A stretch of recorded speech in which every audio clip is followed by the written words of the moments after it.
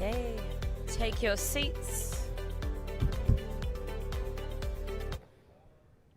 Hi everybody, take your seats, take your seats. We're going to get started in just a moment. Take your seats. Welcome back everyone. We're going to get started in 1 minute.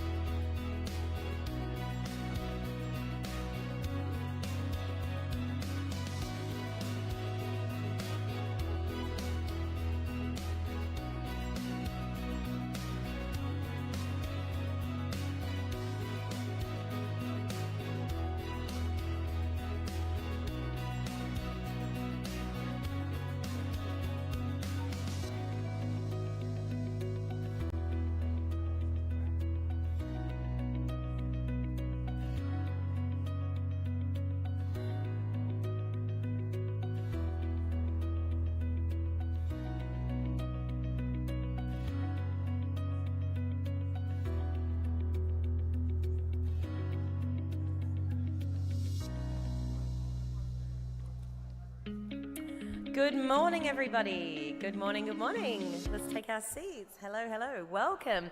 Welcome to day 2. Those people that were a little jet lagged yesterday, how are we feeling? Are we feeling better? Got some rest? Yes? Got a solid 8 hours of sleep? Not really. All right. Well, welcome back. Hope that we have a fun day for you and you can still stay awake if you are jet lagged. And for those of you who weren't here yesterday, my name is Angela and I am the MC for this event. We had a fantastic day 1 with some really informative presentations. So today we're diving deep into the future of learning with sessions that promise to enlighten, challenge, and inspire. It's a day to connect with trailblazers, share groundbreaking ideas, and discover innovative approaches that will redefine what education can be. So let's not let everybody forget any photos that we take. Let's make sure to use the hashtag Education2Conf. I'll spell that out for you. EDUCATION 2, the number 2, CONF.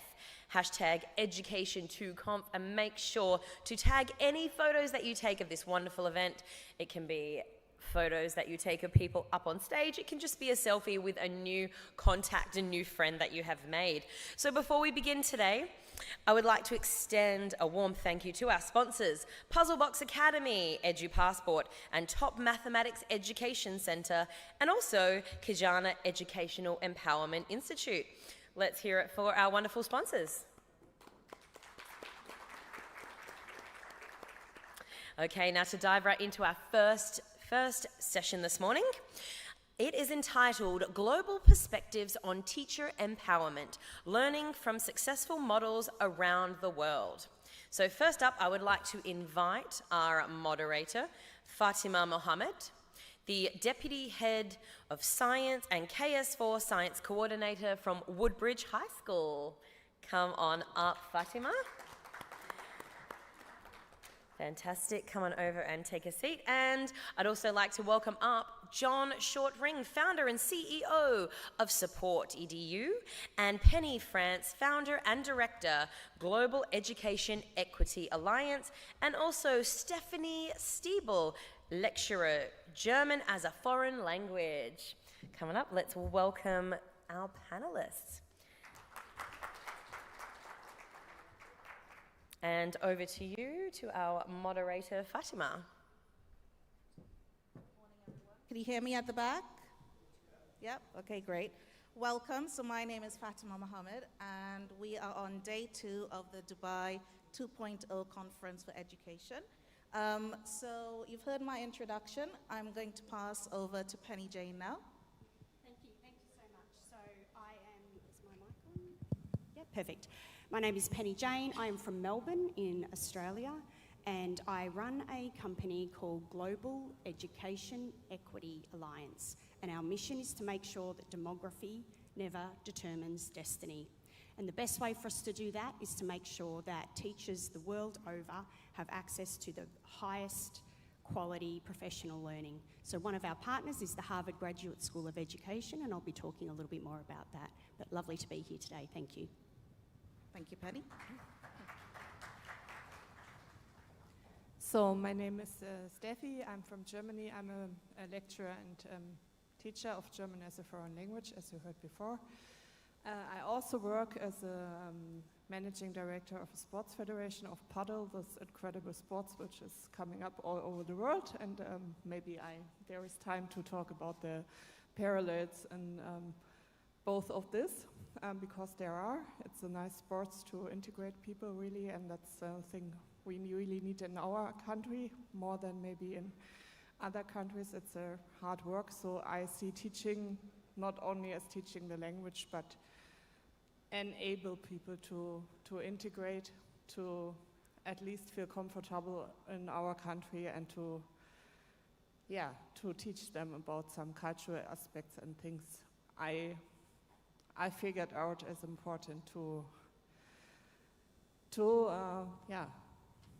settle down in Germany. Thank you, Stephanie. Good morning, everyone. My name is John Shortring. I'm founder and CEO of a company called Support EDU. And our mission, as I said yesterday, is to empower people to help shape their future. We do that in 3 ways. The first way is we want to nurture leaders. So we work with schools, and we go into schools around the world to drop microphones, to basically to help them train middle and senior leaders, in essence, and which is why I'm really excited to talk about empowerment today. The second thing we do is talk about transforming well-being through coaching and mentoring. And the third thing we do is we help schools develop their own strategy through strategic development plans, which in essence will help senior leaders by taking time off their hands and giving them the time to do what they need to do. Before I did that, I was deputy head at one of the world's most successful schools, King's College School in Wimbledon. I was there for 6 years, and King's is consistently rated in the top 3 schools for the IB in the world and in the top 5 schools in the UK for examination results. I also work in Dubai for a school called Dar Al Marafa. I chair their education committee, and we'll be talking about today different ways in which we've used these teacher empowerment models in the different places that I've worked. Thank you, John.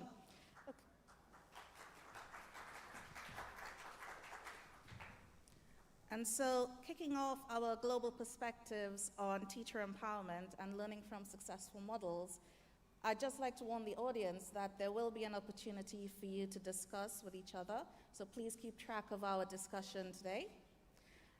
First question for today's discussion is the 3 words or phrases you would choose for teacher empowerment.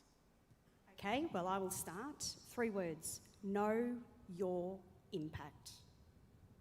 Teachers want to know their impact. School leaders want to know their impact. And the reason for that is many of them invested their lives in education because they are the impact story from a teacher. They are the person that one teacher reached out and touched and had a profound influence on. And they want to have that same impact on their learners. Thank you, Penny. My 3 words are: first is trust, to give people trust in the room, in the space where they are in the group, and trust to themselves as well. That leads to the second, which is self-confidence. People who come, we talked about that before in the preparation, who go who decide to go to another country, often the qualifications are not accepted or not good enough or whatever, cause to bureaucracy things as well. And but they are worth something, although maybe they don't have the correct paper. And third thing is like thought friendliness. So you have to allow your students to make thoughts. I'm coming myself from a GDR, so I was raised the first 12 years in a communist system, and there it was not so welcome to make thoughts. And that is something I can feel in my history and my style of learning until today, that it was a very worse thing, and so I take care a lot about to don't give that to my students. Stephanie? Mine are 3 T's. Mine are time, training, and trust as well. So I firmly believe that to empower teachers, we need to give them the time to do their job. We need to be able to give them training at every stage of their career, which will help them flourish, which will help them develop. And the third thing is that we need to trust them. We need to trust them within the classroom, but we also need to trust our middle leaders, and we need to be able to trust our middle leaders to help develop the teachers, but also to do their job. And therefore, we also need to then trust, as potentially principals or CEOs or boards, we need to be able to trust our senior leaders to run the school, whilst also being held accountable for their actions. So the 3 things for me are time, and we'll talk about these a little bit more later: time, training, and trust.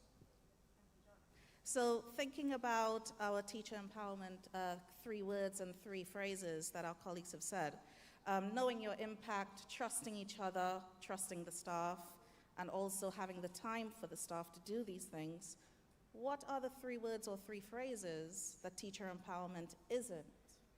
I don't know about my fellow panelists, but I'll tell you it is hard to distill what it's not in 3 words or phrases. So bear with me. First one is mistrust and demoralisation. The second one is initiative fatigue. The third one is compliance-orientated bureaucracy. And when we become educators, we do not become educators to tick a box, to be told what to do by people who have never been in a classroom before and have very little idea of how we make impact. And we do need to be trusted by those that lead us. And so they are the things: distrust, demoralisation, initiative fatigue, and compliance-orientated bureaucracy. Thank you, Penny. Stephanie? As my 3 phrases, I chose personal criticism, which is not constructive, because if that goes under a border, so it's in connection with this thought friendliness I told before, or spoke before about. A second thing is missing explanations. So if you understand things, you can follow them. Also, you maybe don't agree with it, but you can follow if you understand why decisions are taken like this or that. And the third thing is to make students or people feel worthless.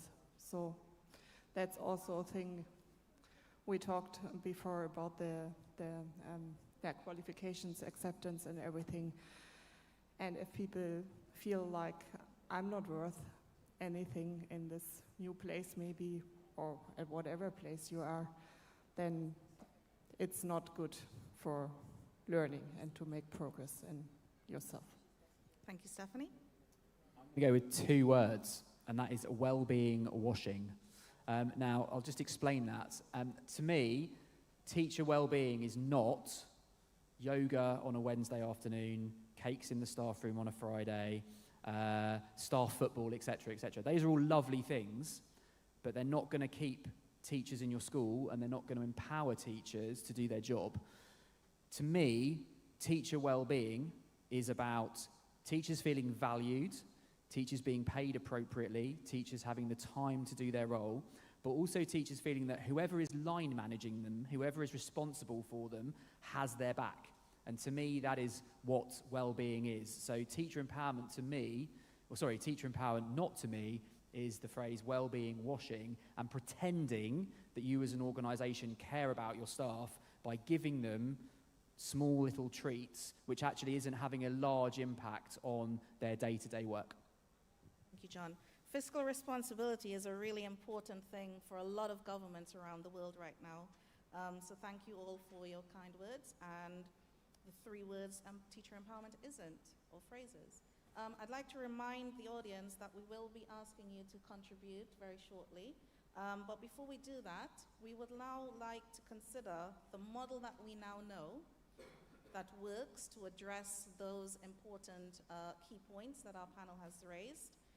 How has it helped you, helped your staff to address the idea of teacher empowerment? Wonderful, thank you so much. So I was 7 when I realised that the world was not an equitable place. My family moved from Australia to a very small rural village in Papua New Guinea, and no one had to go to school there, and so their life chances were pretty minimised. And so that sole experience made me want to become an educator. And not only that, I wanted to become the very best educator I could be, an advocate for those who live in places where demography does determine destiny. And that happens in my home country a lot as well. So I, in 2011, went to Harvard and I studied a course called DataWise, and we work with schools and systems around collaborative data inquiry in order to build equitable schools and systems. And the way we do that is very, very deliberate. We have a very, very significant equity lens over our improvement process, but we do that in a couple of different ways. One is that we mindfully build a sense of belonging, because we cannot be asking for teachers to work on their student sense of belonging within the classroom if the teachers themselves do not have a sense of belonging to the other staff around them. We work very, very clearly with them on their why story, why they are in education, how equity matters to them, and how it influences and impacts the work that they do. And then we work on building their data literacy and then telling a story that will inspire curiosity for their colleagues to want to dig down into who is not being served by our current curriculum programs, who is not being served by our current social and emotional learning, who is not being served by the way that we measure and monitor attendance and engagement. And we work very, very clearly around those key areas. And the idea is that we have grounded at the basis of our work what we call the instructional core, which comes out of the Harvard Grad School of Education. It's now called the Learning Core, and it comes to the fact that anything to do in education comes down to 3 interrelationships. That is the interrelationship between the content that is being taught, the teacher or the facilitator, and the student or the learner. and you can't change one without changing them all. So we systematically go through a process whereby we ask for educators to turn the mirror on themselves and to think about ways that they may or may not be providing equitable opportunities for the students they serve. And then what we also do is we come up with very, very clear action plans with very clear impact measures. And you'll understand already that I'm very passionate about the impact measures. And they shouldn't be something that you can read once the standardised assessments start. It should be something that you can measure within about 4 to 6 weeks. And so we've done that now for a number of years at Harvard. And after many years of agitation, I got them to finally agree to send across a teaching team to Australia in 2019. So the DataWise Australia Institute was the very first institute that the Harvard Graduate School of Education had ever run off campus. That is now an annual event. We've done 5, and I'm already planning for 2025. And the aim is that any school in the Southern Hemisphere or any school system in the Southern Hemisphere can attend that in Australia. So we would love to see you and welcome you to our DataWise family. Probably in conclusion, I would say, as an educator or someone who's passionate about education, you must always be able to answer the question, what is my impact? And my impact has been 5 conferences or 5 institutes now off campus. Harvard are now entertaining where else they might be able to work. I have Harvard certified coaches that have helped me to scale the work, and I've reached over 500 schools in the time that we've been working. So that is my impact. And I think every day we need to ask ourselves, what has been my impact? Penny. I totally agree what you said about relationships to the class, to each student. And yeah, for me it's mainly also, I always tell my class that this works as a team. So it's not about who's the best student or who's the worst or who did the biggest progress. It's about to work together. And so here we can learn a lot from sports as well. And I'm always discussing it, and I can say mainly today I only do online classes. I fight it for this because in my country, schools and also adult institutions, they are not convinced that this is the best option. After Corona, they mainly went back to presence, but I wanted to do that online to be able to travel to the world. So I was a bit selfish in this case, but also I made my own experience with learning Spanish the last 3 years up to a quite good level, and I did that only online and in the country. So I know it works.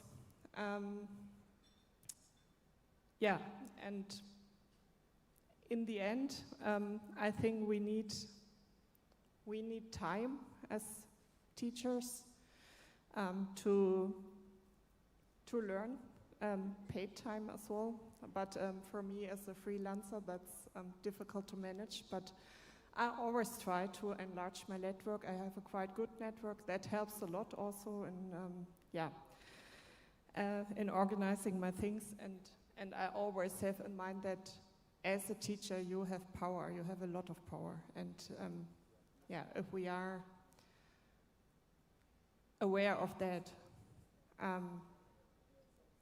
I think we can be like good teachers and get better every day, because although I'm not that young nowadays, but I feel like I can go on and I can learn with my students together, and that is always another thing. I always make them feel that I'm not there that they have to learn something only, but I can learn something as well. And with this interaction, it's a good way of motivation as well. I'm going to come back to... Hopefully there we go, going to kick in.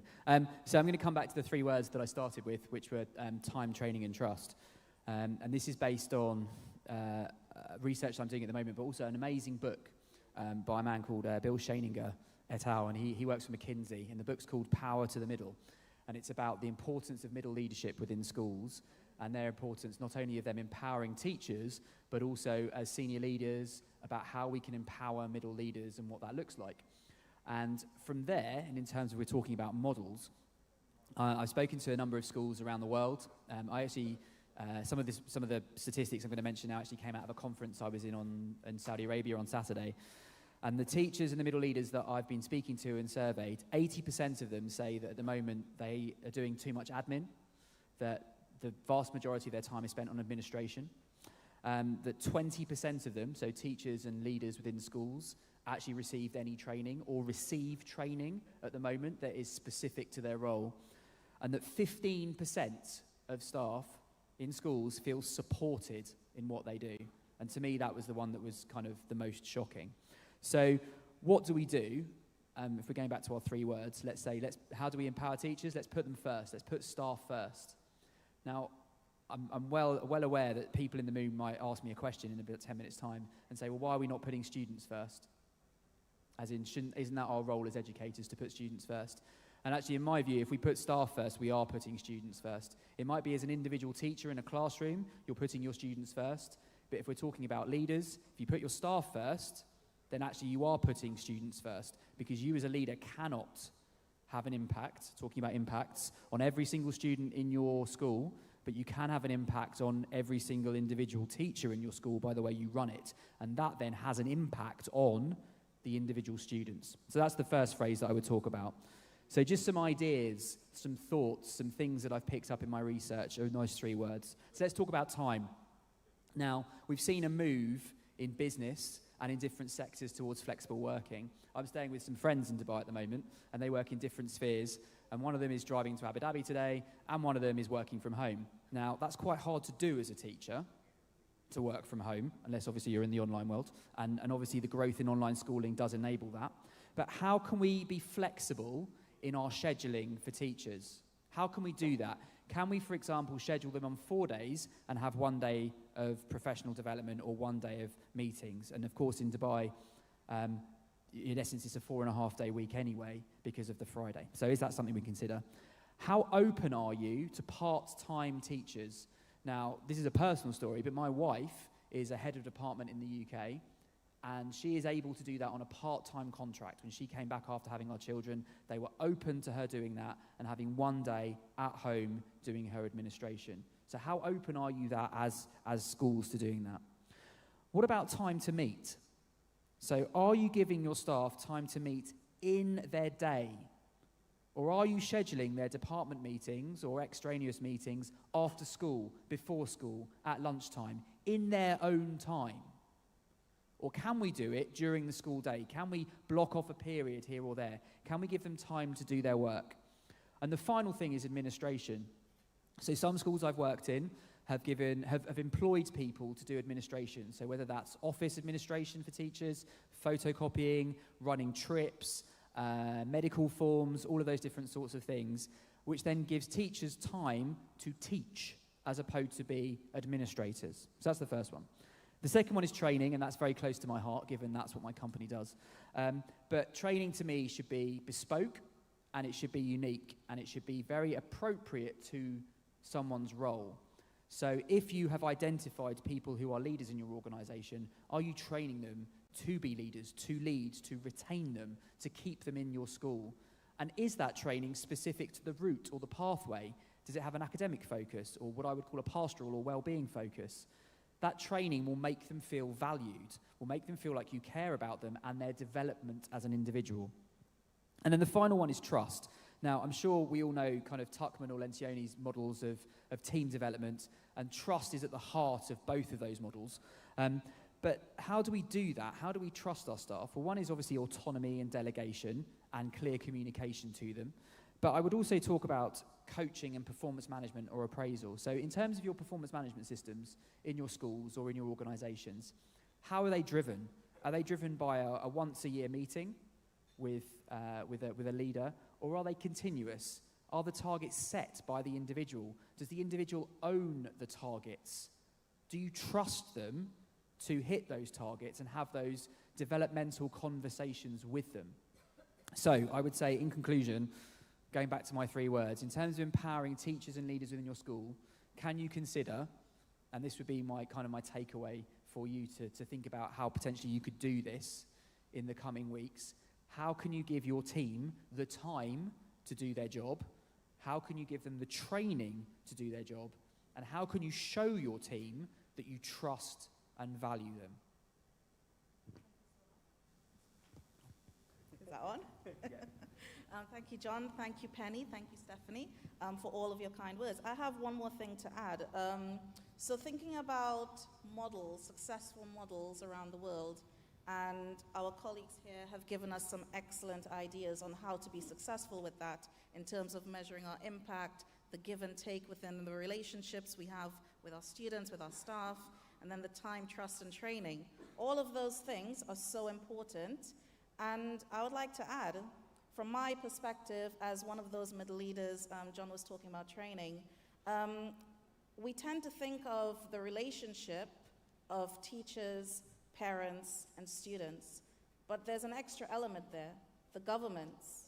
Governments around the world are pushing education in whatever shape or form there are. And so instead of it being a triangle, it's actually a square. And if one element isn't doing their job, their responsibility, or their part in that relationship, everything falls. And when I said earlier about fiscal responsibility, that's what I meant. Our governments around the world, they have that responsibility to the teachers, and the teachers in turn have that responsibility to the parents and to the children. But if one of those elements are not doing their part, it all falls. So in the last few minutes, we would now like the audience to take part in a discussion.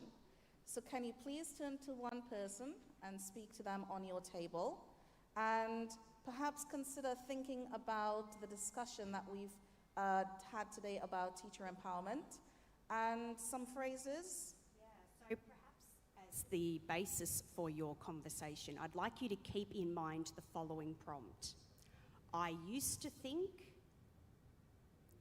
now I think. So as a result of what you've heard from our panel today, what is something that you used to think about teacher empowerment, and what is something that you now think? And we're going to give you a few minutes, and then it would be really great to hear some of your used to thinks, now I thinks. Off you go.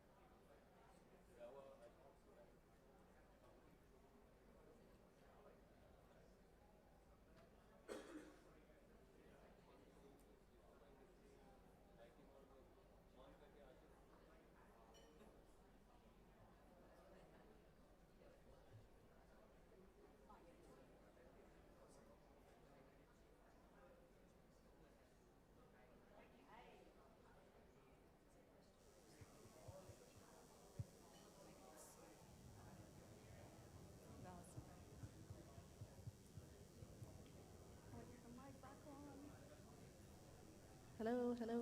Thank you, thank you, thank you, thank you. Okay, thank you so much for having those conversations about teacher empowerment. We hope that your discussions on your table were very successful. If I can just have everyone's attention, please. Thank you. Shall I do a 3, 2, 1 countdown?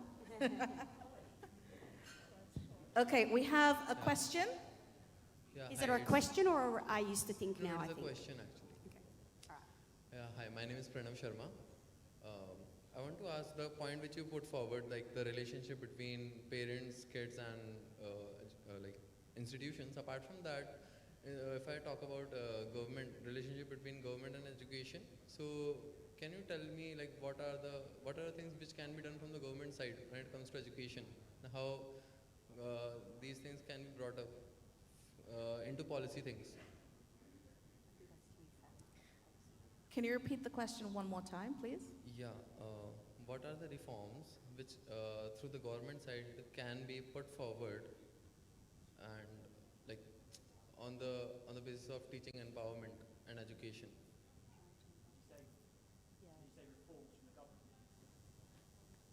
just going to see. Oh, there we go. On policy level. Yeah, so, I mean, from a UK perspective, we're waiting for a new government to come in at the moment to see what will happen. One of the things that's just happened is that they've changed the way we prepare teachers for teaching. So it used to be a 2-year process whereby you would, a 1-year training process and then a 2-year, what we called ECT. And they've combined them together now, which in essence has a clearer pathway. So that's number one. And then the second thing we have in the UK is that we have national professional qualifications in various different leadership areas. And that's been quite a positive thing with regard to how people are training and how people are being empowered in terms of their training. But the big problem, if I'm honest, is time. Okay, that's the big thing and I think definitely in the UK and some of the schools that I speak to in the UAE, is the time available. And really, if I'm honest, the only way to do that is to employ more teachers. And we can't do that because we haven't got enough teachers. So are there any best practices which are being done on a global level when it comes to teaching or for teachers? So, well, I mean, in terms of going back to encouraging people into the profession, then we need to pay them more, and we need to make it regarded as a fundamentally important career for people to explore. And I believe that. Like, I've been in education over 20 years now, and it's got to be something that is well regarded in a community and in a society. And I mean, no disrespect to certain jobs within the UK, but they're better paid and they require less skill. Thank you. I'm wondering if anyone has an I used to think, now I think, that they would like to share. Wonderful. Just come down here to the mic. Thank you so much, sir. So I used to think, now I think. Okay, thank you for that. That's been really interesting. Well, when I visited South Africa and worked there for a while, I used to think that although they have the most brilliant education and people educated to the highest standard, that they would never be able to compete with the Northern Hemisphere or even be accepted by the Northern Hemisphere. And what you've done, Penny, you've gone to Harvard and you brought them to Australia. Can you bring that to the Southern Hemisphere further? I think perhaps you could. Thank you. Thank you so much. Appreciate it.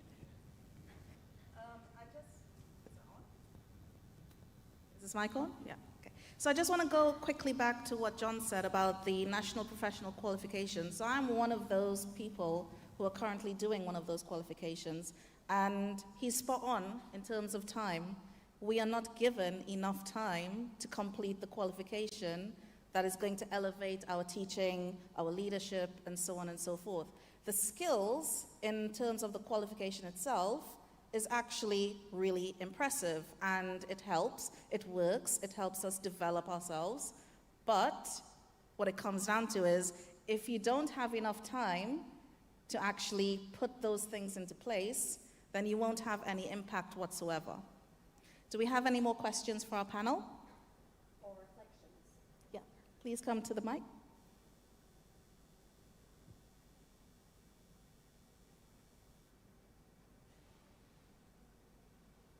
Thank you for giving me an opportunity. I'm Abhilash. I have a question to the panel. What do you think is the impact of virtual learning in today's day and age?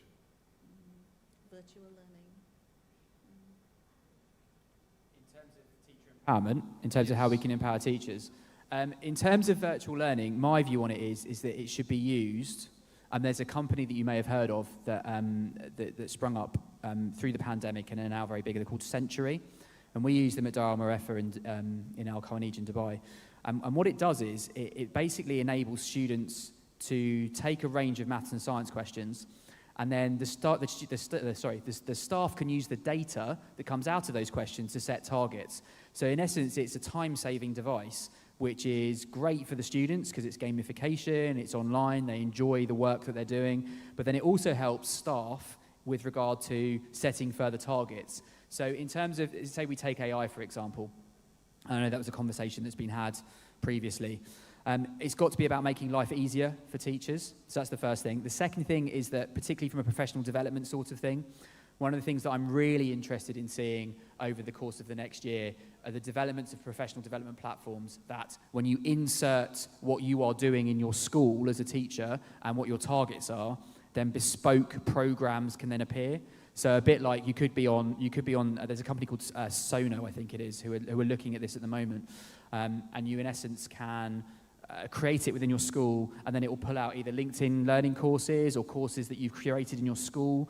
And then rather than someone sitting there manually inserting it into a spreadsheet and then pulling it out, it automatically appears. So from my perspective, virtual learning, AI, those sorts of things is about giving teachers more time to do their job. And I'm sure there's a lot of other ways that they can do it as well. Of course, sky's the limit. Something maybe from this online learning point. I had one class with people who didn't know to write and to read in their own language. Also, it was an Arabic class, people who came from Arab countries to learn German. And in this Corona period, my organizer from the institution, she said, yeah, okay, with the other classes we go online, but with that one not, because people are not able to use the devices. And I said, what? Why? Why are they not able to use the devices? They are able maybe better than you. And let us try at least. Yeah, but that's so much administration and everything. And in the end, I convinced her after a while, and we did this class until the end online. And I said to the people, because sometimes we had the discussion of maybe we should go back and everything, but we could go on. For the mothers, it was quite nice because they could organize the class and more participate than in a presential class. And I always said to them, and I said that every day, that now you have a competence. You have the competence that you can do and organize online learning by yourself. And that's maybe much more important than the language skills you got. So that can be an aspect as well. And from virtual learning, there are so much nice things you can integrate in your classes. For me, it's amazing, but we have to get used to it and to be open and just to integrate it. Yeah.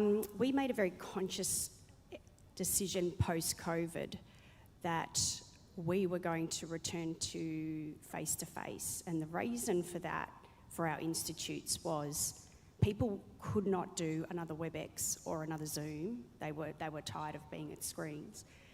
And it is harder for me to speak meaningfully about why you became an educator, build a relationship with you, in order to be able to challenge you around patterns of inequity that I see in your school or your system, if I don't have a face-to-face relationship. And the way that we've then harnessed online learning is that in our follow-up coaching program, each school team or system team that does our institute face-to-face then has a 12-month implementation coaching program where my coaches and I work side by side with them as they roll this out in their schools. That is often done online. However, when you are working with regional or rural schools, that is a disadvantage or an inequity, that they always have people reaching out to them online because they don't, it's too far to visit. And one notable exception that I make is that every team has one face-to-face visit, because I can't challenge you on things that I need to challenge you if I don't know what your school looks like. If I don't know that, the shop closes at 6 o'clock and I haven't eaten dinner and so I'm having, chips and a Coke from the service station, I need to know how your community operates in order to partner with you to better improve the outcomes of those students that you serve. So we now work with a hybrid. Institute is face-to-face with some online coaching, but we also make sure that each of our coaches go out to the campus or to the school once a year in order to be able to visually understand and get an understanding of the community that school is serving. And I think that's probably a really good model as well. Thank you.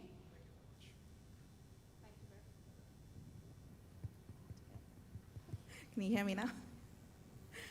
Do we have any further questions? Yes, please come up. There's one, two. I think there's actually three. Hello. Yeah, perfect. Good morning. Sorry, it's not a question actually, but I can't help but I just want to share. Is it okay? Yes, absolutely. Thank you. So good morning, everyone. My name is Rab. I belong to a group of schools which operates about 14 international schools. It's called Singapore International School. We've been awarded by the World Bank for our impact in education. So what's really, I'm very happy to be in that institution because the teacher empowerment is great. So what really amazes me in that institution is the onboarding. First and foremost, for me, I think if you want to empower a teacher, you need to have a good onboarding process. So when the teachers come into the institution, we explain to them what we expect. It should be very clear. So we know our job, and there's an explanation for everything. There's a policy for everything. So when the teachers go in, they understand what's expected of them. And then after that, the principal, I'm a principal, so it's my job to take care of teachers. It's my number one responsibility. So I go inside classrooms and then coach teachers, and then every week we have a PLC. So we train teachers according to the needs. So I think if we need to empower teachers, we need to really train them. And foremost also in our system is that the teachers feel very safe. So we make it a point that they feel safe when they go do their work, because we have a very strict no gossip policy. So yeah, so you cannot talk about other people or your colleagues because it's a professional relationship. So you cannot talk about other things, right? So all our people inside feel very safe. That's why they feel that they're empowered because no one's talking behind my back. When I have something, they have to come to me face to face. So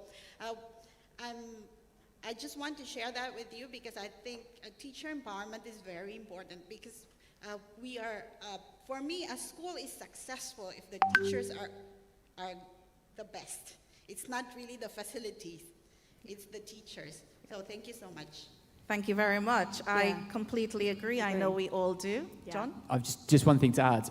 There's been a survey done on onboarding, and it was really nice to hear you hear about bringing people in and talking to them. One of the things that they actually found in this survey was that if you, in their onboarding, if you then got them to set goals in relation to the school's vision, so not just telling them the school's vision, but then getting them to set their goals in the initial onboarding phase related to the school's vision, it increased teacher retention by about 20%. So just something to bear that in mind in your onboarding process. Liked the mindful way that you build psychological safety, because that's what you're really saying. Yeah. We have a whole lot of new people joining our organisation, and we have a very clear way that we build psychological safety so that I can go into their classrooms and I can give them feedback.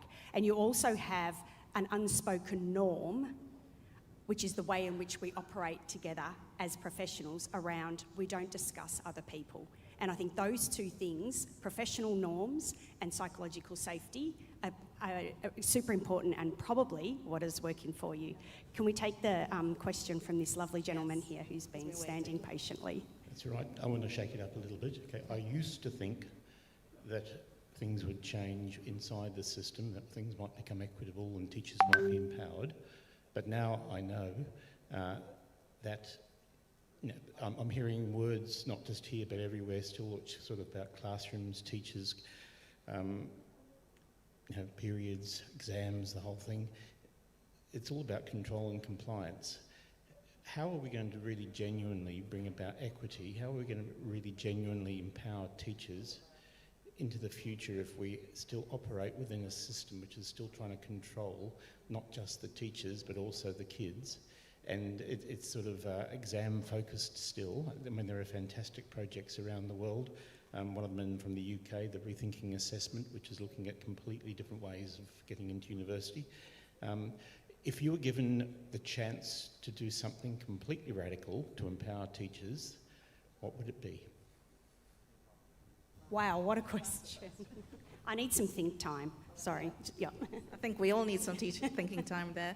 While we're thinking, I'd just like to say there are two phrases that our panel have discussed today. The first was from John, which was well-being washing. That's certainly one that I'm going to take away with me back to London.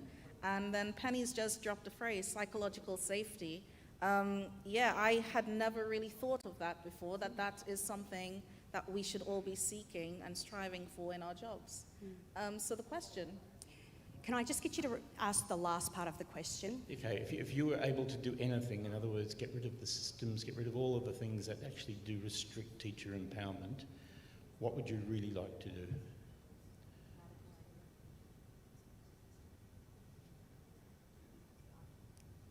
I mean, a simple one, which isn't related, well, I suppose it is related to governments, as in, Fatima brought up the role of governments. You yourself have spoken about the examination system and the university system, and there was a really interesting panel yesterday on higher education and the fact that we are constrained by that as schools, and I think we'll continue to be constrained by that as schools until that diversification happens.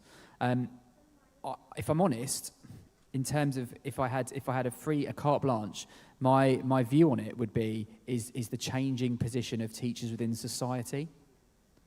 And I saw this don't get me wrong, I saw this during COVID as well, with regards to the position of teachers compared to other roles within society, and I've mentioned it earlier, but I would love to see an elevation of teachers and schools and the profession in the community's mind, and I think that would be my ideal, because with that you in essence take out the nature of everything else that's going on. So whether it's exam systems, whether it's anything else, if we have that respect for the teachers, then I think that would be something that I would change. And the second thing, and I'd probably say this from a UK perspective, is that I get quite frustrated by the chopping and changing of education policy. I'd like to see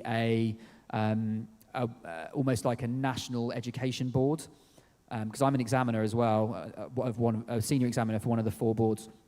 I'd like to see a national education board which in essence has cross-party agreement, which takes lessons from the best education systems across the world, and then we actually have a direction for the next 15, 20 years, because in essence it takes 5 years to change an exam system, which then gives us a direction that we can travel in, which again doesn't mean that we're chopping and changing. When one government comes in, they do something, then they change their mind, then they do X, Y, and Z, but actually where we get the best minds together, bring everyone together, have a discussion and set the direction, and we commit to it for 20 years. So that would be my second thing. Sorry, I've taken 2. Maybe one example, we had this situation when the Ukraine-Russian war started, that a lot of Ukrainian people came to Germany, and in this situation, the Ministry of Foreign Affairs, they put a lot of pressure on our institution to start new integration classes. And I said, as the responsible person, yeah, okay, we can do that, but first of all, we don't have teachers for that. Second of all, I don't know if in 2 or 3 months the people are still there or not, and then we invested money and we don't get something for it. And then they said, okay, do your program, do your steps, and here is the money, you can do what you want if you present a program to us.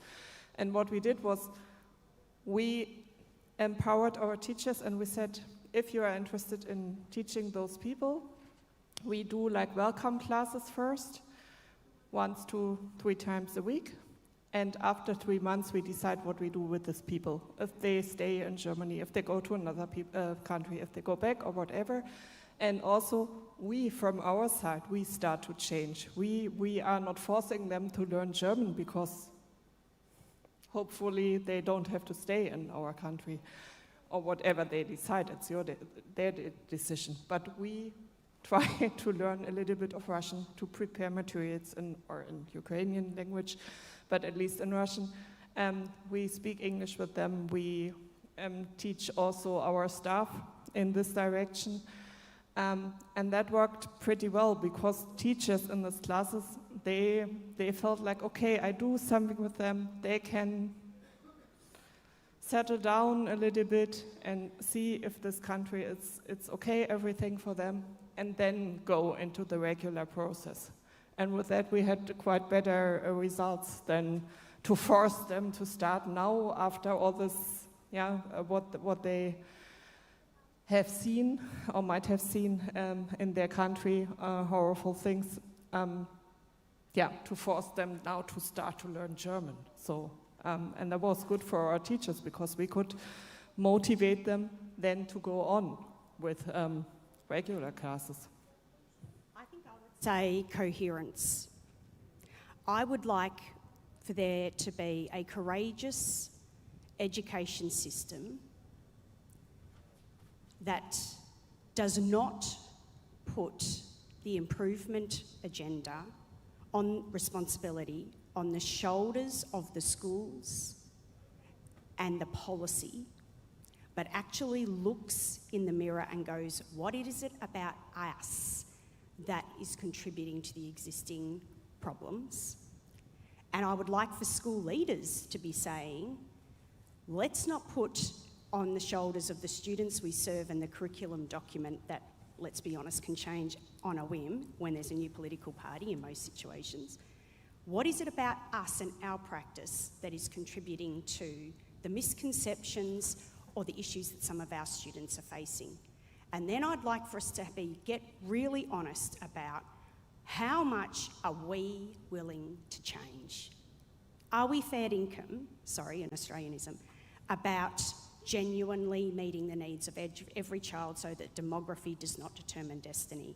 And then if we are, let's slow down, let's make a commitment for a long period of time, let's stay the course, and let's be very clear on the coherence narrative that we are talking about with people in and outside of the sector about why we are focusing on this, how it will happen, and what the outcomes will be for students. Thank you very much. The phrase demography not determining destiny, my worry is that in 10 years' time we could be still here, and although, I could have been here 10 years ago, and except for ChatGPT and a few other things, it would have been the same dialogue, that if we as educators don't start putting incredible pressure on governments and bureaucrats, because they're the ones that control the policies going through, then the world is going to change. The world that our kids are entering is radically changing now, more than perhaps I've ever seen it in 45 years, and we'll be still discussing the same things. So I guess my encouragement is to say, to get true equity, to get true empowerment, to get governments like Germany or Spain to actually allow online learning, for heaven's sakes, we actually have to become far more radical and outspoken as educators. Yeah. Every education system was run, and every education minister around the world was an educator. Just think about how significant that would be. Yeah. Thank you very much. I think there was one question from a lady in a blue top. I think we're almost there. There was one more question, I believe. There was a lady towards the back in a blue top. Did you have a question? Because Yeah. I really want to give you the Yeah. time. And I think that was the only one that I saw, Fatima. Yeah. Thank you. We've got a couple minutes left. Thank you very much. I'm Rikke. I run an after-school science club in Denmark. I was just wondering, it's very important, of course I agree, to measure your impact or know your impact. But can you give some examples of how to measure impact? It's basically to all three of you. Yeah, I can.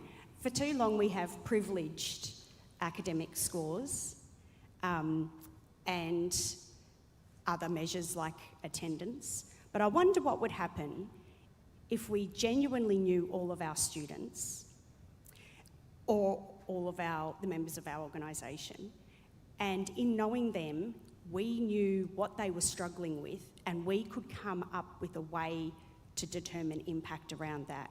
So I'm thinking, what about the student who is neurodiverse? Let's have a think about. Rather than in Australia, we have a lot of those in our general classroom populations, and I work with teachers around, so what is a good outcome for this student? And maybe it's self-moderating themselves, or maybe it's that they don't have to be extricated from the class quite as often as they have. So it's about knowing the person that you are trying to reach, and then knowing what it would look like for them to experience success. And I actually work very closely with a school in Victoria who has a really radical principle. And he says, because of his own why story and the fact of his chronic disadvantage as a child, he actually mandates that all his teachers have a circle time at the end of their day, and each child must be able to articulate how they were successful in a way that is measurable. So I think the reason why we can't often measure impact is because we don't know enough about our learners to know what would be impactful for them. Thank you so much for your question. We are running out of time, I'm afraid. But if you have any other questions for us, we will be out on the floor very shortly. Thank you very much to John Shortring, Stephanie Steeble, Penny Jane, and I've been Fatima Mohammed. Thank you very much.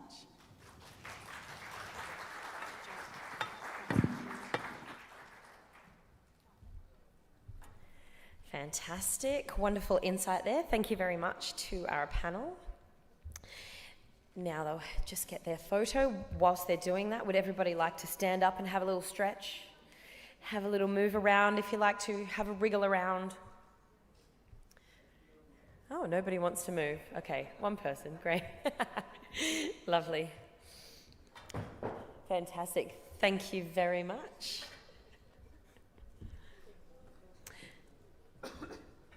Okay, everybody.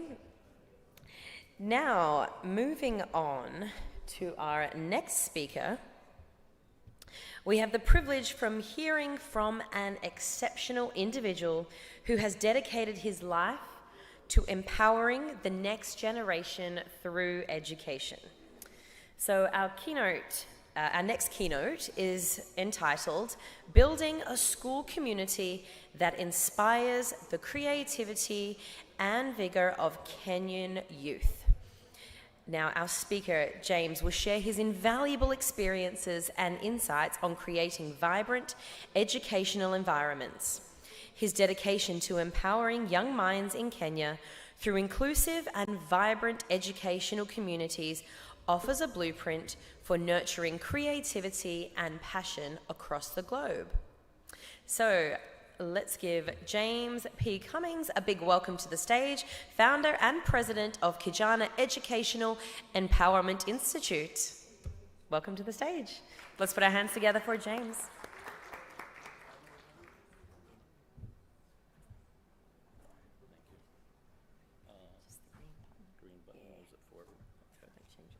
Okay, thanks. Hello. It's really good to be here. I spoke at the December 22 conference here, and it's great to be back. I love Dubai, I love this conference, the global spirit. It's invigorating and refreshing hearing all the different voices. So I just wanted to say that. Secondly, 1,000 years ago, the Indian Ocean Trade Network was the central global trade network, and East Africa was a central component of that. The Swahili coast had vibrant, prosperous cities, and there was trade that went from East Africa to this region, to India, to China, and back and forth. And what I'd like to think we're doing is restoring on a small scale the ability of East Africans to play that classic and traditional role that they did. In 2040, I think it's estimated that 40% of the young people in the world will be Africans.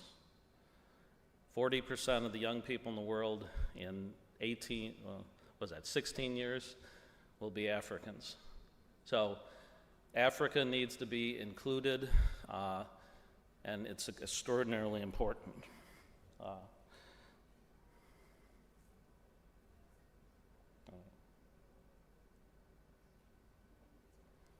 How do I push?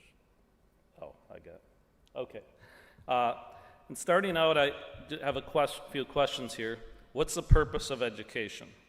What do we seek to accomplish as educators? I heard it said once, nobody went into teaching to get a student to do better on standardized tests. I hope that's true. I agree with that. So if that's the case, why did we go into education? Or what do we want students to achieve, accomplish, and learn? Or what skill sets do we want them to acquire? And what values do we espouse and do we want our students to acquire? C.S. Lewis said, education without values, as useful as it is, seems rather to make man a more clever devil. Going back further, Aristotle remarked, educating the mind without educating the heart is no education at all. St. Francis of Assisi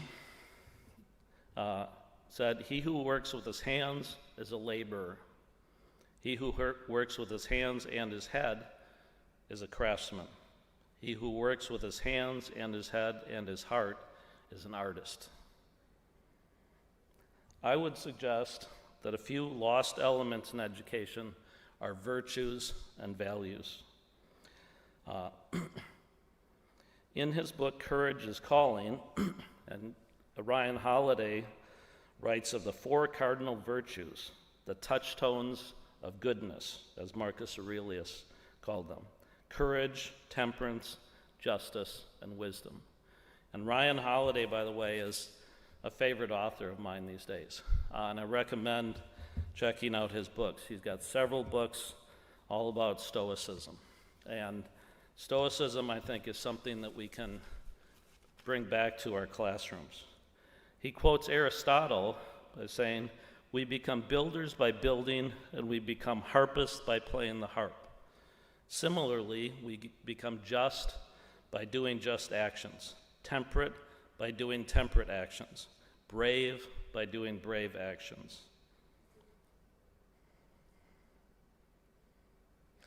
Holiday adds, virtue is something we do. It's something we choose. It's a daily challenge, one we face not once but constantly, repeatedly. Will we be selfish or selfless, brave or afraid, strong or weak, wise or stupid? Will we cultivate a good habit or a bad one, courage or cowardice, the bliss of ignorance or the challenge of a new idea, stay the same or grow, the easy way or the right way? Being virtuous is head and heart connected. It's a holistic vision. David Brooks, another favorite author of mine, has a new book out, How to Know a Person. He divides his book into 3 parts. See you in your struggles, see you in your strengths. What a wonderful way to think about education as well. And I think this is a good framework to reflect upon how to remodel education or strengthen education. We need to see our students, see them in their struggles, see them in their strengths. We need to find the strengths in each student. And as a globalist, I believe we need to seek to find the strength and beauty in each part of the world and in each culture. Brooks has a chapter entitled Illumination. He contends that an illuminator incorporates the following qualities in seeing others deeply and with respect. They are tenderness, receptivity, active curiosity, affection, generosity, and a holistic attitude. Again, I think that's a wonderful framework to think as educators. In 2022, when I talked here, I started out the talk with this question. I saw on Instagram somewhere, it said, "You are where you dreamed you would be 5 years ago." And I thought back 5 years before that, where I was and where I was at that time. And 5 years before that, I was teaching school. In December 2022, we had this school. So if I go back 5 years again at this point, I was teaching school in South Florida at that time. Now we have this beautiful school, a vibrant school. So I think about the last 5 years of my life and what we've accomplished, and I'm proud. So I suggest again that we think forward. Where do we want to be as individuals and as teams 5 years from now?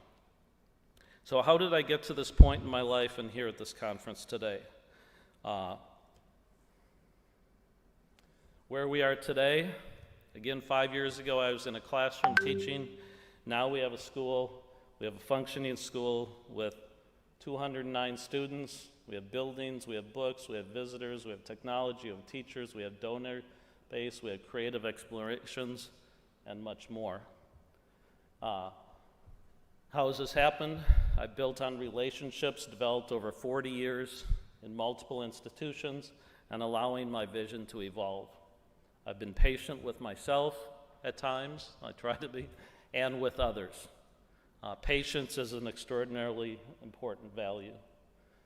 I've incorporated my learning ecosystem from family, friends, academic experiences, travel experiences. I've traveled in, I think, 60 countries now. School teaching experiences, former students have been part of our team, many of them. Reading books, magazines, local community connections. I've been a longtime member, a couple decades of several Kiwanis clubs in Palm Beach County.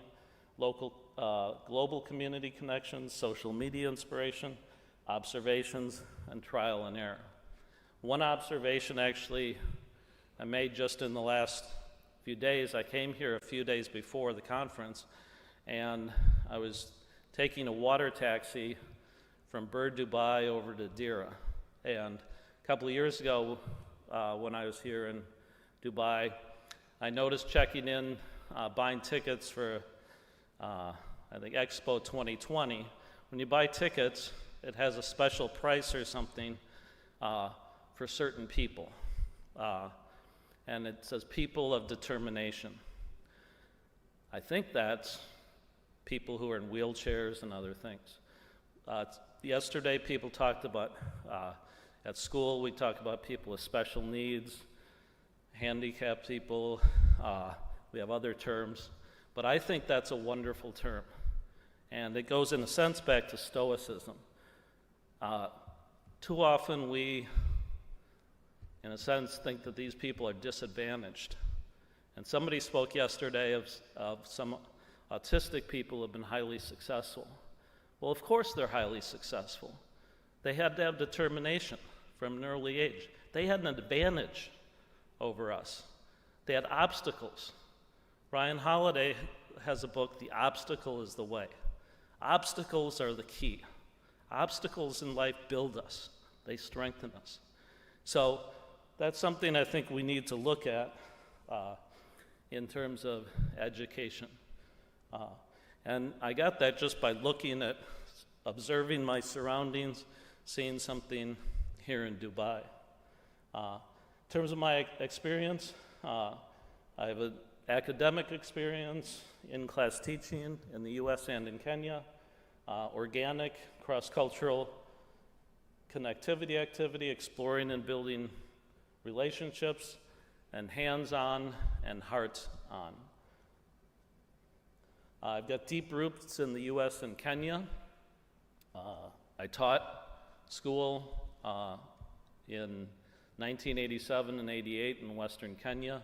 That experience changed my life, as I'll come back to. So in 1987, I ventured off to rural Western Kenya to serve as a volunteer teacher. I taught English for 15 months at a school, and this was, of course, pre-internet. It was also pre-cell phones. And actually, fax machines were only just coming out at the time. The school had no electricity, no running water. I met lifelong friends, explored, learned about other cultures. I got out of my so-called comfort zone and into a new comfort zone and discovered or figured out my calling. I went, I think, with a spirit of active curiosity, a generous heart, and a desire to develop a more globally holistic and experiential view of humanity and the world. I found a receptive community, also generous in spirit, with elements of tenderness and openness in the local cultures. That experience, as I said, changed my life. One story here, which I think reflects that. About a month ago, we had an event in North Palm Beach, Florida, and this guy here, Ethan, walked in the door. And Ethan was a volunteer with me in 1987 and 88 in Western Kenya in the program that I went to Kenya with. But we had a month of training beforehand, and about 3 weeks into the training, we were sent off to find our schools. And we had to travel by local transport, what's called matatu at the time, traveling in rural roads. And we were walking down a mud road to my school, and some people came out of their home and they said, "Hey, Jumbo, you don't look like you're from around here. Come in and have a soda." So we went into their home, we had a soda, and I think they, as I recall, served us ugali and sukuma wiki.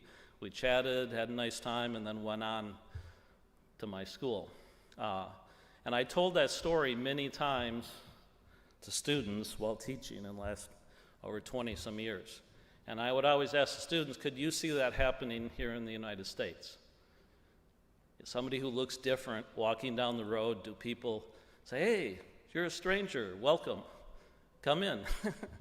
And the universal answer is no. No way, of course not. But the culture in Kenya is different. Strangers are just friends you haven't met, in my view. I returned to the U.S. I was able to leverage my experience in Kenya into launching a career in teaching. Initially middle school, and then mostly I taught high school social studies and history. I've been illuminated in my last 40 years by students, colleagues, and school communities in the U.S. and Kenya. I've advanced on a path of connecting students in the U.S. with students in Kenya and continuing to aim to develop pathways of collaboration. The person on the right, David, with the fish t-shirt, he was a student of mine at the Benjamin School, and he went on a trip to South Africa where I went on an expedition for a month, and he's come back to Kenya many times. In 2002, I founded Kijana Educational Empowerment Initiative in collaboration with others. Our mission is to promote and cultivate youth empowerment through educational development, cross-cultural dialogue, and sustainable and environmentally friendly economic growth among underserved Kenyan school communities and American school communities. So there's three primary components: invest in Kenyan schools, build cross-cultural connections with schools and communities in the U.S., and promote sustainability. 33 years after going to Kenya, and 18 years after starting Kijana, we launched our own Kijana Global Innovation School in January of 2020 in rural Western Kenya in Malusi Village. The key words, of course, being Kijana, which means youth in Kiswahili, global, and innovation. We aim to develop lifelong exploratory learners who care for each other and our planet and the so-called, by Marcus Aurelius, touchstones of goodness: courage, temperance, justice, and wisdom, as I will get to again. Let's see. In January of 2020, we opened the school with 15 students. Today we have 209. We have 14 classrooms, an administration building, a multi-purpose presentation room, multiple toilet blocks, a kitchen, a playground, beautiful landscaping, and we are in the process of designing and developing an amazing and unique library and media center with an amphitheater designed primarily by 2 award-winning international architects from New York in collaboration with a local team. We've hosted numerous visitors from the U.S. and elsewhere, and we aim to be a venue for global connectivity and discovery.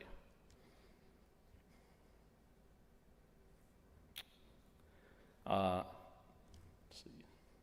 This is the vision of the library and media center.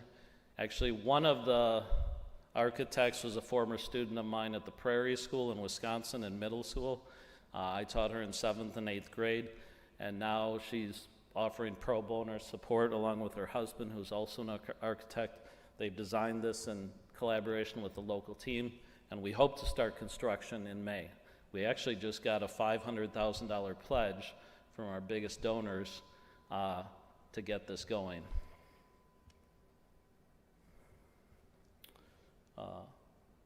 Here's just a few more images of, making dreams come true.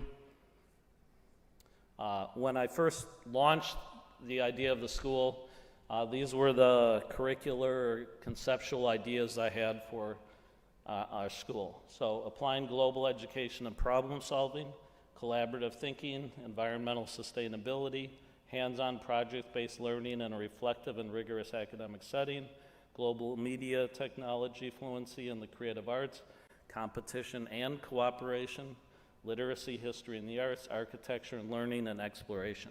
The last two are really important to me. I feel like schools should be beautiful places. The environment around the school, the buildings, the design should be awesome. That's one of the things I love about coming to this conference. I'm in Dubai. The physical environment is inspiring in itself. So we have murals, we have recycled glass animals, we have art all around the school. So I think students feel empowered when their physical surroundings are powerful. 4 key elements of our school that I think reflect our innovative and hopefully inspirational approach are our Care, Share, and Explore program, the unique and beautiful physical surroundings which blend academic and character development with the arts and environmental education, our emphasis on community connections, and an emerging one that actually I've just started to come up with, which I've referred to, is the Stoicism idea, the touchstones of goodness, courage, temperance, justice, and wisdom. There's a lot of talk yesterday about soft skills and how soft skills are really important. And in the previous conference, I think somebody said, I think we should stop using that word soft. And somebody yesterday, said soft skills are really hard skills. I agree with that. Soft skills are hard skills. One way maybe we can do that is by saying, let's teach Stoicism. Let's teach the ideas of Marcus Aurelius. To me, that doesn't sound soft. Let's go to, and those aren't soft. They're powerful tools that students can use to build themselves and build community. And Stoicism is misinterpreted in the United States, at least. It's not just withstanding tough times. It's so much more complex. I've learned from as I said, learning ecosystems, and learning ecosystems is something that we want to develop at our school as well. Encouraging the idea that we learn from our school, we learn at school, we learn at home, and we learn in the community, and we want to connect to those. Our Care, Share, and Explore program was started a few years ago with a grant from the Wheaton Franciscan Sisters in Wheaton, Illinois. And basically it's taking students out into the environment on exploratory expeditions, even just wandering outside of school, checking things out, looking at nature, getting connected to nature, and then bringing that back into the school learning experience. We've taken students to many places far from the school. We took students on exploratory environmental and team building experiences throughout the country. All students in the school have had the opportunity to travel somewhere, even what we call baby class kids, 3 years old. We've taken students on several trips to central Kenya and an island in Lake Victoria. The experience opened their horizons and expand their minds. A quote at the entrance to the school reads, "A mind that is stretched by a new experience can never go back to its old dimensions." And I believe that. That happened to me. Going to Kenya, after Kenya, my mind didn't go back to what it was before. Secondly, we have, as I mentioned, wonderful collaborative and inspirational art throughout the campus. We have custom-made recycled glass animals from Nanny's Kitengela Glass in Nairobi, murals envisioned by me, designed by an artist in Palm Beach County, Claire Salmon, and painted on the walls by a local Kenyan artist, Jesse Otuko. One I am particularly proud of is the Optimus Creed panels on our new junior secondary building. That's on the bottom right there. But check out the, the Optimus Creed as well.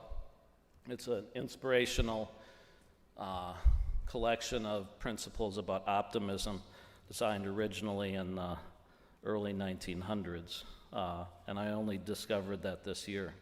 Thirdly, we're reaching out to the community and many communities through our Care, Share, and Explore program. We've grown and planted close to 1.5 million trees over 2 years in over 35 schools in Western Kenya and Nairobi. Fourth, and this I'm aiming to and in the process of developing more, as I mentioned, is these elements of Stoicism. I don't know how we're going to do it. And actually, I invite some of you experts and consultants who have educational ideas, help me come up with a curricular elements to implement Stoicism in schools. 5 years ago, I just wanted to build a school. I didn't know what it would look like, and here we are. Brian Cox, a noted astrophysicist, has said the big problem at the moment is how to get along as a global society, where there are threats all over. I still think the threat is probably human stupidity, he said. So we in education are called to do the most important job on the planet, teach and inspire intelligence in action, see students deeply, as David Brooks says, and illuminate their creativity, craftsmanship, and hearts to various activities, virtuous activities. And the most challenging thing we need to teach is how to get along. And this, the most important element at present in my mind, is not the specifics of math, science, language, history in an isolated framework or frameworks, but how to get along with others, and that comes from the heart. Those who know how to break down barriers, those who know how to build human bridges of connectivity are the ones we need most, and we need to build up in value. Ultimately, in an increasingly crowded world, which in my view is still stuck on an old and limited framework, we need different core concepts to center education around. These include kindness, collaboration, exploration, sharing, and empathy, and those touchstones of goodness, courage, temperance, justice, and wisdom. We aim to build teams of students who live life, who are fearless explorers and dreamers with wild imaginations and who care about all others, human, animal, and plant alike, and want to share with other living beings, present and future. Just a few elements of that, or reminders of that. Kindness. Abraham Heschel said, when I was young, I used to admire intelligent people. As I grew older, I admire kind people. Muhammad Ali said, the man who has no imagination has no wings. Howard Schultz says, the success is best when it's shared. We need generous people. Albert Einstein said, never give up on big dreams. The person with big dreams is more important than the one with all the facts. We need dreamers.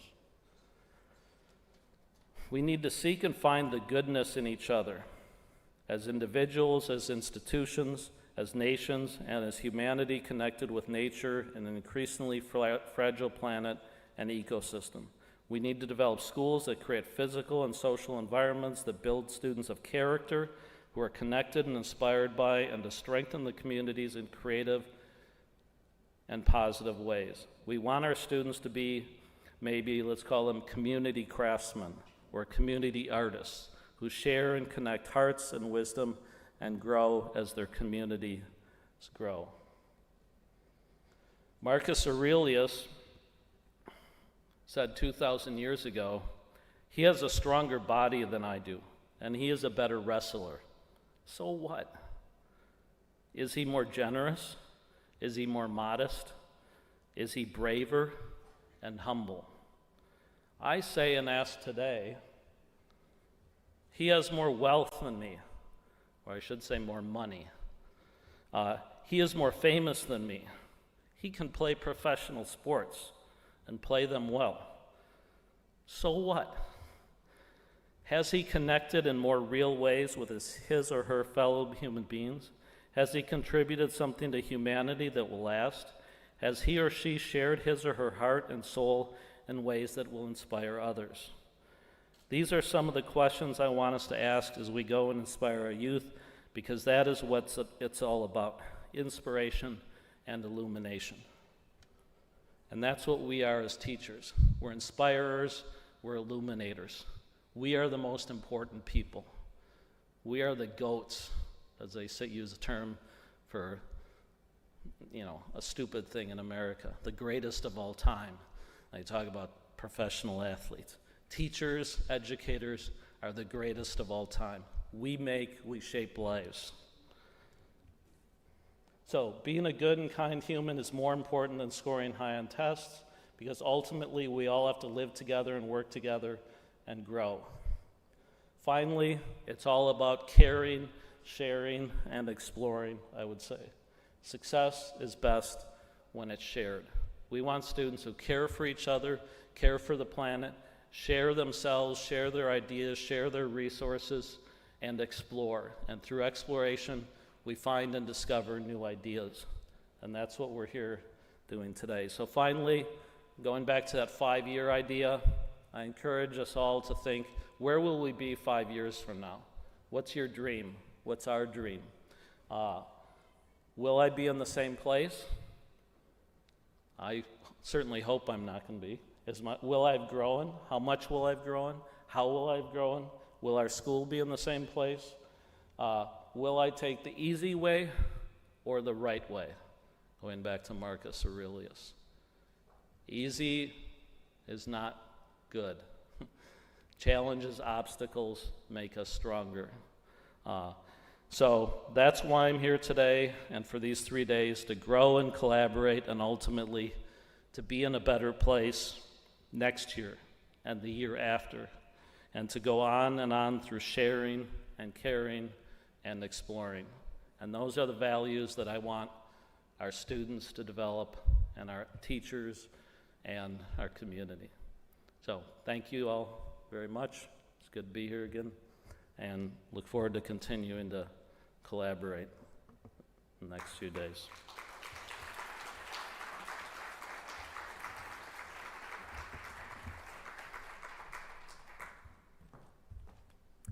Thank you very much, James. Wonderful insights there. Now, next up, we're diving into a panel discussion, and we're going to get the chairs up here in a moment. So we're going to have us join us on the stage, Dr. Ahmed Bawazir, the innovative mind behind the Bezos Academy, as he moderates, empowering creativity, beauty, and expression in the educational journey. So this session is all about breaking the mold and exploring how creativity, beauty, and personal expression can be integrated into the fabric of education, transforming the way we teach and learn. Okay, so our moderator, Dr. Ahmed Bawazir, as I said, founder and CEO of the Bezos Academy.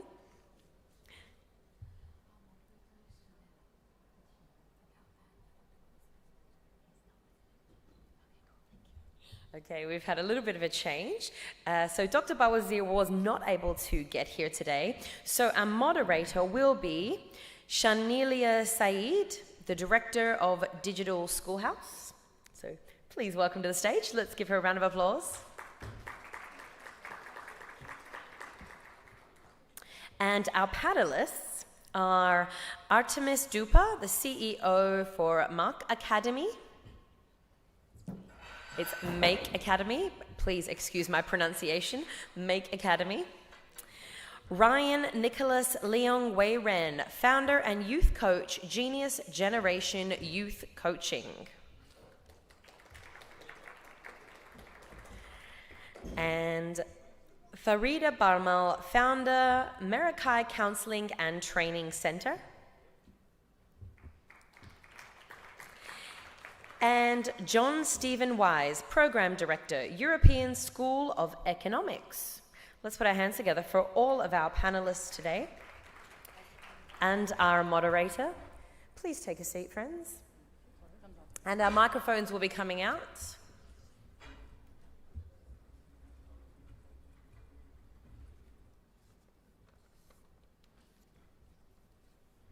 Okay, we need the microphones on stage, please. Okay, over to you, Shanelia.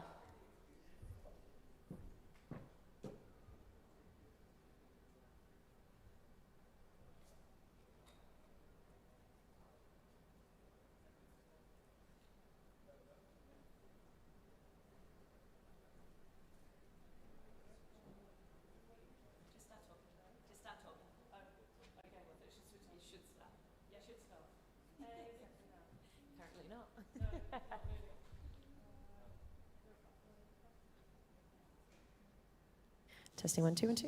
Oh, there we go. Yes, you can hear me? Excellent. Well, good morning, everybody. My name is Shanelia Saeed. And as introduced, I'm Head of Education for UKI, which is the trade body for the video games industry in the UK. I'm also Director for Digital Schoolhouse. It's my pleasure to be the moderator for our panel this morning and to be joined by an incredible group of experts. We're going to be talking about embracing creativity, beauty and expression in the educational journey. So I have a whole bunch of questions to ask this wonderful group of people. And I'll do so in a minute. There will also be an opportunity where actually we want to hear from yourselves as the audience. And we hope you'll share not just your questions, but your thoughts and your comments as well. Before I go into that, I do want to just sort of set the context a little bit. And if you'll allow me the permission to do so, to be able to introduce myself and our background at the same time. So my work specializes on the intersection between the creative digital industries and education. And a lot of that comes from my previous background. I've been working for UKI for the past 10 years. Prior to that, I spent almost 20 years teaching computer science in a classroom in a London school. And I've had the wonderful pleasure of being able to bring my knowledge of education and what works in the classroom, and to be able to add to it a real in-depth understanding of how the creative digital industries work, and to find that magic spot where the two intersect. Because I think when you can combine the value of both, that's where the true magic really can begin to happen in classrooms. But one of the things that I've started to develop from really my early days as a teacher, one of the first questions I used to ask was, how can I teach this better? Like, if I'm a computer science teacher, so I was posed to talk about, introduce binary systems and networking and data structures to students, both younger and older. And I thought to myself, there must be a better way than me just standing here and throwing out a bunch of complicated words and expecting the children to understand it. And so it drove me to really sort of think about, how can I do things differently? And so I've evolved or started to develop a play-based learning pedagogy, and that as an approach to teaching computer science. Because play, in my humble opinion, I think is grossly underutilized in education. I'm going to just throw that out there feel free to contest it and disagree. But I think play is an intrinsic human value. It's what defines us as human beings. We all do it from when we're babies, birth upwards. It's how we learn to explore the world around us. You look at children, you don't need to teach them how to play. We don't play for any particular reason other than the fact that it's fun. It's an intrinsic human motivation and a drive to play and interact. And it's through that playfulness as children, we learn about the world around us. We learn about social constructs. We learn about what we can eat and what we can't. We continue to play as we grow older, and that intrinsic nature to have fun never goes. What evolves is how we find that scope and what means fun to us. Pretend games in the playground are not fun to a 40-year-old, potentially. Maybe they are. They are, I think, in some places. But that playfulness, as I said, is underutilized in education. We don't really do much for it. But the thing about playfulness is it's not just fun, but it's a great scope for combining human imagination, curiosity, and as I said, that intrinsic motivation, that self-internal drive that you're doing it, no external factors, but just your own internal, I want to do this. I don't need anyone to convince me to do it. Children, for example, will learn all sorts of things if they're driven by their own internal desire to do it. They'll become a master. That's how you get child geniuses or children creating amazing things in Minecraft or creating. I've taught students that have been creating professional websites for clients at the age of 14, and nobody taught them how to do that. There's no child out there that will say 6 hours of schooling a day is not enough. I need to go home and give myself an extra 3 hours of lesson time. They don't see it as lessons. They see it as play. But that is where also you get creativity. Because the other thing it does, it inspires creative thought and creative thinking. Play is the most creative thing I think that we can do. And creativity is one of the fundamental things we need to be able to do to go forward in our future as human beings. So if you think about human innovation and human development, curiosity and creativity drive human innovation. If you think about where we are today, I think the Bay is the epitome of something like that. It's a vision, right? It was curiosity about, can we make this happen? And it was creativity that conceptualized this city and has enabled us all to come here today and turn it into a place where everybody wants to come. But those elements that I've spoken about are potentially the elements we struggle most with in schools today. And because we have these entrenched ideas of what we think education should look like.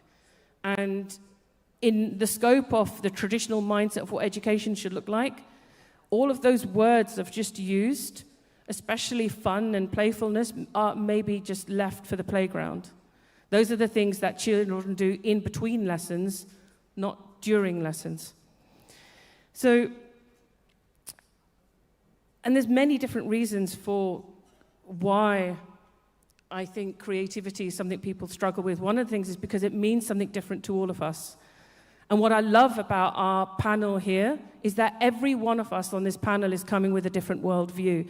And I want each of you to describe and give your own background. But in a moment, what I also want to do is when you do give your introductions to yourselves, can you please also answer my first question to you, if I could combine the two, is creativity in education. In your world, what does that look like for you? And I think let's start with that. And if we could start with you, Farida. Awesome. Hello, everybody. Good morning. I'm, loud and clear out there.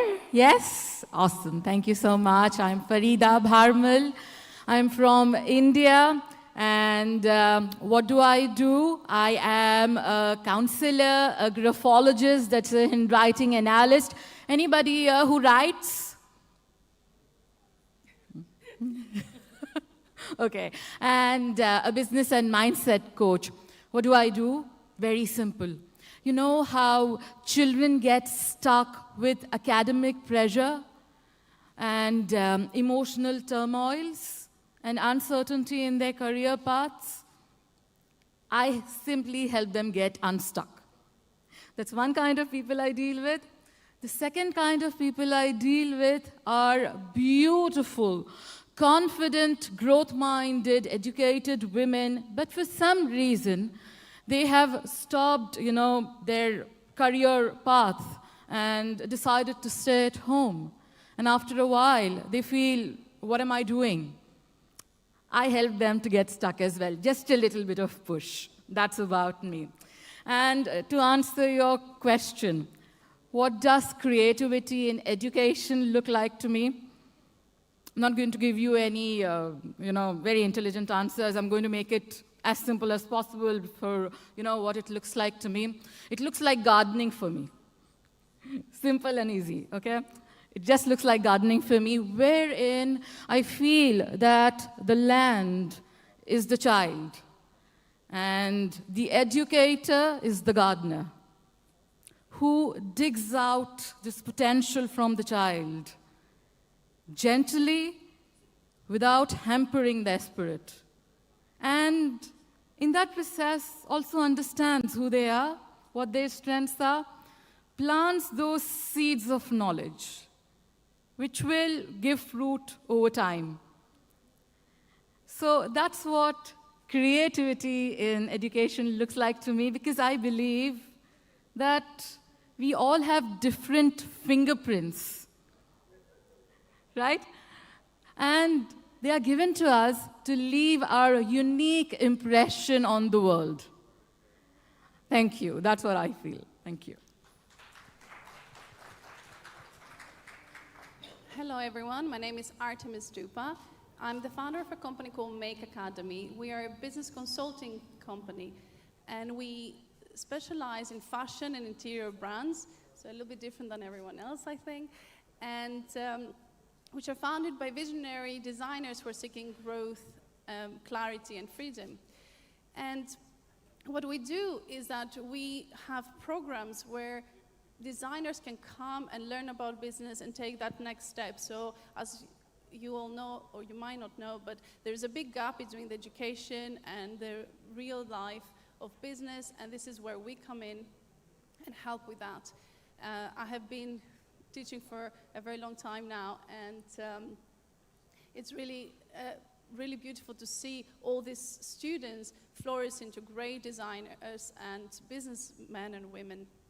So to answer your question, what creativity looks like in education for me, it's all about critical thinking, problem solving creatively, and also expressing one's ideas in a unique way.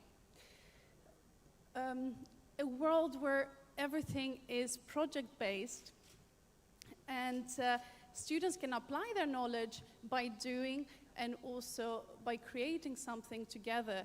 They can take real-world scenarios, work together, and solve complex problems and find solutions to them. Where teachers are, as you said, facilitators of learning rather than just transmitters of knowledge, and that will allow the students to explore, inquire, and also learn through doing. And this is more than enhancing just the academic achievement, is also preparing them for what's coming later in life and all the struggles they might face. And this is promoting, of course, innovation, adaptability, and a lifelong love for learning. In architecture, for example, which I also have background on, there's a lot of projects which are based on green space, and we get the students to go outside and explore nature, explore different things, find out for themselves through research about spaces and form.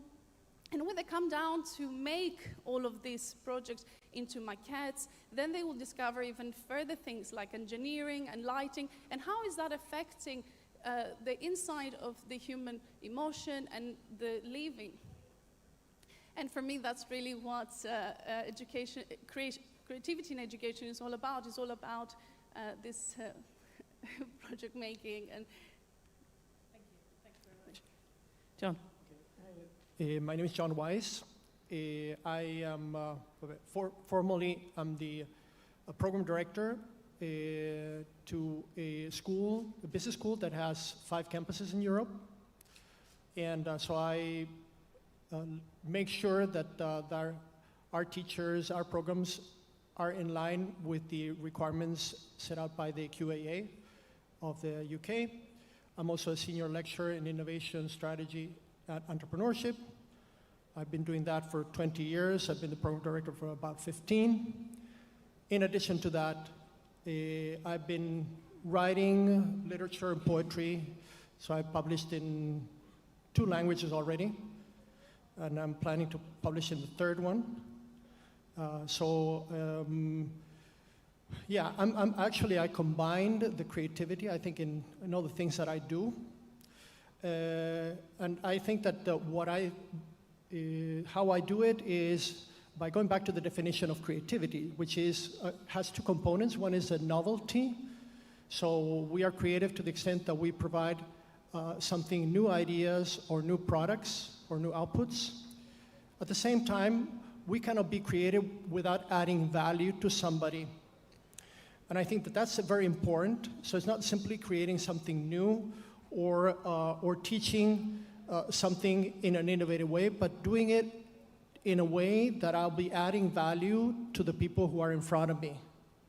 Okay?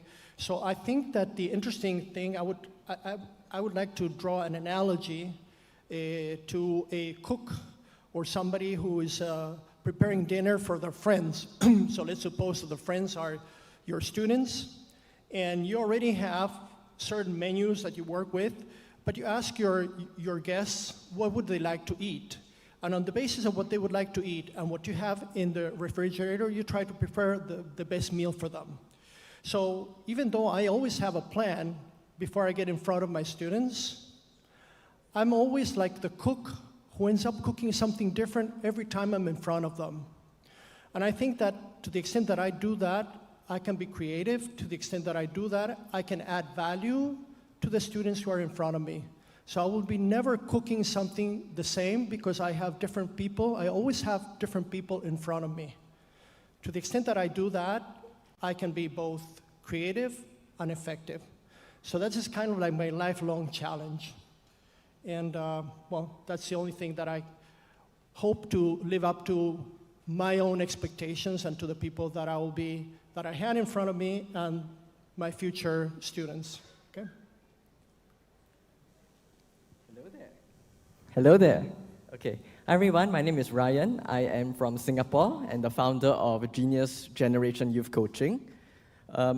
Before being here, I was actually in a pretty bad place. When I was young, I was in actually one of the most competitive education systems in Singapore. I also was a very quiet introvert. People would bully me. I would be at the back of the class, taking notes, not wanting to participate. And I think the bombshell dropped when I was 12 years old. I actually came down with childhood cancer because of all the stress. But then it turned out to be a blessing in disguise because being isolated at home and going through chemotherapy, I had this chance to explore into the realm of creativity, right? So worlds like Star Wars, The Lord of the Rings, Chronicles of Narnia, right? Books, movies, narratives. I was immersed in them. And along the way, I also found the confidence to better express myself, be it in an artistic way or a literary way, right? And after getting up from there, I decided that, wow, this is something that I would like to share with the world as well and inspire the creative potential of everybody and even the inner child of the adults. All of us here, we all have this inner child, right? And when we unlock it, who knows what kind of wonders we can face, right? What kind of wonders we can create, okay? So this is what I want to impart to the next generation, creative problem solving. And along the lines of what creativity means to me is being able to see things from a new perspective and turn trash into treasure, right? If I give someone a pile of dung, yeah, I know it's quite vulgar, but give someone a pile of dung, most people will just walk away. But imagine those who stay behind, maybe they bake that dung into bricks, as they do in India, right? Or they turn that dung into fertilizer to grow nourishing plants in the garden, right? So this is the kind of angle that I want to help to inculcate in the next generation and in all of us so that we can make this world a better place. Thank you. Thank you. I think this... Thank you. Yes, absolutely. I think those are amazing. I think there's two... there's so many points, but I think the two trends are sort of that picking up from everybody's responses is A, creativity, it's not fixed. You often hear people say, oh, I'm creative, or I'm not creative at all. I'm not. But it's not fixed. Like, you're not born creative or not creative. Everybody has an element of creativity, and it's a muscle that can be honed and stretched. And the other thing that I've picked up from all of you is that problem solving comes into it. It's about how you approach things. So, because the other misconception about creativity can be that we associate it with artistic flair. So the artistic subject, and that's the realm of creativity, and if you're not interested in that, you're not creative. So that, I think, sort of leads, actually, your points lead us really nicely into my next question, which is, why is it, though, that creativity, why are we talking about this today, and why is creativity, beauty, expression, why is it so important in an educational journey?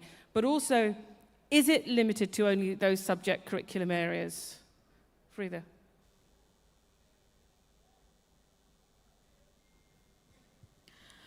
Good question there, Shanella. So, in my opinion, I'll answer the second one first. No, it's not limited.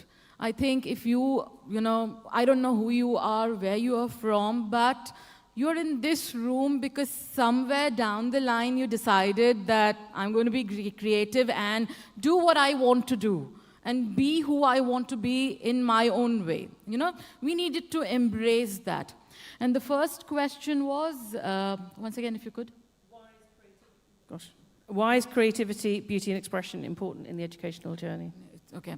It's very important because I feel that, you know, it needs to be appealing and attractive. In fact, I remember reading this article once on a psychological experiment which they conducted, wherein there was this young girl, they dressed her pretty well, very beautiful, and sent her out into the crowd, and she asked for something.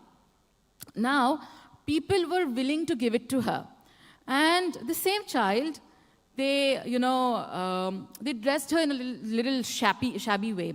And again, they sent her out. They had to stop the experiment midway because that child was about to cry.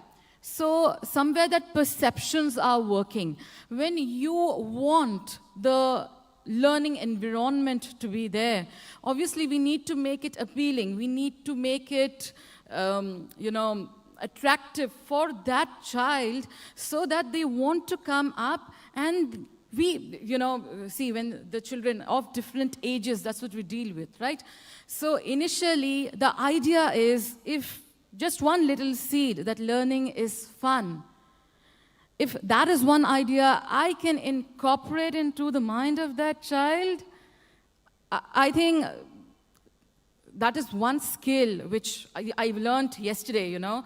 I was out there and speaking to one of the marketing people, and they said that the number one skill which anyone could have is learnability.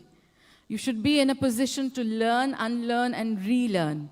And if that is one little idea that I can incorporate in that child's mind, yes, inshallah, I'll do that. So that is from my side. Yeah. Beautifully said, because if they don't enjoy it, they're not going to do it unless they absolutely have to do it. Artemis. The crucial thing about creativity is that it's more of unlocking people's potential. It's not just a fixed thing. It can be learned, as you mentioned, and it can be developed. And we all come from very different backgrounds. We all have very different personalities. And all this critical thinking, expression of identity, and finding that identity is all part of a creative process. Now, of course, everything, beauty and creativity looks different for everyone, but it is part of every single subject. And I'm glad you mentioned this thing about art, because there is a common misbelief that believe that art and humanities is the only subjects that creativity is part of, and this is completely wrong. It is embedded in all of the STEM subjects. The way people view beauty in mathematics or engineering, the way someone looks at a machine and finds this perfection of movement beautiful and creative, is not the same as somebody else in a different department or in a different subject. And yeah, in my opinion, it's absolutely part of every subject, or it could be, or even if people don't think it is, it's still there. Thank you. Yeah, that's an interesting point, actually. I would like to highlight the word empathy. And I think this is really a powerful idea, because I think that educators, we can only be educators to the extent that we exercise some form of charisma. The charisma, which is something that the machines don't have, is something that we can bring to the table, and that is born out of the empathy, the feeling of understanding, of putting ourselves in the shoes of a person that we have in front of us. And that is something that we as educators have in common with artists. and whoever creates something that is effective and that is something that is going to move other people. Okay? So to the extent that we start from empathy, we can be much more effective, much more creative. If we don't start from there, I think the road is going to be really, really hard. So to the extent that we do that, I think that this is something that educators have pretty much in common with artists, and I think that that's the kind of the link between beauty and art and creativity, which is the header of today's session. Okay? Yes, I agree. As an educator, they actually have a lot of power to control how the lesson is structured, you see. So when a student finds that the educator is open-minded, they have the charisma, they have the energy, they will more or less likely mirror what the educator is reflecting to them. So in that sense, it can be very contagious even to have this kind of high energy, creative spark. Infect the whole class, and then they can come up with these new innovations, new ways of thinking. They're not afraid to speak their minds, right? I think one example also can be very simple in the form of flashcards.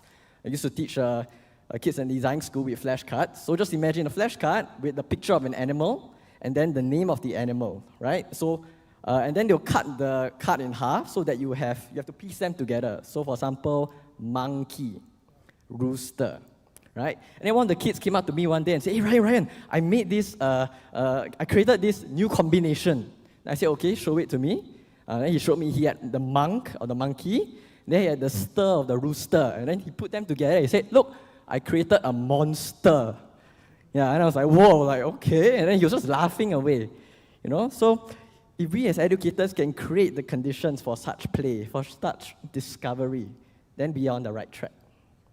Yeah, I love that. And I think actually what you mentioned just takes me back to my own days in the classroom. I think when we can facilitate that, it's about helping students make those discoveries for themselves. If you think about creativity and innovation, it doesn't have to be new to the world. If it's new to you as an individual student, that's the powerful thing. And how can we create those experiences for our students? Rather than me telling students the difference between one concept or another, a single sequence of instructions or a programming subroutine, if I can create the framework for the child to discover that concept for themselves, then at the end of the day, all we need to do is hang the terminology on top of it. So we could talk about just this question alone for the next half an hour, but to move us on, I think there's a lot of fear-mongering at the moment in artificial intelligence and around that, just globally across the world, but actually it's come up, quite expectedly in this conference itself several times across yesterday. So it's obvious, I'm going to ask you a question about AI, but my question is, in your opinion, do you think AI and the increasing automation we have through modern technology, is it removing the need for critical thinking and creativity amongst humans? What are your thoughts? Okay. This is quite a question, I must say. Is it removing the need for critical thinking? No, I don't think so. Seriously, Chanel, I don't. Why do I say? I'm going to, give some opinions which I have, just share my thought processes with you. See, human mind is really amazing. I mean, you can adapt very easily, provided you know how to do that. And artificial intelligence, our era has seen many things. We've seen floppy disks, we have seen CDs, we have seen clouds, where the information is stored now. And how did that happen? It happened because somebody thought about it and did it. When our parents were educating us, they did not know all this is going to happen.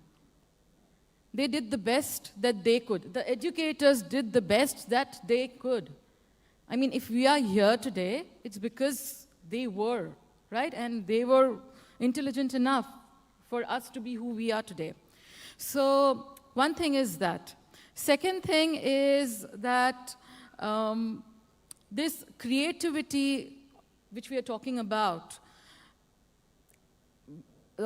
these, what is it known as, the mobile phones or the AI, you still require, that knowledge inside of you to use it well. Usually in my sessions, I give this example, that it's like a sleek, sharp knife. You use it, you misuse it. You can either be a master chef or you can be a serial killer. You choose. You choose. There is a bucket of choices in front of you. And at the same time, I tell them one more thing. You choose, that choice will have consequences for which you will be responsible. No blame, no complaint after that. You're responsible, period. XYZ said, no, nothing doing. So, yes, I love AI. It makes my life easy, completely, totally. The work is done like this, so I don't mind using it. Second point, which I'm going to say and then wrap it up, is because I also meet people, okay? Especially with me, when I see my generation, the word no has been something we have been hearing a lot. Don't do this, don't do that. I said so, no. And it shows up. It shows up, right? At this point, it shows up. Because there is self-doubt present. Should I do it? Should I not do it? Something is kind of holding me back. And you are capable enough to do a lot more, isn't it? But that's holding me back, and that's happening at the back of my mind, subconsciously. This question comes up, why am I doing this? Why? I don't want the children at this point to go in the future and be faced with these questions wherein they have two thought processes. I'm not supposed to be using the technology, but when you go out there in the market, that is exactly what you're using. That is exactly the skill which people are going to measure you on. How much do you know? How much useful are you to me? This is one of the things, this is my opinion. I humbly just say that this is all I have to say about this subject, and you take your call after that. Yeah. Thank you. That was very insightful. So, the AI topic is very hot, and I am a very firm believer that critical thinking actually should be even more encouraged, and we have to make a bigger deal about it because, as you mentioned, smartphones came and we all learned how to use them. We have maps, and you put in Google where you want to go, and then suddenly there you are. You don't need the need to read the key anymore. You don't need to know how to read a map. You can just go. And I'm very worried about the future generations because AI is here to stay. And as you said, there's no reason denying it yes, to people and saying, okay, the children shouldn't use it, this person shouldn't use it, we all should use it, but we need to learn how to use it, and we need to be teaching that and making it part of the educational journey. In Sweden, I read recently in The Guardian, they decided to go a step back. So what they're doing is that they're taking the children back into writing in paper. They have removed all of the devices, and they said in a very clear statement that they don't want them to be looking at digital sources. They rather want them to be looking at books and learning from teachers and experts, because all of this AI has not been vetted and the information can be inaccurate. And this is a very important point to make. And if we don't teach the kids how to learn to have this critical thinking and go back to the basics and really make sure that we nurture that, then we're going to be faced with the problem of laziness, and people are just going to be typing things, oh, there is an answer. There's a lot of reports about kids submitting papers where it just says on the top, oh, here's your answer, or, I hope this answer helps you. And then, obviously, this has just been taken through GPT and literally given without even being read. And this idea of reading, understanding, and using it as a tool to complement our knowledge and our work is the most important part in education. Yeah, actually, this is something that I'm personally quite worried about. It is very easy to put together a document, and that is why it becomes much more challenging for us as educators, because now the students have to be much better, right? Because they have to work harder at, moving at the speed that these devices, that these programs are moving at, becoming better at being creative, at reading, at exercising the critical thinking, analyzing what they read. So as educators, now we're going to have to work harder, because this device or these kinds of programs make it look much easier. And this is actually deleterious. I mean, it is helpful on the one hand, but it could be deleterious if we pass along the message that it's all fine, it's all easy, now you can relax. Because that way we're going to be educating a generation of stupid people, right? People who are going to be relying on programs, on things that are routinizing certain training models, right? And those training models may have some major flaws, right? May work in under some circumstances, but having the judgment and the capability to understand to what extent we can use them and how much we need to kind of stop and think things through. I think that this is something that we have to be pretty concerned about. So it's almost like the more the generative AI technologies become pervasive in the educational system, the more we have to go back to the basics of learning how to read and write. And that's going to aid the creativity, that's going to aid our capacity for problem solving and critical thinking. Yes, in fact, a few days ago, OpenAI dropped their Sora AI, right? You can use text to create videos, and then that sparked a lot of concern for artists and content creators around. So the thing is, this cannot be stopped. It will just keep going on. The thing is, how do we leverage it to our advantage, right? So rather than being daunted by AI, which is kind of a losing battle, we can instead position ourselves to be the masters of the AI. So one way that can happen is to open up ChatGPT, okay, and then create a prompt library. So as an educator for the topic you are teaching, create a prompt library. And you can say, okay, ChatGPT, I'm going to immerse myself and my students in a Doctor Who kind of adventure.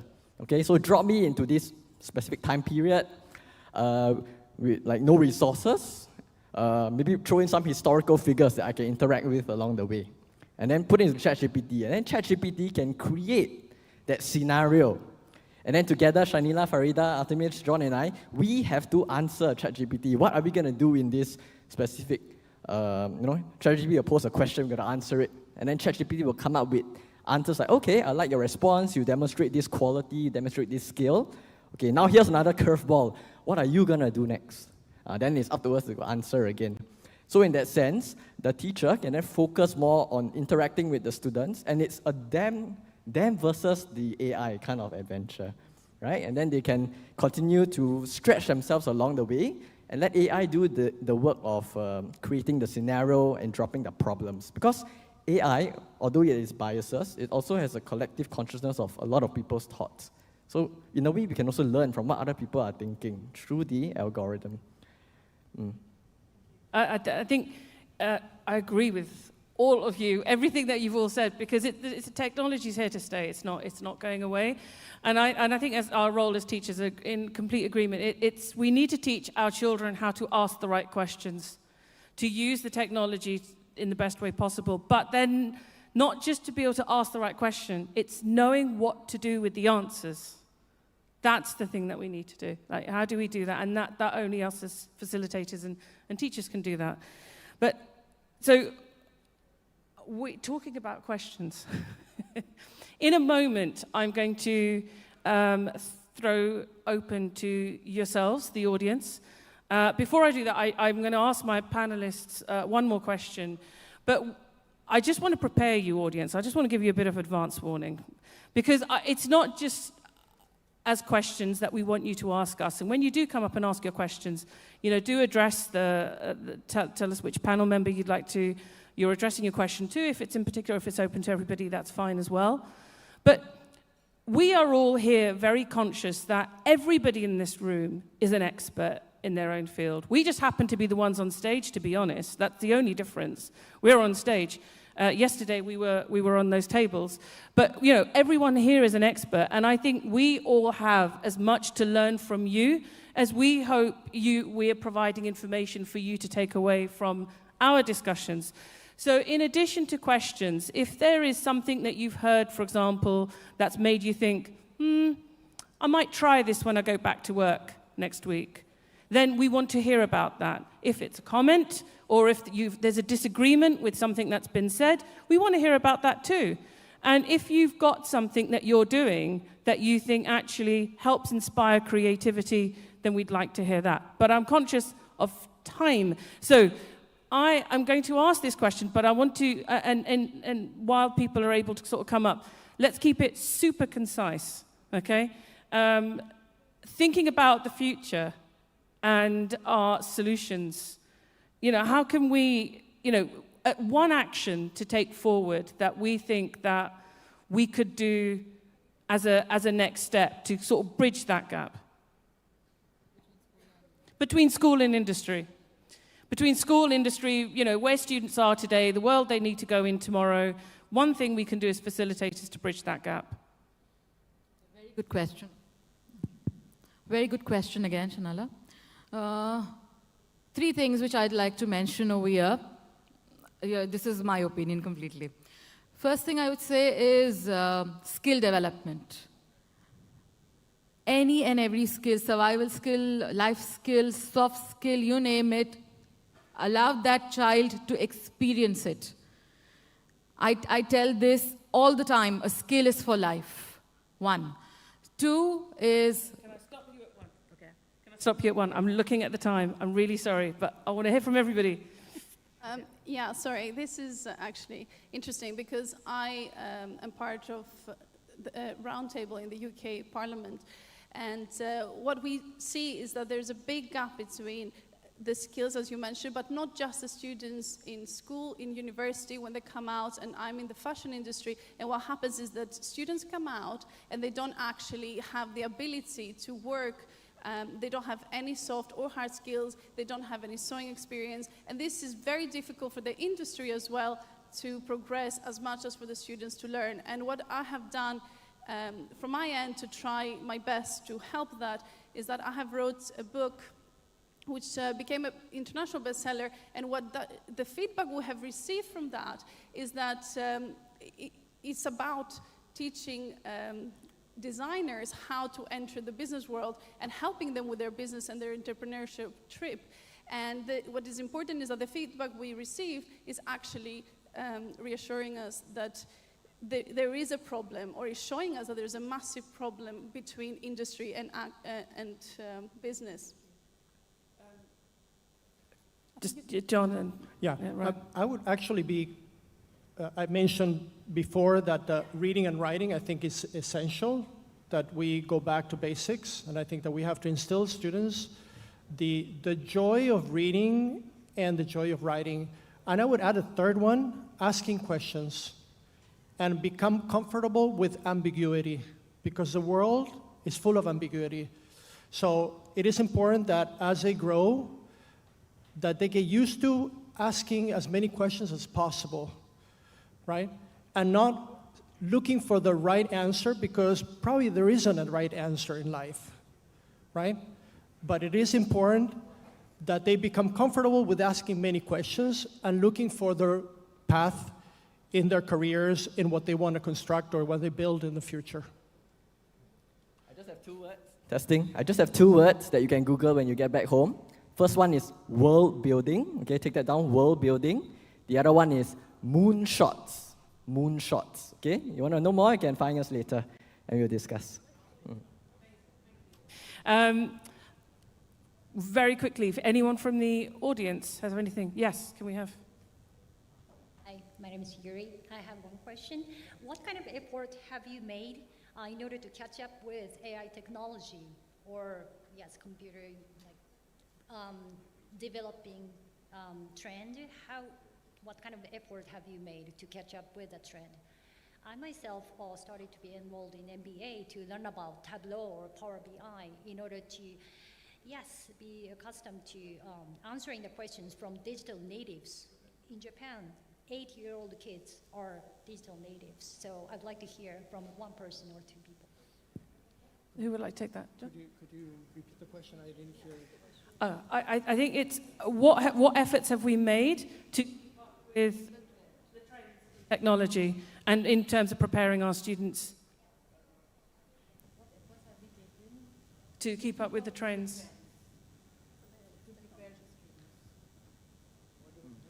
So I can answer this question. I'll take this question. I think the thing is, technology is evolving so fast. So when I was helping to draft the sort of national curriculum for computer science in England, we had to address your point, actually. Because if I wrote a curriculum that talked about specific technologies, that's going to be out of date within the next 3 years.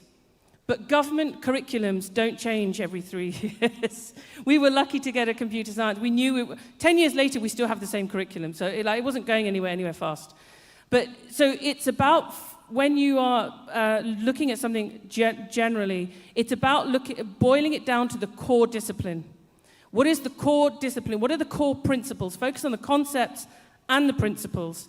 That's then for the educator at the time to be able to look at, what is the technology my students are using outside of school? How can I take these principles and apply them to their experiences outside of school to make their learning both relevant and contextualize it to the world of work and employment and careers, and to help raise their aspirations?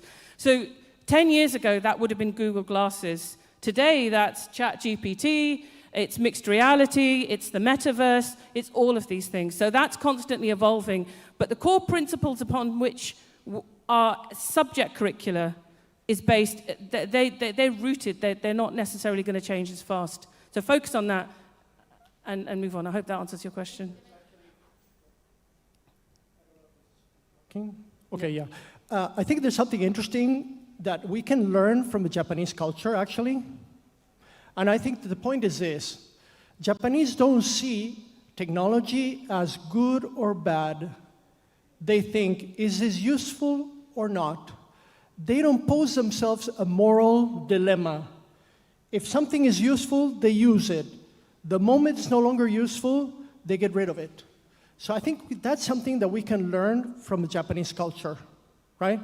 I was always surprised at the fact that the Japanese, they use chopsticks when it's useful. But when they have to eat rice with curry, they use a spoon, right? Now, us Western people, we tend to see technology as posing a moral dilemma, and we should probably learn from the Japanese in the sense that, okay, ChatGPT is useful today, let's use it. Tomorrow there'll be something better. Okay, let's get rid of ChatGPT and adopt something else. Can I, very quickly, what I usually do in my classrooms, especially with this, see, I'm not a teacher, but the schools do call me for certain sessions and workshops, and I had it on digital mavericks, how the change makers of tomorrow. What I basically did is show them the examples of what's happening right now, what's going to be when you're going to go out. Obviously, the technology is changing, the era is changing, you are getting these things. So in India, we usually do this. We call the experts from different fields and we expose the children as to what's happening right here, right now, so that when you go out, you are in a you feel okay about it. So that's what I would like to say about what we do. Yeah. I feel like you've got something. Yeah, sure. Okay, right. I think we're good. Okay. I know there's more questions, but I can see the organisers looking at me saying, Shanila, you're a terrible moderator. Seriously, get off the stage for goodness sake. So I will get off the stage. But I think what we've proven here is that this is such a hot topic for conversation. We'd all love to talk. We're all around today, if I'm not wrong. So please come and find us and ask us the question in person. We're more than happy to answer to anything you have to say. Absolutely. And open an even bigger conversation. Absolutely. We're all here for the Testing. conference. Please speak to us afterwards. We really do I want think to the speak timer to you. reset to 40 minutes. We can start again. Yeah. Actually. Thank you. Thank you. Thank you. Let's give them all a round of applause.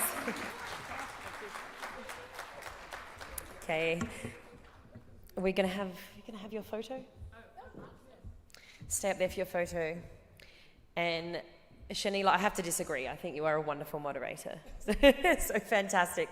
Okay, so whilst they're having their photo over there, I am going to introduce our next panel. So our next session is called Intersectionality and Cultural Responsiveness, Recognizing and Valuing Multiple Identities.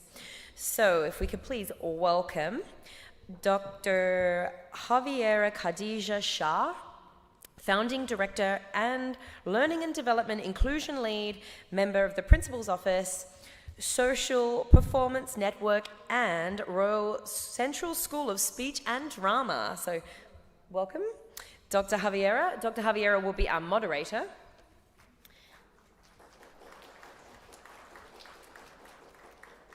And our panelists, John Shortring, founder and CEO of Support Edu, who we have already heard from today, who'll be gracing us with his presence again, and Kiran Pasha, Director and CEO, Evolution Preschools and Nurseries. Come on up, Kiran. And Mahima Garg, CEO, Certometer. Come on down. Let's give them all a round of applause. And if you want to take your microphones there, panel. And over to you, Dr. Javiera.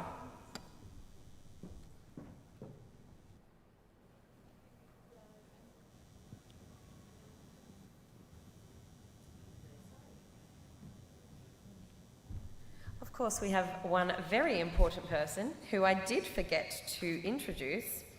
And this is Nell Puter, CEO and founder of Calm Confidence Academy. Let's give her a round of applause.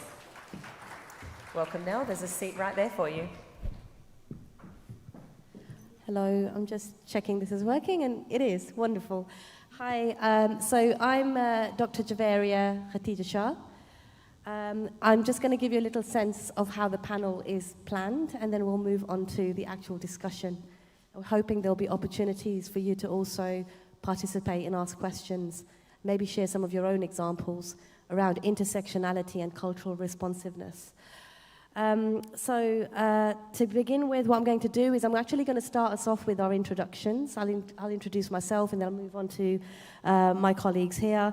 I'll then frame the panel today, because obviously intersectionality and cultural responsiveness as terms are quite broad, and they might mean different things in different contexts.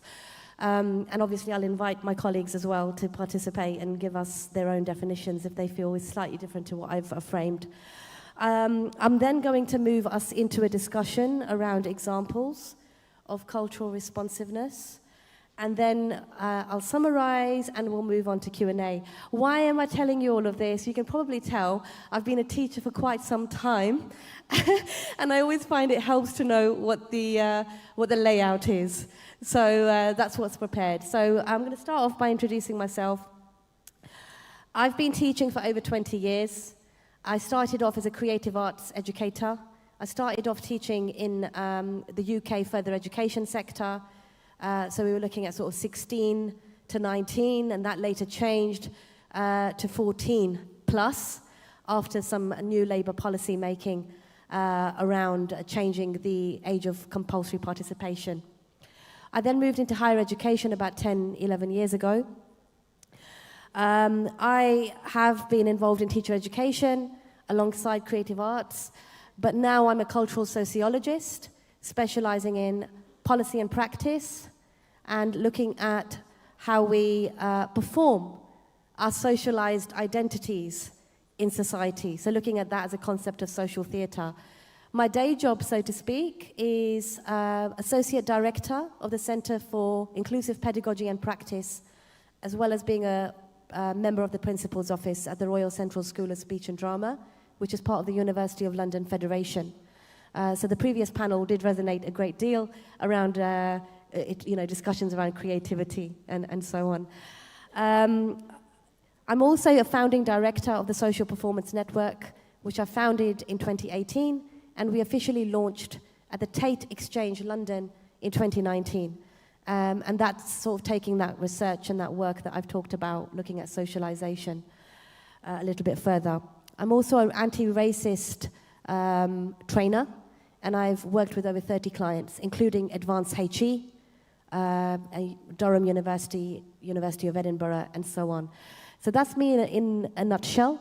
I think I've done that in less than a minute, actually, which will be a first time for me. So I'm going to move on in turn. So Kiran, if you want to start off by introducing yourself, please. It's a slide.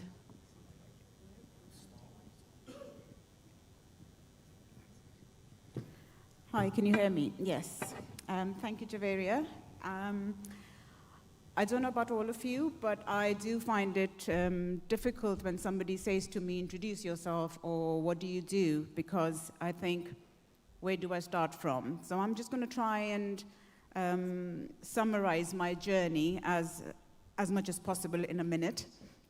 So I started off by working as a teaching assistant in a nursery school in Pakistan when I was very, very young. Then I moved on to teach a bit of maths to secondary. I used to be good at maths, but now not anymore. Calculator is my best friend. And then we decided that we'd move to England, where again I started off by teaching in a preschool nursery. Then my children were too young, so I started off childminding, which is you work from home with young children. I think I did that for about 2 years, and because my own children were very young, I just felt that I was around little ones 24 hours a day, and my family started telling me that, you know, when the children aren't around, your voice is very, very high, so tone down. But those kind of things I got used to. That's when I decided that I'm going to go back and study, and I went into adult teaching. So I started teaching FE and HE in England. So I worked in colleges and universities, mainly teaching early years qualifications, the cash level 2 and level 3 in childcare, foundation degree, and the degree. And then I was like, okay, don't want to work for other people. I've had enough. I did that for about 10 years. It's done some assessing and IQA. And I thought, you know what, I'm qualified and experienced in early years, so I'm going to set up my own preschool nursery, which I did in London. So I have 2 preschool nurseries now in London. Very, very good experience, I must say. But again, when I opened it, after a couple of years, I realized that it's very difficult to find quality staff. So I knew what I wanted to do with those children. I knew how to give them quality education and childcare and how to engage families. But I couldn't do that. In one of the nurseries, there was 35 children. It's not possible that I could work with each one of them. And then especially when I opened the second nursery, obviously impossible. I'm not going to be in 2 places at one time. And I struggled with staffing. So I thought, okay, what can I do? And I thought, I've been teaching in schools and universities and colleges, people who want to work with children. I've been training them. So let's do that. Let's train my own staff. And that's when I started doing training and learning and development. So I try and get people who want to work with children or who just have a passion, and I train them. So that's in a nutshell. So I have 2 preschool nurseries, and I do a lot of learning and development. I work in the UAE with some nurseries as well, and colleges, as well in Pakistan and London. Okay, thank you. No, that's still not working. Just talk. Okay. Talk. Okay. So I'm going to pass it to you, Mahima. Thank you. Yeah. Thank you. Thanks, Kiran and Javeria. I think it is very inspiring to hear your stories. I have been listening you guys, and I'm feeling inspired. Okay, so coming to my journey, I am Mahima, founder of Certometer. So if you have realized, we can scroll social media, Facebook, Netflix for hours and hours. The moment we shift to learning, we feel bored, every one of us. Why to blame kids. We are also like that. The moment say you have to learn this, oh, we are very quick in finding something else very interesting. And over the period, we realize that it's not only for children, it's for us. The cause of this is technology and should be solved with the technology. So I think we are distracted by technology and we are together with technology. So over the 2 decades of my entrepreneurship journey, we have been solving the problem of educators, student, and we are trying to build an interesting learning.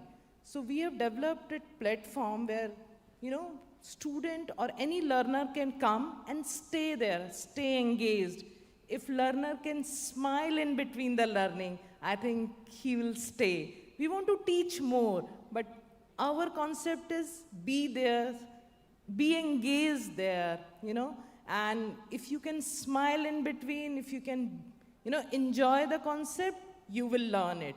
So we actually have a very good platform, very interesting platform, and very appealing videos and content through which people learn technology.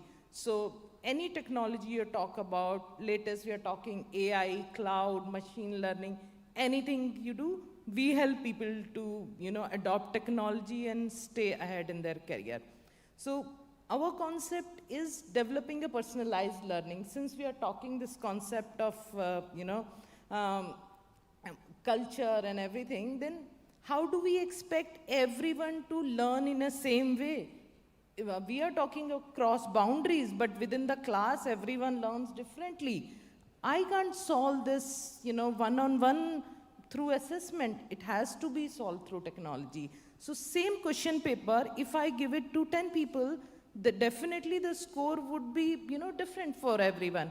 But how about I assess people based on their skill and I assess individual person based on their strength. Topic could be the same, but it is a sequential learning. If you have understood ABC, then I'll go to the next level. So it is not all for all. Thank you. It will kick in. It's kicking. It's kicking in. I'm not going to rap for you. It will be very old school rap. Okay, so is it fair to say that, your own journey is very inspirational. You said 2 decades of entrepreneurship, and you're clearly very passionate about bespoke models of learning and teaching.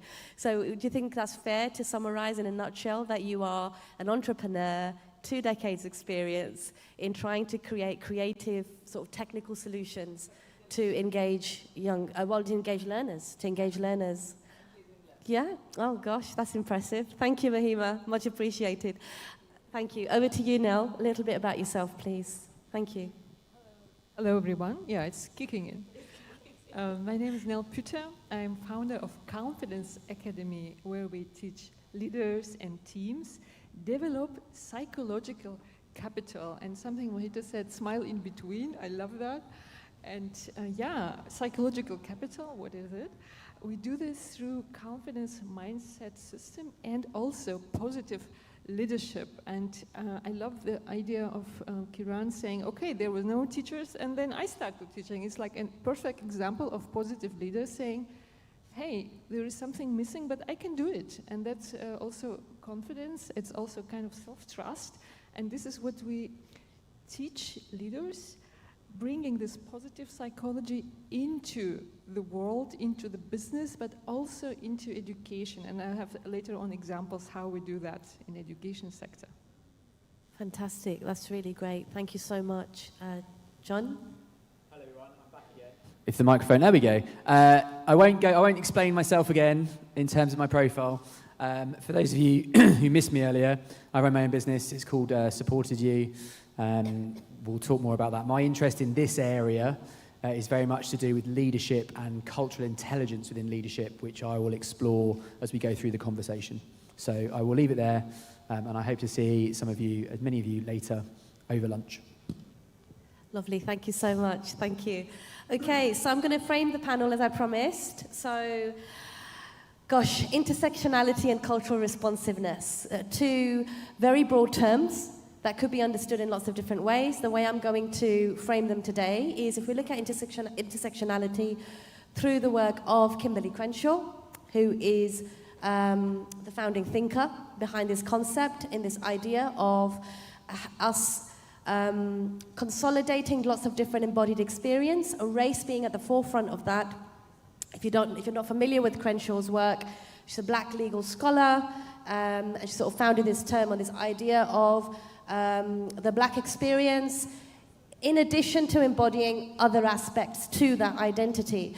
So now, obviously, it's used in lots of different contexts. We could be embodying a range of different intersectional, nuanced identities. We could, for instance, be embodying race and neurodivergence, or gender and age.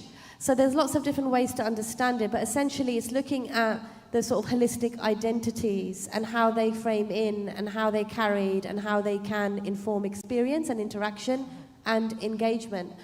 Cultural responsiveness then, therefore, is even more prevalent in the context of a globalized society. With technology, Mahima, your area, with technology, and then also this idea of if we're looking at it through the lens of, say, let's take higher education. I'll talk in a UK context, we're often trying to recruit international students.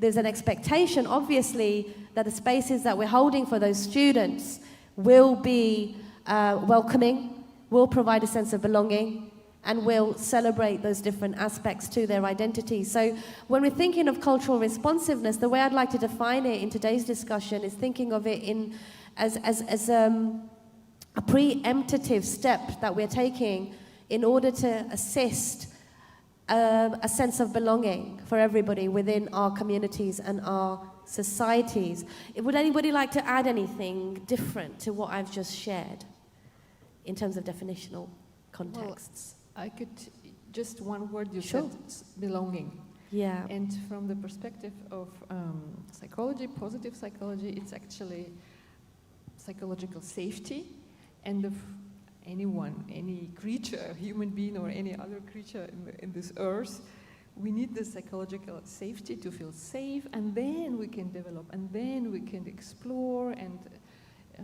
create something different. So that's absolutely the basic need of any creature. And when we have this from the foundation, then we could talk about achievement and goals and different things like that. I mean, that's fascinating, and I'm looking really forward to hearing your response to the questions, the question later, because absolutely, psychological safety it's a crucial kind of building block, really, isn't it? And I don't know whether you'd agree, Nell, but it sort of makes me think of how it sort of connects with ideas and concepts of trust as well, trust and vulnerability and the risking of trust, and feeling safe to be vulnerable in spaces, feeling safe to share in spaces, knowing that that would be accepted. So, I mean, there's so much there already. The cogs are turning. So I'm looking forward to asking you the question later. Thank you so much for that. I'm hoping that we will have time to ask you as well towards the end if there's anything that you would like to add in terms of your own understandings of definitions or your work or your examples. Okay, so just to give you a little bit of context of how I work with these concepts, and I'm going to move on and get more detailed examples from the panelists, is for me it's about embedding inclusion. So fostering cultures of inclusion and embedding that throughout not just organizations, but looking at it more holistically. So it's how we present in different spaces. So it's not just about the 9 to 5, so to speak. It's also about how we're interacting beyond that. We've already sort of touched upon this idea of sense of belonging, and we can always come back and revisit that. But again, I think that is really important. If you feel a sense of belonging, you're more likely to invest emotionally, intellectually in a space. And obviously, a lot of our a lot of our interactions in institutional spaces and also socially can be transactional, and that doesn't have to be relating to the obvious kind of economic side. It could be relating to sort of cultural capital as much as anything.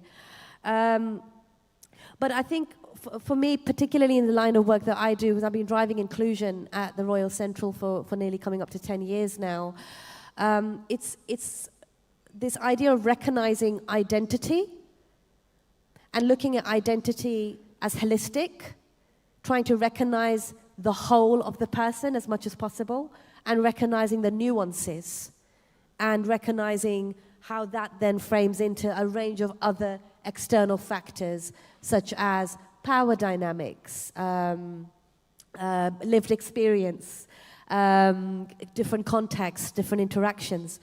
So I think the two key terms that I would love for us to sort of keep coming back to today, if we can, is this idea of holistic approach and globalization. I would love to see what your views are on that as well, sort of implicitly as we're going through this. So now I'm going to go into my first and my only question. So yeah, this is a panel with a bit of a difference in this regard. I'd like you to provide professional examples of good practice demonstrating cultural responsiveness, please. So, Kieran, you're off the hook for now because we did the intros this way and I don't want to keep picking on you. So I'm going to start with John and then if we can move this way. Thanks very much. So I'm going to take this question from the perspective of leadership within schools. And as you heard from me this morning, I love the phrase trust, and I'm actually going to use the word holistic in a second, so that links really well. But my experience of cultural diversity comes really from cultural intelligence within leadership, and particularly how can leaders act in a culturally intelligent manner when they're leading culturally diverse teams. So a little bit of theory to start with. So there's a couple of thinkers that I've really explored and really enjoyed getting to know. So Early and Musikowski talk about cultural intelligence as a term. You might have heard of Daniel Goleman's emotional intelligence. They see it in the same realm as something called CQ. And they talk about how you adapt to new cultural circumstances when you enter them. So they talk about the cognitive, the behavioral and the emotional. And are you able to adapt in certain ways when you go into that? And I'd really urge you, if you're interested in this, to go and have a look at their work. And then the second book, which I bought, which was absolutely amazing, and it's used a lot in business, but I actually walked into a school in Dubai 2 months ago, and the deputy head I was speaking to had it on her bookshelf. And it's by Erin Meyer, and it's called The Culture Map. And she talks about 8 different ways in which leaders can respond to culturally diverse teams. And so what I've tried to do, and that's what I'm going to talk about now, and I'm very happy to kind of receive questions on this or talk about the work either now or later, is there are 3 ways in which leaders can respond to cultural intelligence and cultural diversity within the workplace, and how they can, in essence, can transcend cultural barriers and basically bring that team together. So the first way that people can act is relationship builders. We talk about trust there, really important. So a lot of relationships, and in the research that I've done, relationships can work 2 ways. They can either be built via trust, and that trust comes from personal relationships, so by getting to know someone, knowing about their family, or it can become through task. So how good are you at your task? And traditionally, the latter of those is in essence in the Middle East, is in Africa, and is in the Far East, in China. But what I found in my research was actually 99% of teachers and leaders I spoke to want those relationships. They want people to know about people's families, that they feel welcome, that they have that psychological safety. So for me, that's the first one, is really to do with building relationships within your team. And that will, in essence, bridge the cultural divide. The second one, which I thought was really interesting, is about communication. So culturally intelligent leaders are excellent communicators. Now, I'll give you an example of this one, and I think this actually works in any sphere, in any range of education, is to do with the concept of a pre-meeting. Now, a lot of different cultures are not comfortable with giving feedback openly, cannot take criticism openly, and they also won't voice their opinion in front of a leader. So if I'm sitting in a meeting, some cultures will not challenge my view on it. And what we found in our research was that actually by having pre-meetings with people, with individual meetings, is a really successful way of breaking down that cultural divide. But it also shows people that you're listening to them, and it also shows that you value their opinion. And then the second part of this is actually by putting yourself not in the meeting. So your communication is actually by not being present, because then it enables everyone else in your team to have an open dialogue and discourse about the challenge or the communication or what is happening. So there are two different aspects on that. The final one to do with communication is that different cultures work in different ways. So in the Western culture, I found this really interesting when I came to Dubai, is that at the end of each meeting, I would send kind of a summary of the meeting and some action points. And I was really surprised when I didn't get anything back from people. But that's because that's not how it works sometimes in the Middle East. But the way around that is to establish, well, how are your meetings going to work? Have that conversation with your team. How do we think, are we going to have those action points? Are we going to have those pre-meetings? So everyone knows what is happening. And then the final one is holistic thinking. Now, amazing culturally intelligent leaders are holistic thinkers. So depending on where you sit in terms of the culture map, you're going to approach presentations or problem solvings in a different way. You're going to either want to know the why something is going to work, you're going to want to know how it's going to work, or what is it going to solve. And holistic thinkers take that on board and actually present all three of them in a presentation. You don't just lead with why something is going to happen without the detail. You're not just going to tell someone how something is going to happen without explaining to them why. So that's the first thing. But the second thing about holistic thinking is bringing your team together under a common purpose and having a vision. And culturally intelligent leaders will do that. They will bring everyone together and they will drive that agenda forward. Whilst also, and this is my final point, bearing in mind their local context. Because a holistic thinker cannot be a holistic thinker, a holistic leader in education, a holistic head of department, without understanding the context, the government, the exam board, whatever it is, as to where they're operating. So, 3 things from me in terms of practical examples, and I can go into them depending on where our conversation goes. But if you want to be a culturally intelligent leader in a school, you need to build relationships with people. You need to be an excellent communicator in all sense of purposes, whether it's written, verbal, or in meetings. And you need to be a holistic thinker with a clear purpose and vision, bearing in mind your local context. And all 3 of those things will transcend, according to the research that I have done, whatever makeup of culture is in your team. Fantastic responses. Thank you so much, John. I'll come back and summarize properly, but straight away I'm thinking macro and micro. So yeah, I love that. Thank you. Thank you. Right, over to you now. Thank you. Oh, well, thank you, John, for setting up the setting for the next thing I would like to add to your cultural intelligence. From my perspective, there is a term, universal intelligence. And obviously, most of the people I met here, and like in my daily life, they're already emotionally intelligent. So people already know that. And cultural intelligence is absolutely important. But if I take you even a little level higher, universal intelligence, like saying it's something holistic as well, like, okay, there is a meaning to all of it end of the day on a universal level. I know it's a bit high, but obviously it's macro level, as you said. Of course, the question is, okay, how do I make it? That will be a micro level. But how do we have this universal intelligence saying, okay, there in this room, I don't know how many cultures, how many nationalities, I don't know, 100 or 200, I don't know. Doesn't really matter, but there is still a purpose, there is universal intelligence here. And when we are open and curious towards each other, towards, okay, in the Middle East, this is how you do it. In India, this is how you do it. That's amazing. And like already having this mindset of, okay, what you're bringing in will add on to this universal development of something maybe not for me, but for the generations to come. And I know it's a little bit high what I'm talking. I mean, you need to also find ways to implement it in a practice, but just really prompting some thoughts in here.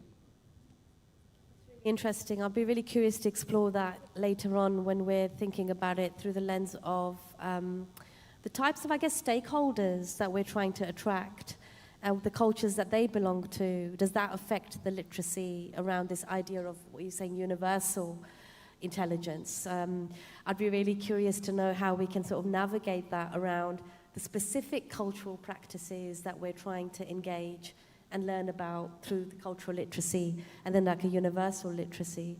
Yeah, lots of food for thought there. Thank you so much, Nell. Thank you. I forgot I forgot to mention an example. Maybe later on, if I have time, I'll also give an Oh, example. no, I think we have got time, actually. We're doing very well for time. Yeah, I'm Okay. going to pat myself now. I don't want to do it too soon, though. Yeah, go on now. Without really going here and saying, okay, I'm talking theory here, because positive leadership, obviously, we can implement it. And there's something measurable, there is something teachable, so it's not just a really happy land and smiling, because positive thinking is good, but obviously in the world there are challenges, there are also many different issues, so we don't say everything is just happy land, we just say, okay, things happen, challenges happen, issues are there, different cultures are there, there is some conflicts, external, but a lot of also internal conflict, I mean in one person, so just imagine how many people when they are outside. So one example of positive leadership I implemented at Technical University at Hamburg. I come from Germany, Hamburg.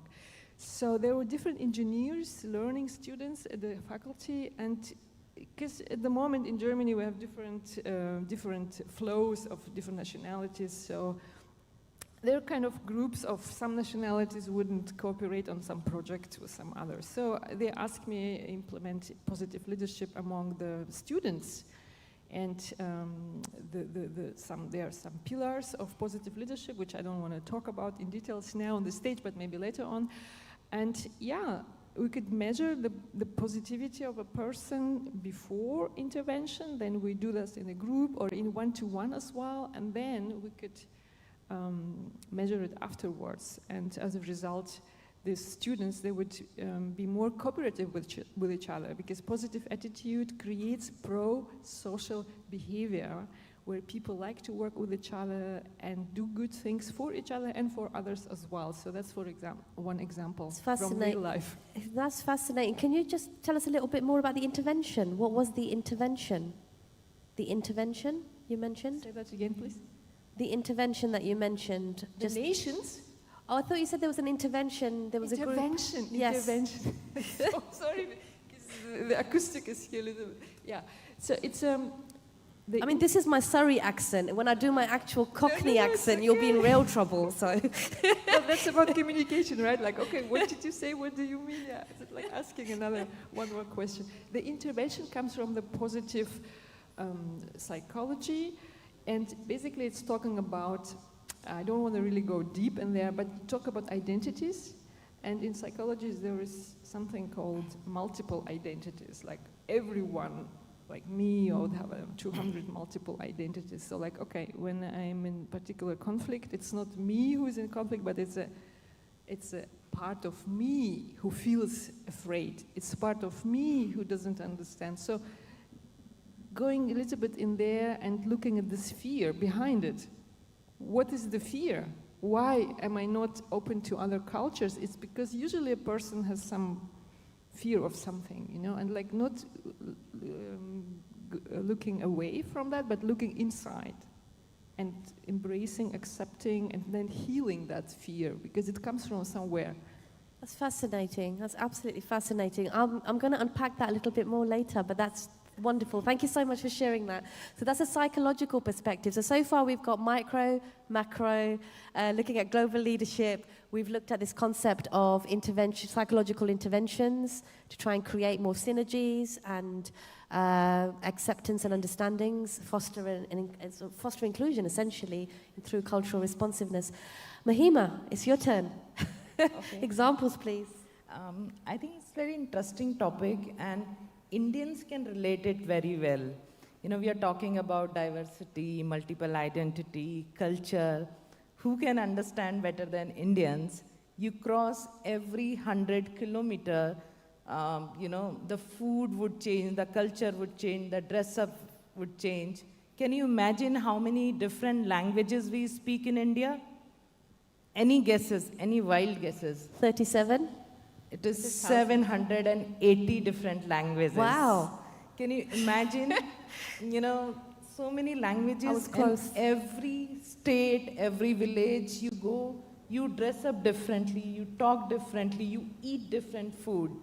But when we work together, you know, we operate from Bangalore. So it's a place where all the people come for IT, and we all call ourselves as a knowledge workforce.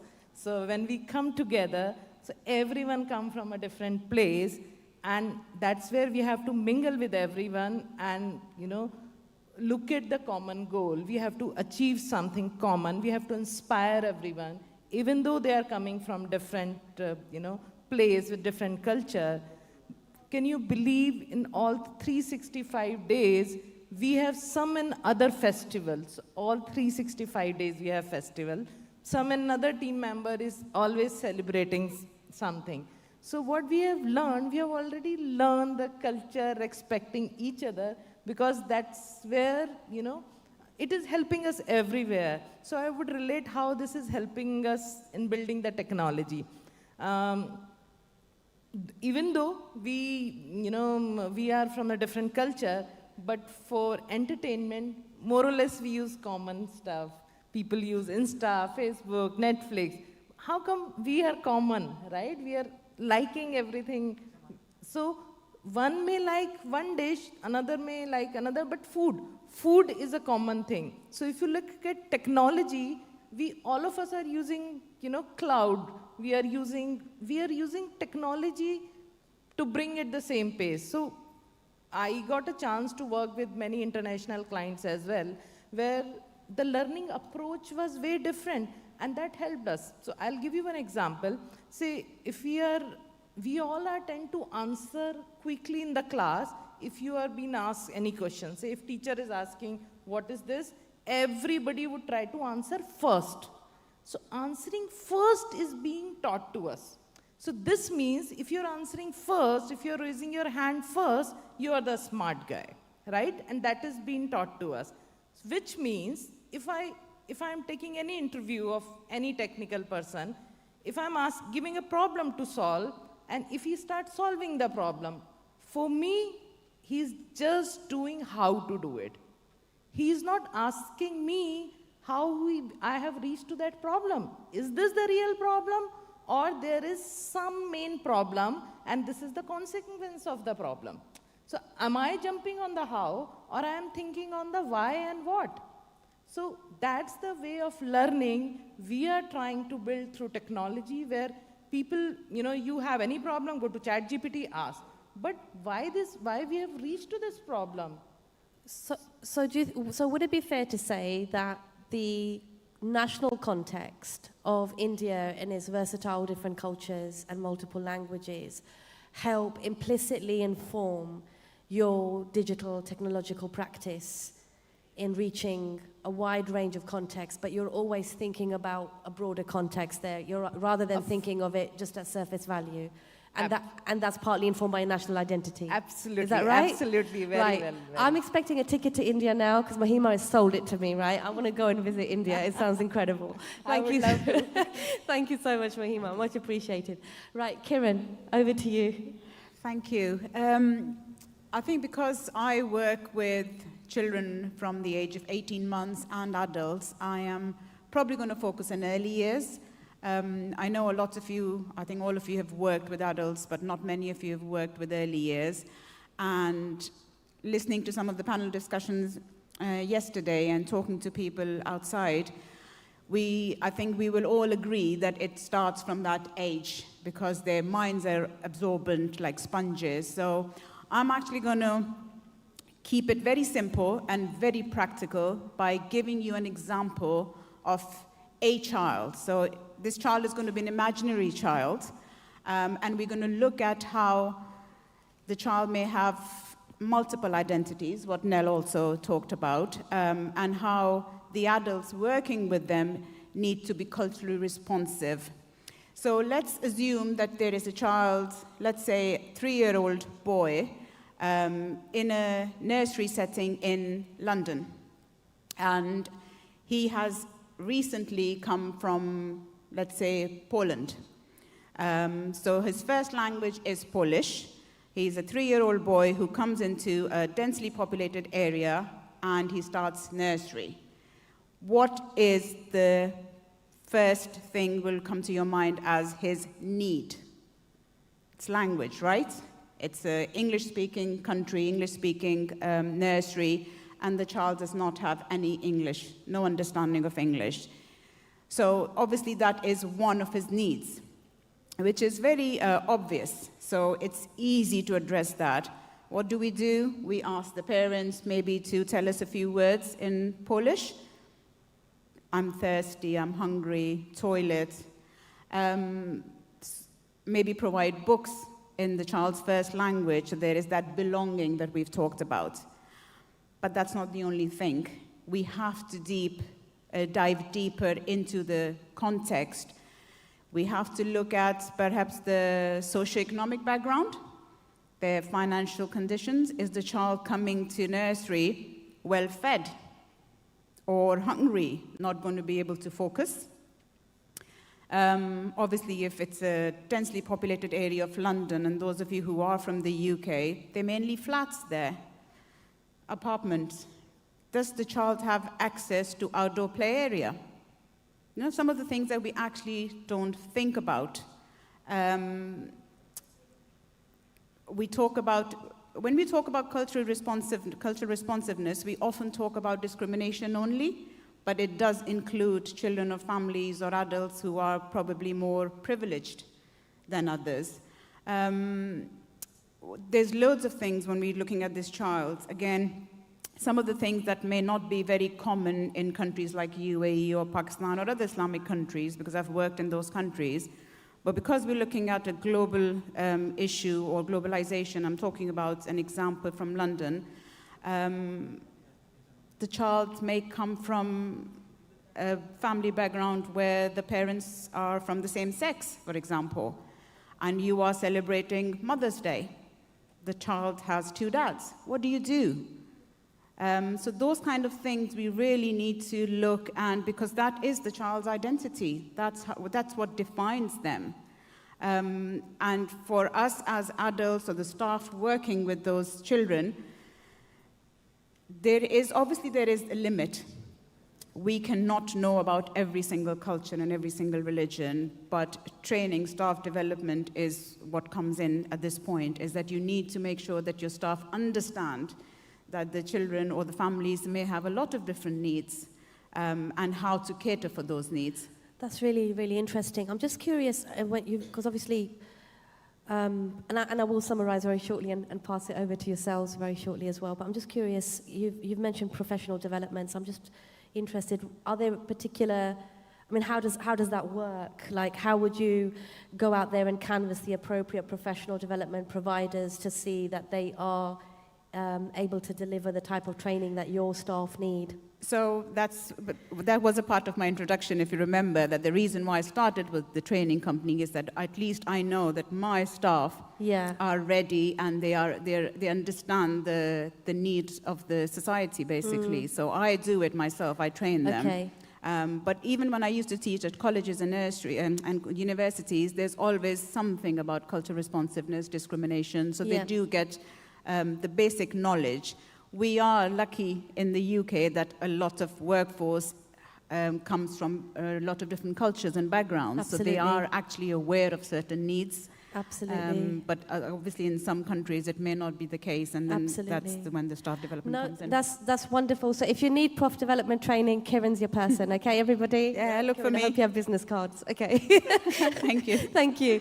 Okay, so a couple of things here just to touch upon, which is really important. I think first of all, recognizing that if you are working with diverse cultural contexts, people coming in from diverse cultural contexts, we can't assume a binary. We can't assume that because someone's coming in from a cultural context that they're naturally going to be completely balanced potentially in their approach.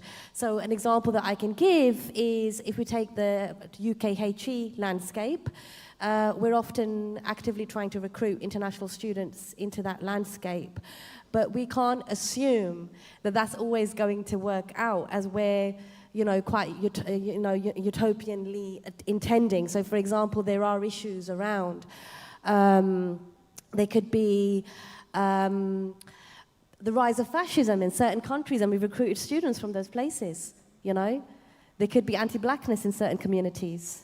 right? We've just got to, so I think that's an important point in that we have to look at it from a balanced perspective. We can't always assume a binary, as in people are always coming in and they're coming in at a weaker back foot or a lesser back foot. Like it's all about sort of working together. I want to triangulate everything that we've discussed in a way through a really positive example. So this will hopefully touch upon, John, your points around global leadership and cultural literacy. They'll hopefully your point around universal literacy, psychological safety, and creating and fostering environments of inclusion. Mahima, a celebration of how macro nationalistic contexts can inform like the micro. So again, kind of synergistically with John. And then Kieran, obviously you gave some really fantastic London examples, and my example is going to be a London example. So I would define myself as a post-colonial Londoner. My father migrated to the UK in 1965 as a 21-year-old law graduate. I am an example of someone who was coming from different cultural contexts and heritages, but in a British context, as in born and bred in Britain. And was a really positive example for me was growing up in a very diverse London borough, in East London. Our primary school had a range of different representations there, mostly from within the Pakistani and Jamaican communities, but you had a real kind of mixture of different heritages. And obviously, and then in the 90s, you saw like an influx of Somali immigration occur as well. And one really positive memory that I have around, I think, which speaks to the leadership of that primary school that I went to, speaks to this idea of psychological safety, speaks to the idea of understanding the national contexts, to the demographics that are in front of you, and speaks to London, was this idea of our religious education, and that primary school factored in Rastafarianism as a religion that we were learning. And that really opened my eyes up from quite a young age around the different contexts, and that's something that I will always look back on fondly, and it was a really good takeaway. So I'm now going to pass it over to yourselves. Anyone here want to share examples from their own practice or talk about how they would define cultural responsiveness or intersectionality in action? It may not be the education context, it may be another context. Or anyone would have any questions? Yes? Hello there. Hello, all the dignitaries present here. I am Kalyan from India. So what do you think if government organization alliance with each other by sending their students international student exchange program from an infant stage to different countries, and like not infant, I can say at the age of 15 or 16 by student exchange program, and would that make a possibility to understand the valuing of multiple identities and recognizing different cultures? It's a really interesting question. Who would like to take that question from the panel? Yeah, I think it is very interesting question, and I can relate to it. Earlier, this concept was not there in India. If you look at right now, there are a lot of universities are, they're developing the campuses where they're doing the student exchange program. And based on my knowledge, whoever I met so far and whoever we have trained, it has always been a positive impact. And I would really suggest why we are crossing the boundaries always. Why don't we have within different states doing so? And why don't we make this as a mandatory practice, for all the colleges, schools, and exchanging their ideas and thoughts. So this is being implemented very well. It is happening different, in countries.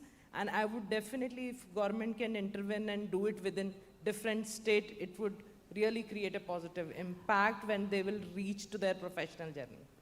I actually think 15 is too old. In the school that I used to work in, we had a number of different international schools around the world, in China, Thailand, Monaco, and it was part of students who were 11 and 12. They would do exchange programs in those countries. So I actually think 15 and 16 is too old. I think it should be younger. In that kind of lower secondary, because that's the time when they're developing. It also, with another hat on as an examiner, as a senior examiner, you do it at 11, 12 and 13, there is less pressure on them at that stage as well. So it means that they're actually going to get that better global exposure at a younger age before then, and I know we had this conversation earlier about exam boards, etc., before they have to face those exams. Lovely. Thank you so much. Thank you for your question. That was a great question. I'm so sorry. I've got this big red sign going, time's up. Sorry, I'm giving you behind the scenes away. You can catch us at a little later. We're happy to talk. Am I right? Sorry, I've spoken for us there. Thank you so much for your time and engagement today. Thank you. Thank you.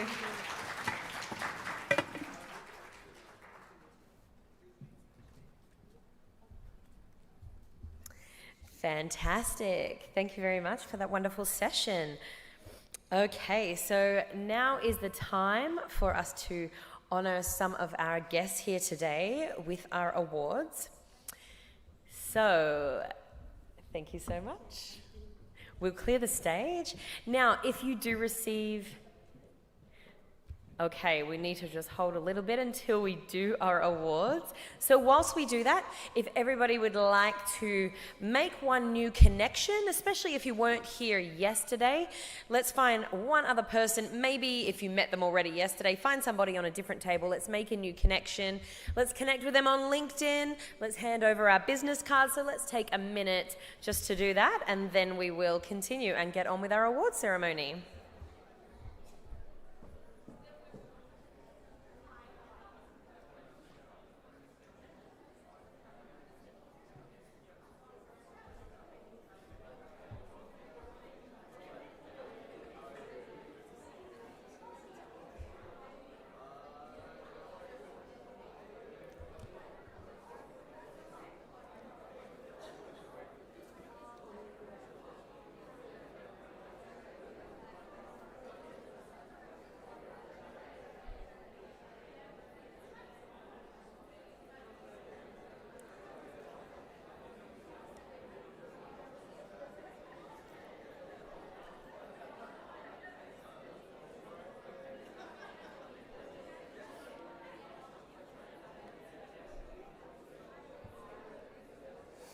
Okay, fantastic. Let's all take our seats now.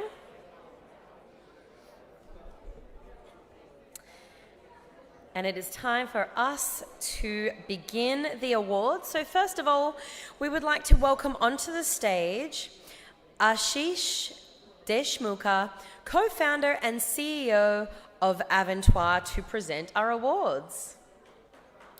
Please put your hands together for Ashish. Ashish, would you like to say a few words? You're good. Okay, fantastic. So, when you receive your award, if you would like to speak and address the audience, you're more than welcome to. Just let us know. And if you don't want to, that is also okay. So, first of all, for an Outstanding Organization Award, it's Learning Links Foundation for Skilling and Women's Empowerment. To accept the award, I'd like to welcome up Rupa Buddhachaj and Amundarani G. Learning Links Foundation was founded in 2002. It is a not-for-profit organization dedicated to enriching lives through learning, with a vision to foster purpose and progress by unlocking lifelong learning. Transforming lives by creating links to learning for all. Harnessing the power of innovation and technology to unlock the potential of learning. Creating scalable and sustainable impact through evidence-based models and partnerships.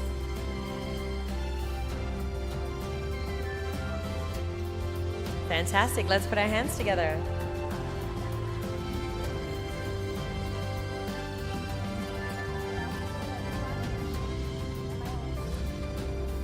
Thank you for this opportunity.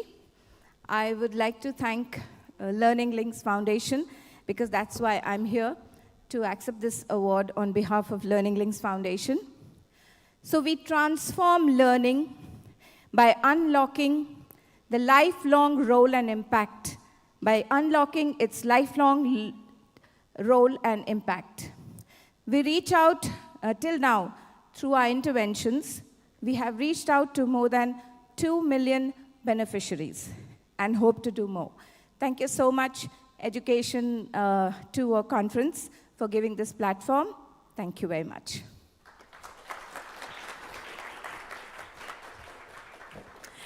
And for our next award, Abhilash Athreya.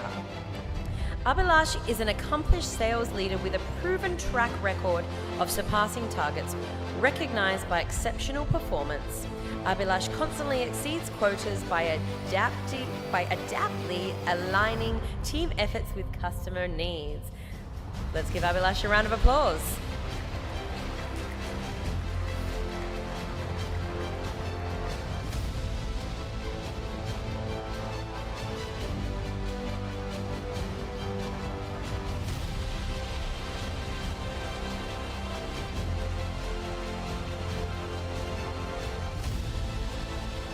I hope all of you can hear me. First and foremost, thank you so much to Education 2.0 for bestowing this award to me. I would like to thank my current employer, Edoxy. It's because of them that I am working in Dubai and I'm getting this great award. And I would like to congratulate all of you who have won this award as well. So wish you the best of luck for this 2024. Fantastic. Amelia Lipak. Amelia is a senior product manager with over a decade of experience with EdTech industry. Known for her recent creation and launch of a groundbreaking degree planning product, earning her recognition as a trailblazer in the field.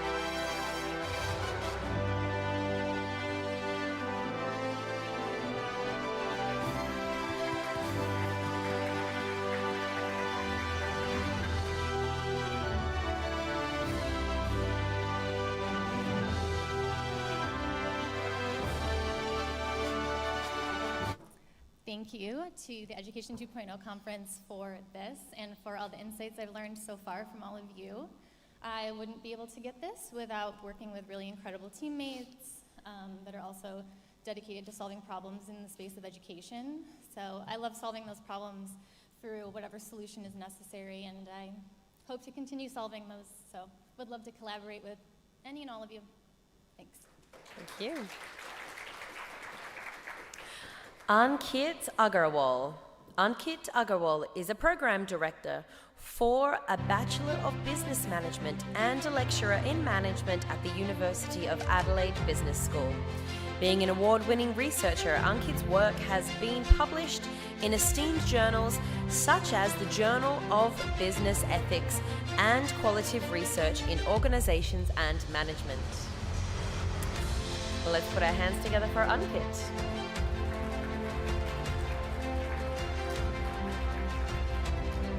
Anurag Asthana. Anurag, as the Independent Director and Head of Training at the Accelerator for Learning, Research and Training.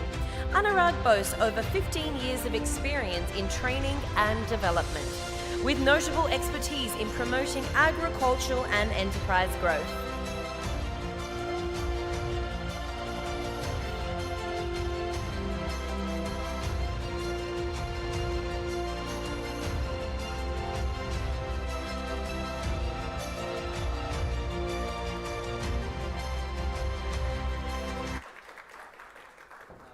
Thank you, Education 2.0, for this award.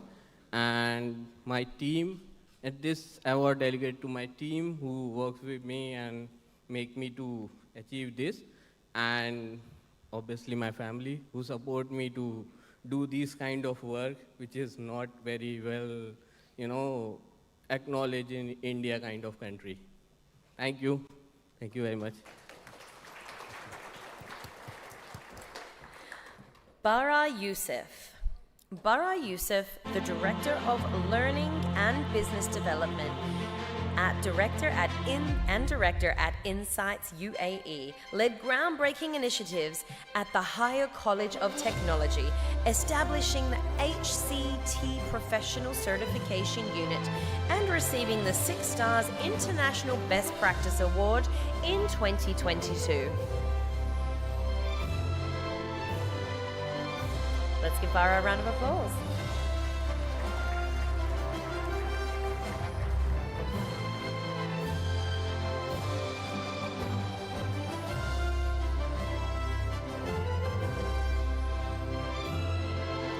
Good morning or good afternoon by now, everybody. Thank you very much for the organizers and the judges of the conference for the consideration of my effort in higher education.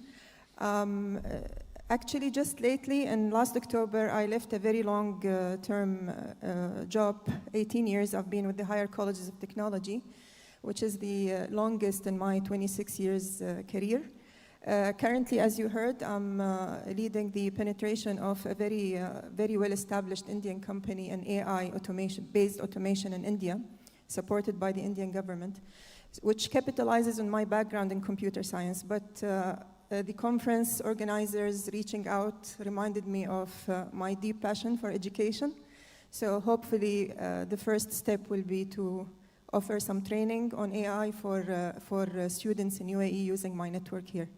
So thank you very much, and hopefully we connect more to talk about the embedding of professional certification that gave me this award in academic programs. Thank you very much.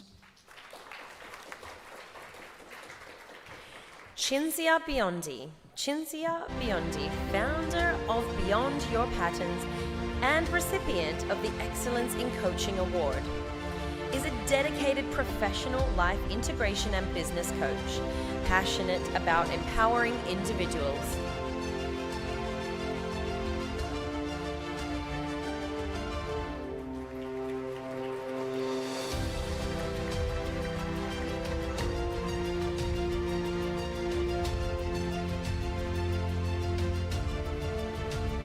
Thank you very much to everyone.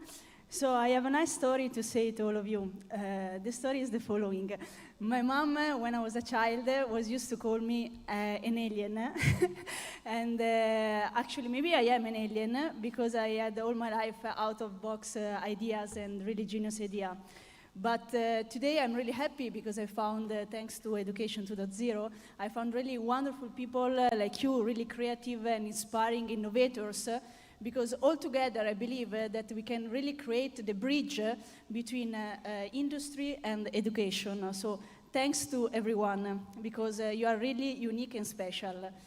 Last but not least, I would love to thank you, Gloria Germani, Tiziana Alterio, and also Elena Norbert Hodge, because there are 3 wonderful people that inspire in my life, and thanks to them that I'm here. Thank you.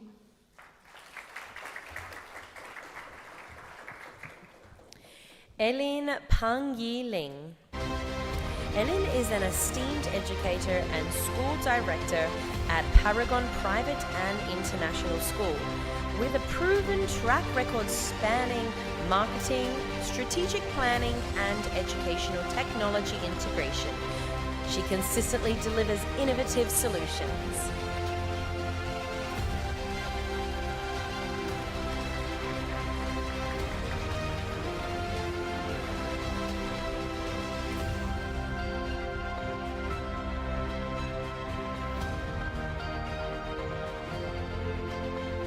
A very good afternoon, everyone. I'm very happy to see every of you here. I find Education 2.0 is a very, very good event. I'm very blessed to meet many amazing esteemed leaders in this industry. Thank you, and all the best. Farida Barmal.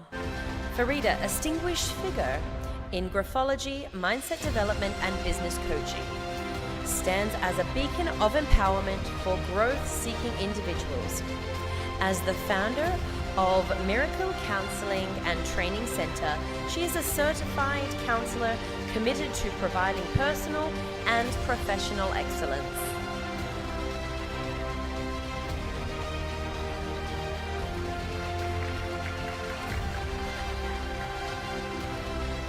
Thank you so much. This is really an honor. Alhamdulillah, shukran lillah.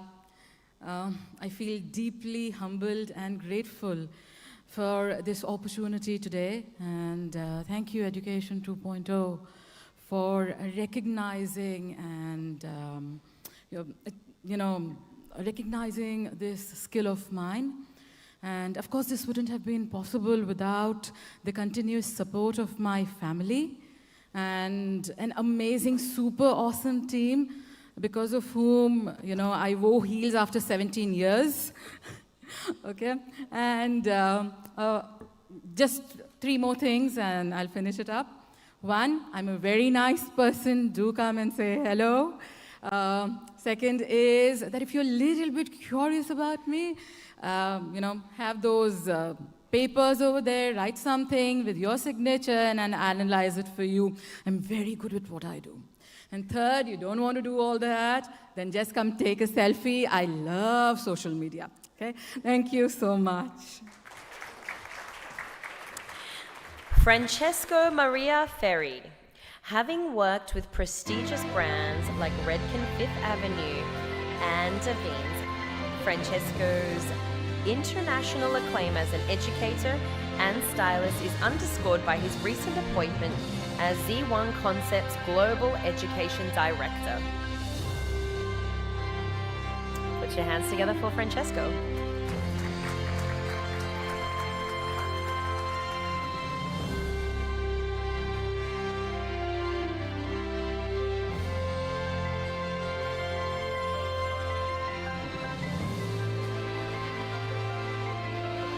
This is completely unexpected. And wow, it's really emotional and a privilege to be here, actually. Thank you for getting in touch with me. And I think that with education, we definitely can make a better world. This is truly my mission, and I take this as a recognition of the last 30 years of education work. Thank you so much. Really appreciate it. Dr. Fred Koo. Dr. Fred is an accomplished economist and a passionate educator. He is currently Associate Dean at the Chinese University of Hong Kong Business School, has authored a book on economics and has produced 10+ video cases and a business simulation game.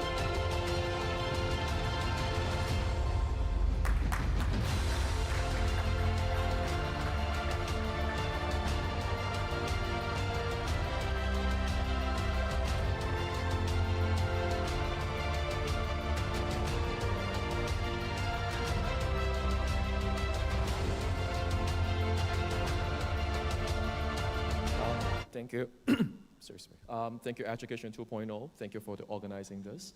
And it's our deep honor to receive this award. And this award obviously is not recognizing only for myself, but also my team as well. Traditionally, in higher education, in business school, we focus more on, say, profit maximization, those kind of things. That's perhaps is important, of course. But then it seems to me that we are paying, too less attention on something like social good, social values. Currently, of course, it seems that, business sustainability is actually becoming more and more important. And it's actually what our team is trying to do, is to incorporate additional social values education in the business school curriculum. And I hope that this is actually a very nice recognition, and all the best for all you guys. Thank you. Dr. Javiera Khadija Shah. Dr. Javiera Khadija Shah is the founding director and associate director, principal's office, and member of the Central Inclusive Pedagogy and Practice Social Performance Network. She established the Social Performance Network in 2018, receiving acclaim for its collaborative approach to reconceptualizing socialization and addressing societal inequities. Let's hear it for Dr. Javiera.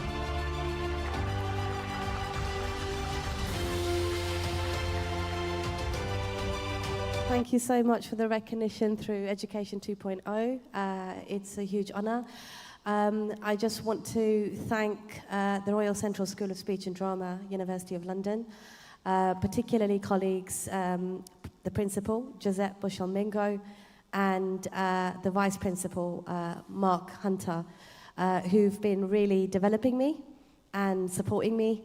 There are so many barriers and so many ceilings, glass ones, concrete ones, you name it. So it's really lovely to have colleagues that ally and support.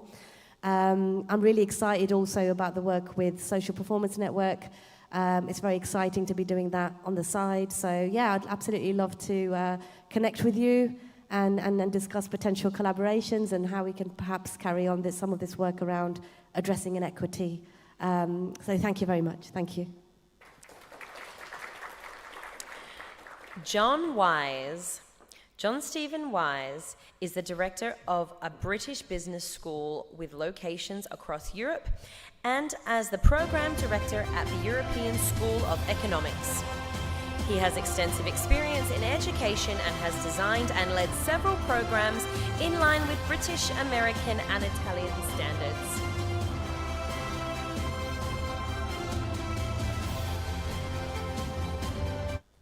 Okay, as I was looking at my colleagues, I was thinking, what am I going to say, right? And actually what I want to say is that I am not only honored to be here and having the pleasure to be here with you, but also I think that I'm honored to see to realize the fact that we are witnessing an epochal change in how society views education. I think society is finally realizing how important education is for the future of humankind. We have so many tools and so many challenges. And so I think that the fact of education taking coming at the forefront of the agenda of many governments around the world, I think it makes it even more important for us to realize how much of a challenge we have ahead of us and to stand up to that challenge. And I think that we're all going to be able to do that with your work and with organizations such as Education 2.0 that recognizes the work that we do day in and day out. Once again, thank you very much. Caden Pereira. Caden Pereira is the founder of 7 Stories and is known for her approach to mental well-being and personal growth. With over 20 years as a psychotherapist coach and entrepreneur, she's recognized as one of the top 10 retail leaders in Singapore by CEO Insights Asia 2023.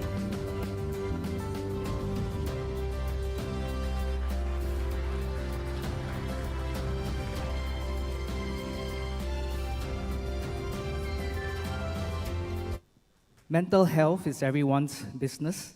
It isn't about you or me, but rather we, because we are in this together as one community.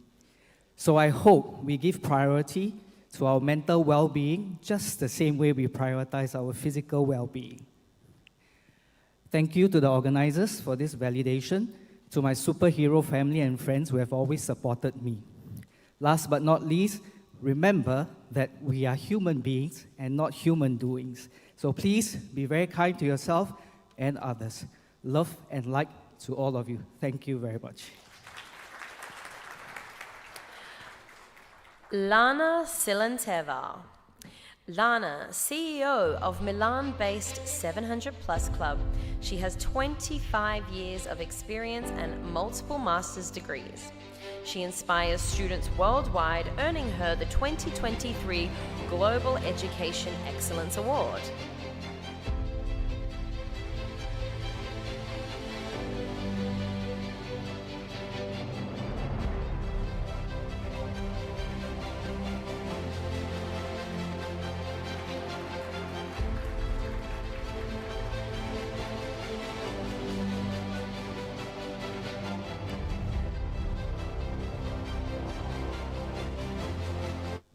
Thank you. Wow.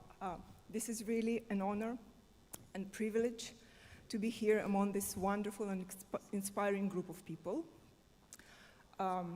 In our company, we help school kids, students, and young professionals to prepare for the highest stakes exams, and so much of what's been said here has resonated with me.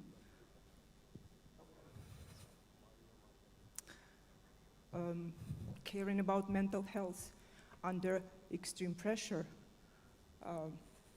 fulfilling yourselves, exploring your horizons, and getting all the best that the world can offer to you. We're based in Italy, so we're quite familiar with the European educational scene. But thanks to this conference, I've discovered so much of what's happening globally. It's been quite illuminating, and I'm very thankful to the organizers and to all of you. Thank you very much. Mahesh Konijetti, CEO of Sri Gajanana Enterprises, improves engineering education with technology in Telangana and Andhra Pradesh. He also leads a family construction business and has earned several awards for this.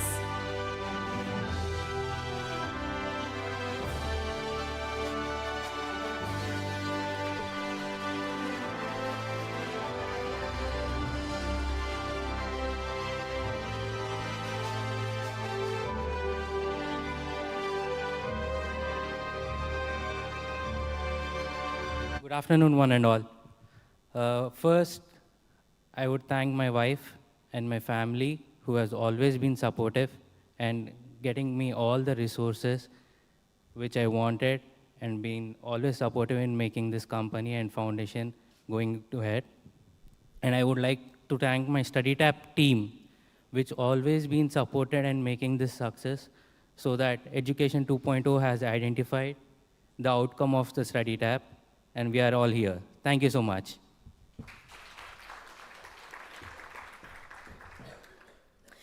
Mark Race.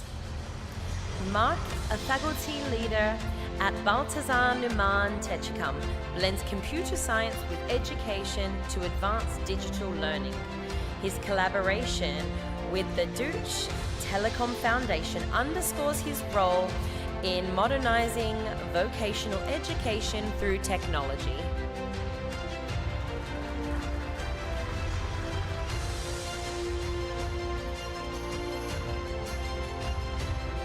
Thank you all very much. I want to put a special thanks out to all the students, teachers, our staff, but all the people in the government and organizations that support us as a public school in making this change. So let's make a change together. Thank you.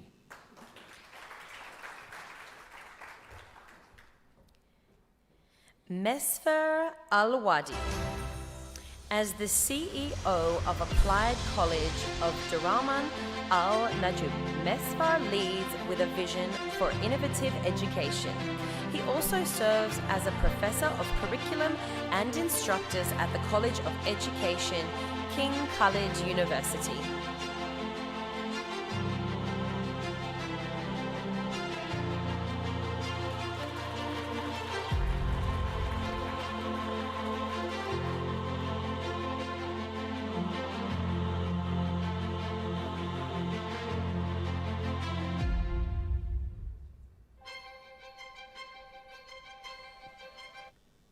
Good afternoon for all of you. It's my pleasure to be with you today in this amazing moment. We working together today to set a new version of across global educational system at the whole world.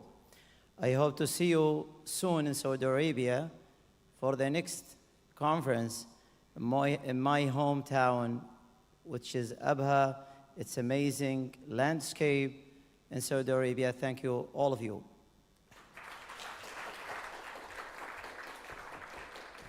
Milagros Baldemar. Professor Milagros held prominent roles at Don Mariano Marcos Memorial State University in the Philippines, including Dean of the College of Graduate Studies. She has received multiple awards, including the Presidential Lingkod Bayan Award.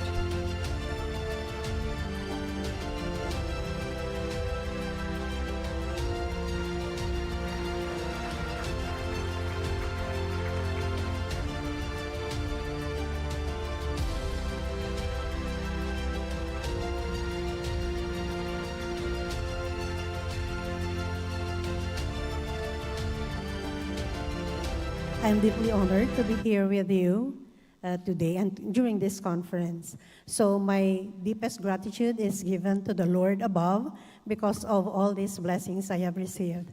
I also thank the organizers of Education 2.0 and also my family, especially my husband, who has been very supportive of me. So no regrets for being an educator. Thank you very much. Monica Romero. As the founder and director of Spanish Express, Monica has transformed language education with the innovative SHIP program, earning her notable awards for her contributions to the field.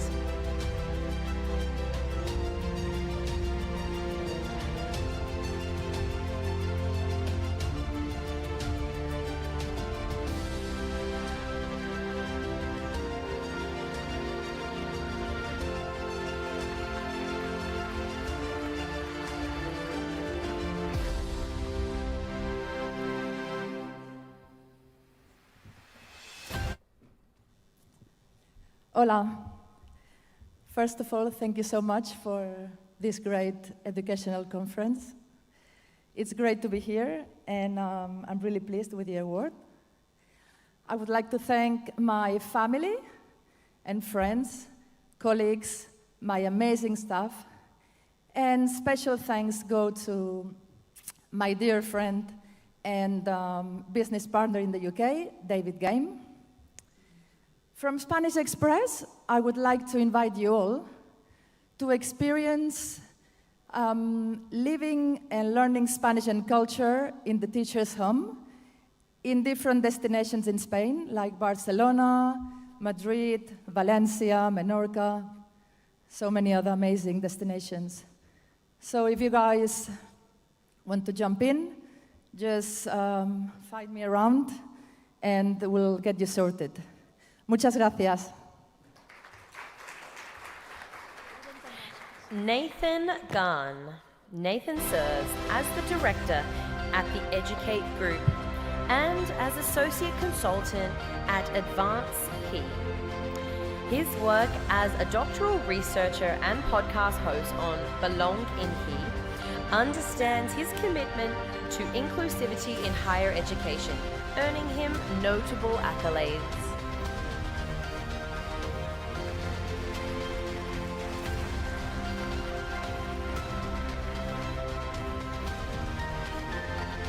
Good afternoon, everyone.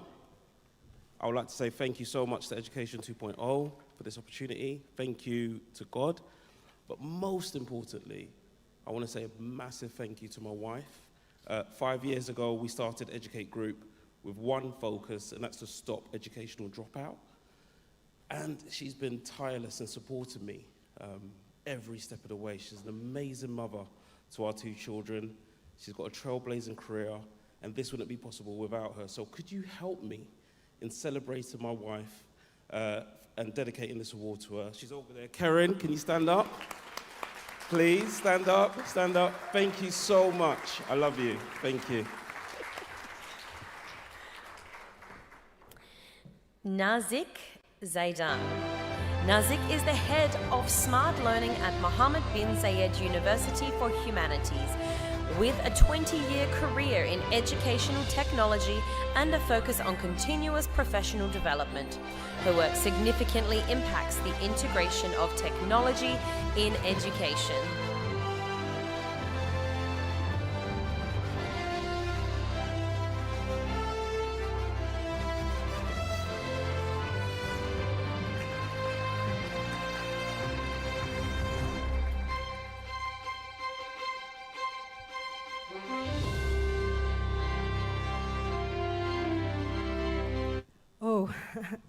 Thank you, everyone, and thank you, Education 2.0, for this. I really appreciate it. We've been doing a lot of hard work in our field, in education, in higher education, trying to make a difference, especially with the new technology and education technology that's happening, and the resistance that we're facing from all the faculties and, you know, traditional way of teaching, and introducing new tech is really hard for us.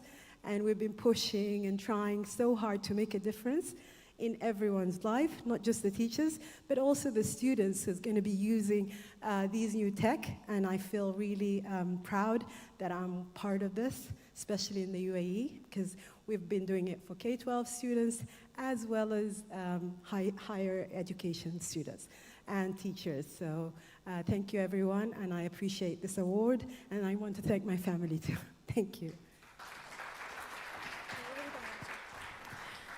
Propa Rezwana Anwar.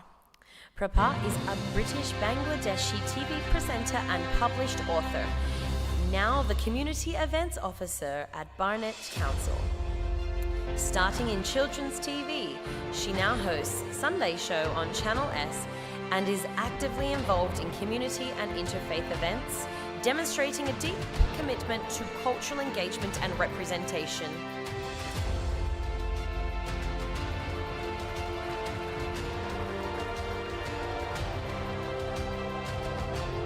Now, Propa's award is the Young Leadership Award. Thank you very much, first of all, to Education 2.0 for this award. You're a wonderful host, the team is wonderful. Everyone who's interviewed us was so warm, the judging panel, I want to thank everyone that's been involved in this. One thing is for sure, I'm definitely not going to let that award gather dust on the mantelpiece, and I'm going to let it inspire me to work harder for a better future, hopefully for Britain, for Bangladesh, and with your help, for other regions around the world as well.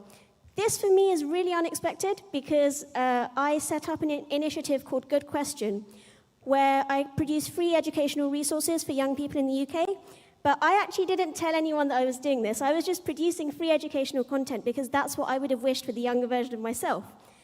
And then when people reached out to me from Dubai and said, we want to give you this award because we found out that you've been doing this, I was honestly, my mind was blown. But it shows that you're so kind, and I'm sure that my late father would also have been touched. I would like to thank my mother, Dr. Zakir Rizwan Anwar, because she is the first person that ever taught me anything. She taught me to read, she taught me to write, she taught me how to eat. Without that, I couldn't have done anything, and so I feel like a bit of a fraud saying that this award is for me and I'm teaching people when she's actually taught me.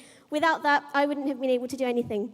I'd also like to give a shout out to the best teacher I had in a school context ever, Frau Humphreys, Charlotte Humphreys. She is my German teacher. She's really special because she knew how to teach, not just in the academic sense, but also made sure that we're always feeling okay as people. And I think that's really important. Mental health has been brought up again and again as a topic. She knew that I liked music, and so she used to show me German songs and taught me vocabulary that way. She's really special, so I had to give her a thank you as well. We've been talking about relationships and how important relationships are. I completely agree. So while I was at university, I got the opportunity to co-write a book at King's College London. It's called We're Trying to Do Things Differently, The Meanings and Relationships in Higher Education. And so I really think that when we develop strong relationships with others, that we enable synergies to occur, and then we can solve the world's problems in a much better way. But there is a slight sad undertone to all of this. When I was flying from London to here, there was something poignant that was in my mind, which was that there are so many people around the world who can't access education at all, let alone a high quality of education.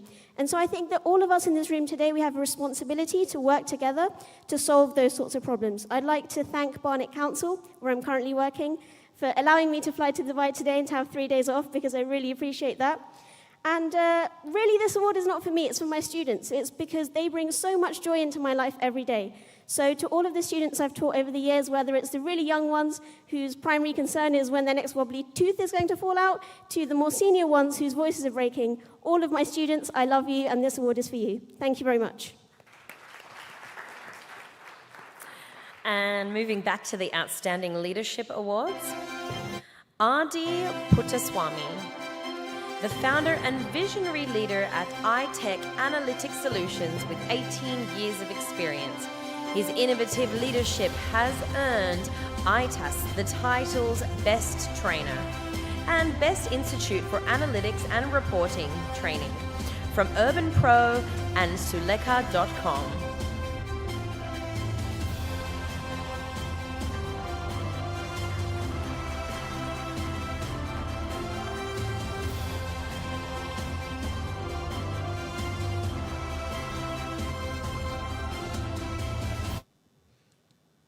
ಎಲ್ಲರಿಗೂ ನಮಸ್ಕಾರ.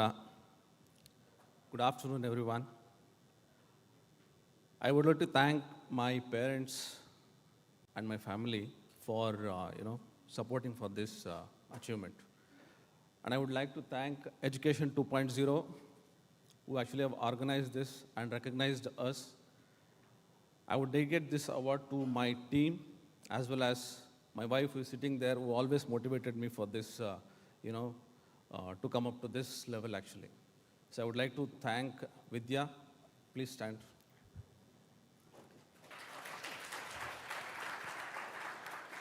I would love to say that she is the one who actually motivated me to, to get this award actually.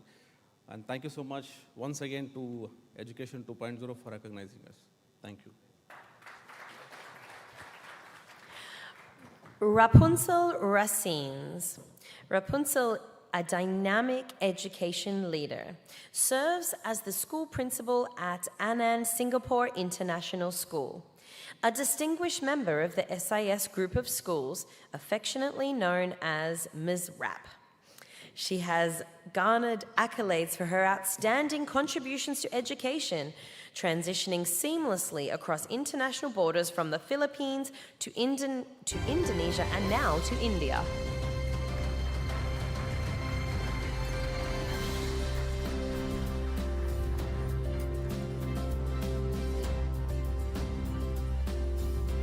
Thank you so much. Good afternoon, everyone. Thank you, Angela, for reading that very well. Welcome. First and foremost, I'd like to thank Education 2.0 for bringing us all together here. I feel very happy just listening to brilliant minds in education. Just looking at all of you inspires me. Thank you so much for being here. I'd like to thank you because you created this platform wherein we can listen to what works.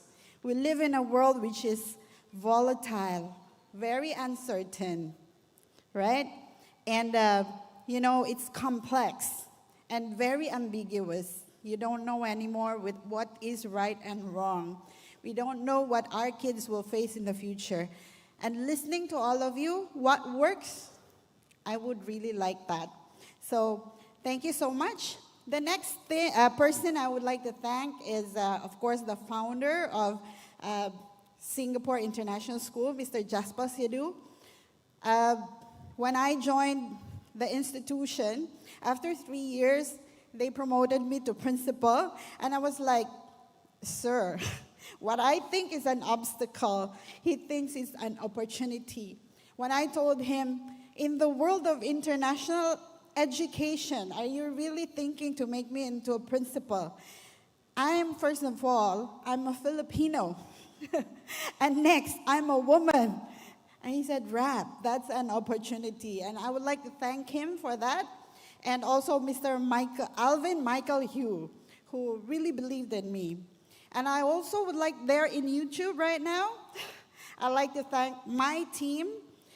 When I went to India, it was a bit hard for me to open a school there, but my team made it very easy for me. Thank you also for the board of the Kalasalingam family because they made me love the Indian culture. So Indians are so amazing. And I enjoyed my 3-year stay in India right now, and the school is open. Thank you so much for that. And of course, I'd like to thank my husband. Thank you so much because being a digital nomad allowed him to go with me wherever I'm assigned. Thank you so much for that. And also for my son, who is an AI engineer in the Department of Science and Technology in the Philippines. Him just being a good child enabled me to pursue my career. So I'd like to thank them for that. So thank you so much, everyone. Have a good time. Ren Butler.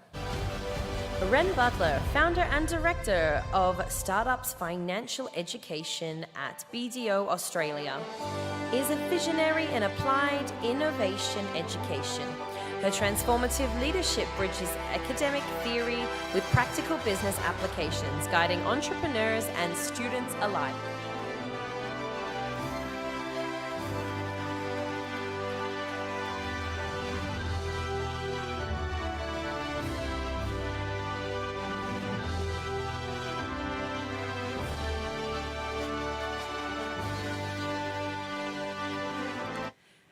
So first off, I just want to say thank you to the Education 2.0 conference team. It's been amazing working with you guys, and even more amazing meeting and hearing from all the amazing other folks at this conference. It's actually really good timing because at the point that I applied for and surprisingly won this award, I was at BDO Australia. I've actually since wrapped up at that role and with that engagement. So I'm presently having jumped off the cliff of my last corporate role, working on figuring out what the parachute looks like as I build it on the way down. And it's been really invigorating and inspiring to hear from so many different folks from different aspects of education and cultivating minds, because that's ultimately what we're all doing. Well, I do work typically mostly with adults, and corporate escapees actually are the majority of the founders that I get to educate and cultivate.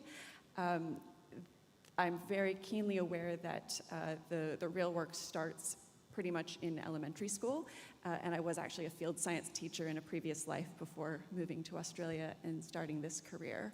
So I'll just use this opportunity actually to do a shameless plug for the panel that I'm speaking on, because we are the last panel tomorrow.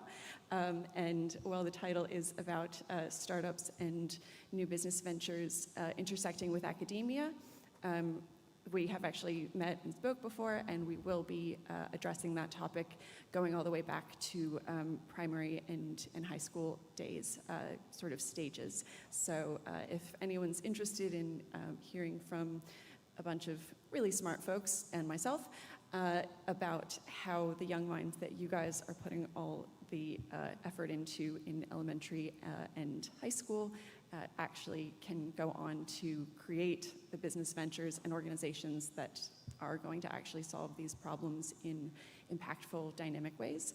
I encourage you to stick around all the way to the end of tomorrow to hear that panel. Thank you so much, team. Ridwan Yusuf. As the principal architect at Activate by Adam Koo Learning Technologies Group, Ridwan transformed learning for over 100,000 across Asia through user-centric design and technology, earning recognition as a Gallup certified strengths coach.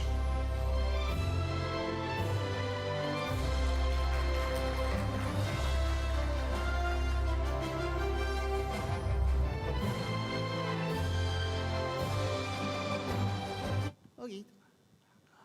First of all, I'd like to thank God for this award, and as well as my family, because my parents were educators. Growing up, I didn't want to be an educator, but I guess that it all runs in the family, yeah, so that we are in this stage right now. I'd also like to thank the Education 2.0 team for actually bringing us together. I think it's a fantastic platform. I think there's so many ideas that are seeded, and a lot of networks that they exchange, and a lot of possibilities for us.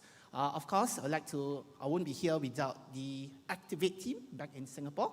So at Activate, we believe that we don't only want to prepare the future for our youth, but prepare our youth for the future, right? So what we do is that we look at, we use a very strengths-based positive psychology approach to actually prepare students, right, who are in school for the future, to build their careers, to make sure that they are resilient, to understand that how can they thrive in the age of AI by combining human wisdom as well as artificial intelligence in order for them to be the golden generation of the future. So for those of you who would like to connect with us, collaborate, and just share an idea with us, have a conversation, yeah, I'll look forward to connect with you on the ground. Thank you very much.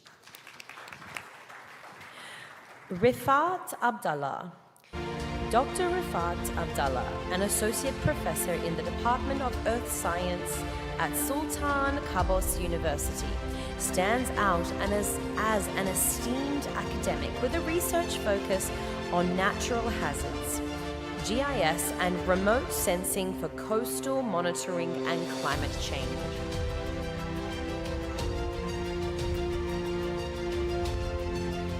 Let's put our hands together for Dr. Rifat Abdallah.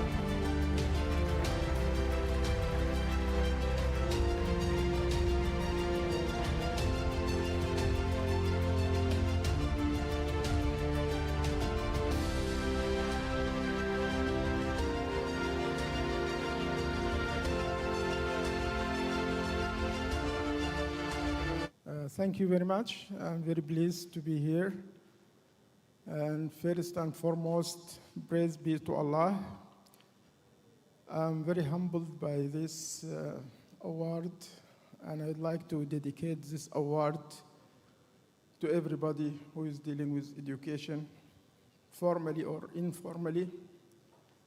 Formally, like teaching and at multi-level, from primary to universities or postgraduates. Informally, for anyone who is making a change for those who are surrounding them. And I hope that this conference will continue to grow and make a positive change. This is my second year in this conference, and I have seen a dramatic change between December 2022 and now. And I'd like to thank the organizers of this conference for the effort they put in this activity, and I hope it continues. And thank you very much all. Very pleased to see you and talk to you all. Thank you.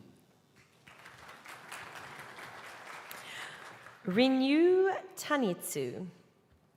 This is a Young Leadership Award. Renew Tanitsu is the president and CEO of NPO Dar Til Dar, which is dedicated to advancing reading education for children's self-acclimatization. Recognized as a youth venture by Ashoka, Renew's research in human and social sciences has garnered top honors nationally.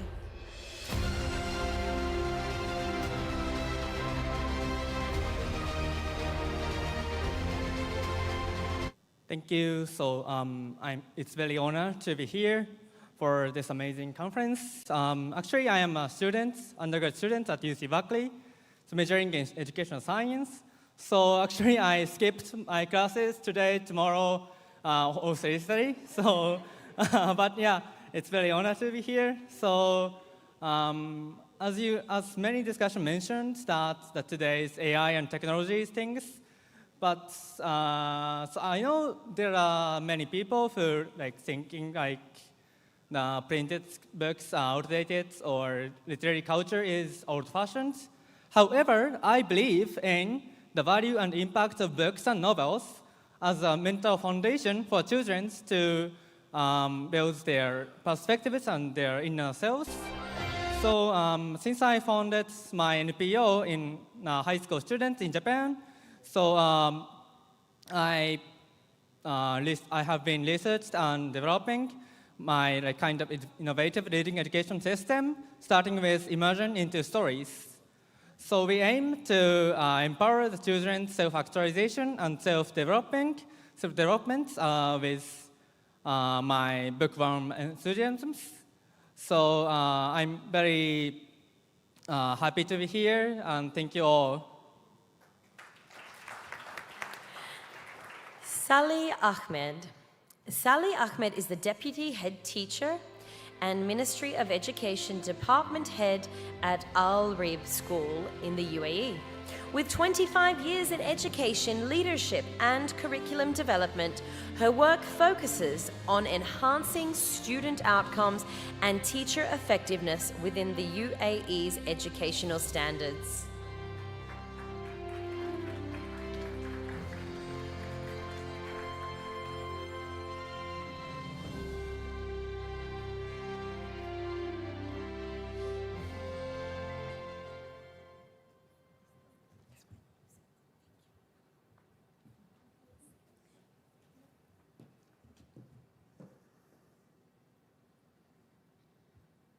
Assalamu alaikum. Standing here now makes me remember the first time I stood in front of my students 25 years ago. At that time, I felt I was in the place that made me happy, where I would love to spend my life. After I came to the UAE in 2015, I added to my passion for my work in educating, teaching, and preparing students for the future, a real concern about my Arabic language. I felt it was my duty to protect, empower, and enhance it.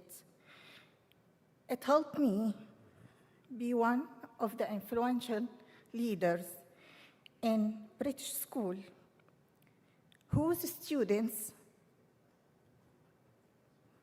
are mostly Arabs, but unfortunately, they can't speak Arabic.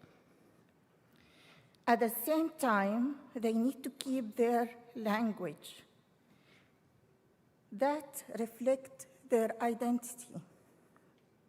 Despite all the challenges that surround them, because they are in a society that includes countries around the world and uses English as the first language for communication. And this is what led me to this stage today. Thank you, education. Thank you, my husband, who encouraged me to come here today.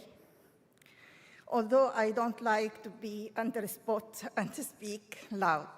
Thank you so much.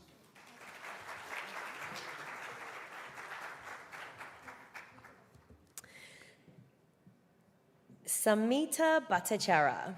Samita, a founder and managing director of Frankly Speaking Tuition, is a celebrated educator with 15 plus years in IB and IGCSE, previously faculty head at top Singapore schools and a two-time recipient of commendations from the Government of India. Let's put our hands together for Samita.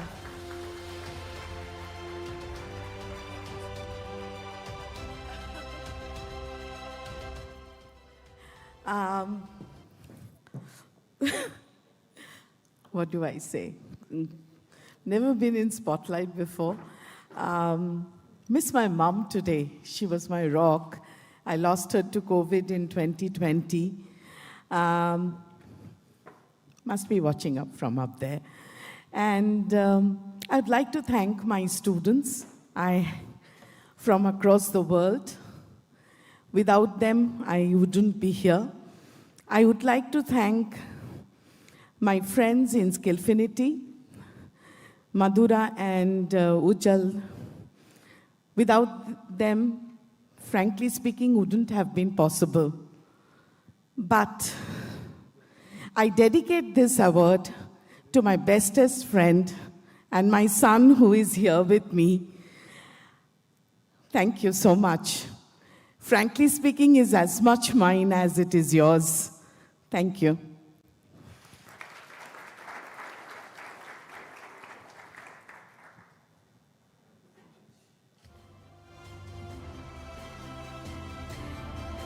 Sania Samad. Sania Samad is a senior education consultant at IDP Education Abu Dhabi, with 5 years of expertise in guiding students through the application process and a 99% visa success rate. She excels in counseling on international destinations, visa procedures, and enhancing student experiences.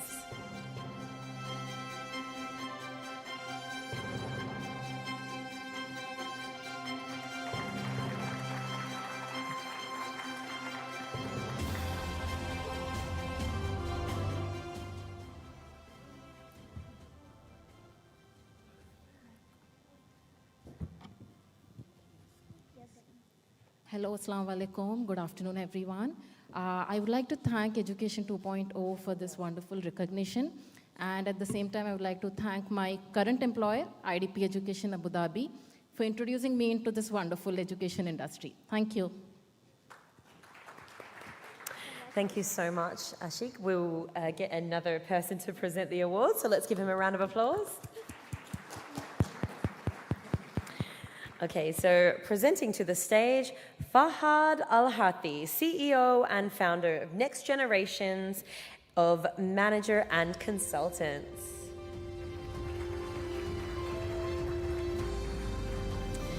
Our next award recipient, Shanila Saeed. Shanila Saeed, as Head of Education and Director of the Digital Schoolhouse Program at Yuki, recognized among the 100 most influential women in the games industry by GI Biz. Shanila's commitment to education excellence earned her the prestigious MCV Award for Educational Impact.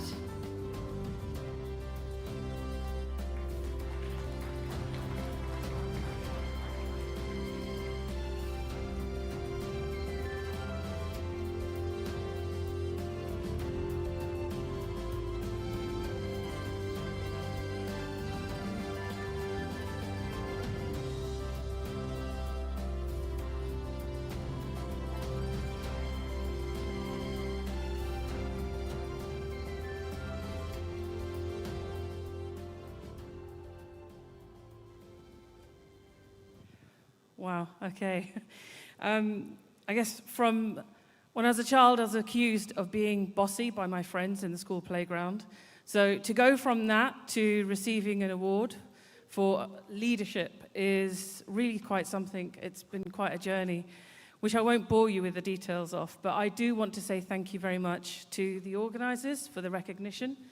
I'd also actually like to thank my team, because any leader knows that you can't achieve your vision without the backing of a wonderful team. And I've been really blessed by Allah to have a team that is exceptionally talented, that takes my vision and has accepted it as their own, and they fulfill it with passion, dedication, commitment, and gusto, far better than I could do alone. So thank you very much to Yuki and Digital Schoolhouse team members, both past and present. And finally, just very quickly, I do want to thank my family for their love and support and encouragement, and in particular my husband, because without them, or actually with them and thanks to them, they've helped me demonstrate that you can be, as a woman, you can be a dedicated mother and have a successful full-time career at the same time. So thank you very much. Love you. Shashank BR.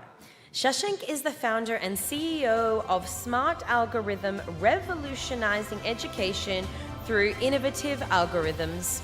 With a passion for learning cultivated over 2 decades, he transitioned from being a dedicated educator to an entrepreneurial trailblazer, driven by a vision to reshape the educational landscape.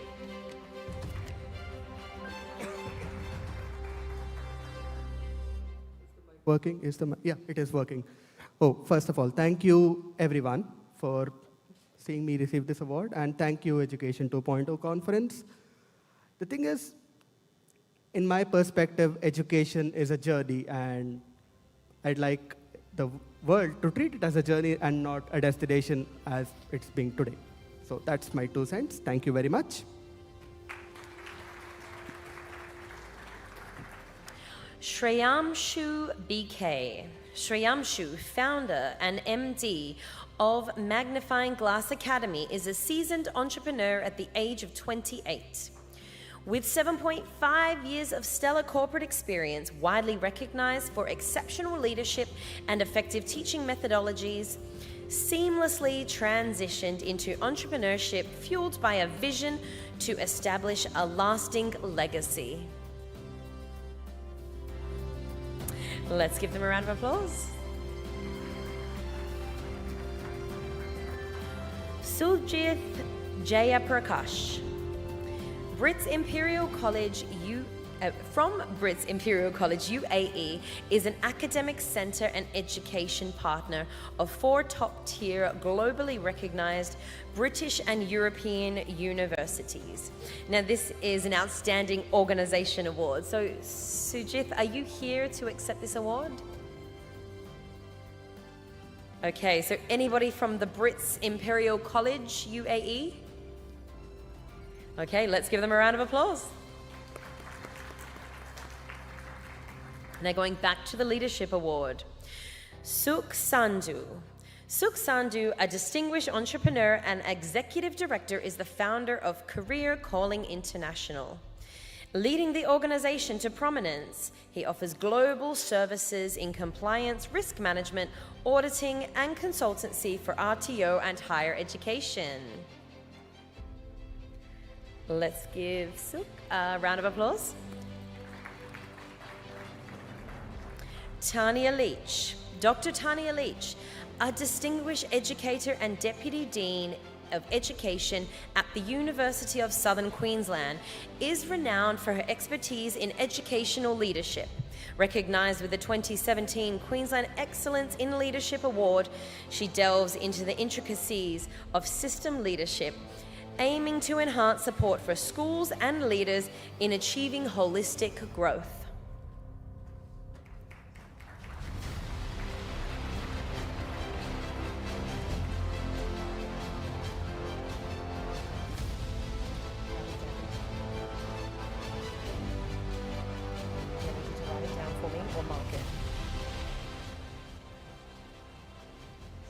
Lovely, thank you so much. And I just want to reiterate the lovely words of the other award winners as well today. It really is a privilege to be here today to receive the award and also to connect with so many like-minded people who all have the same passion for education.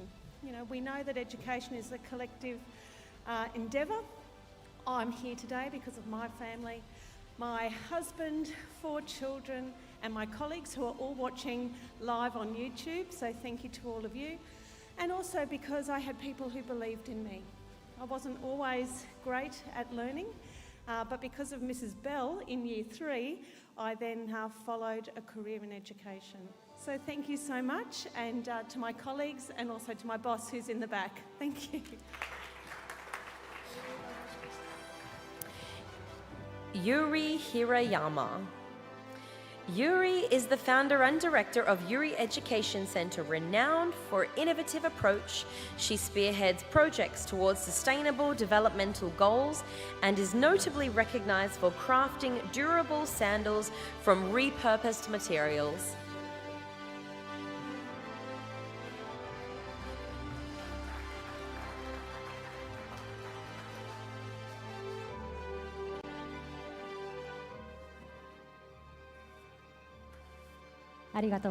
Thank you very much.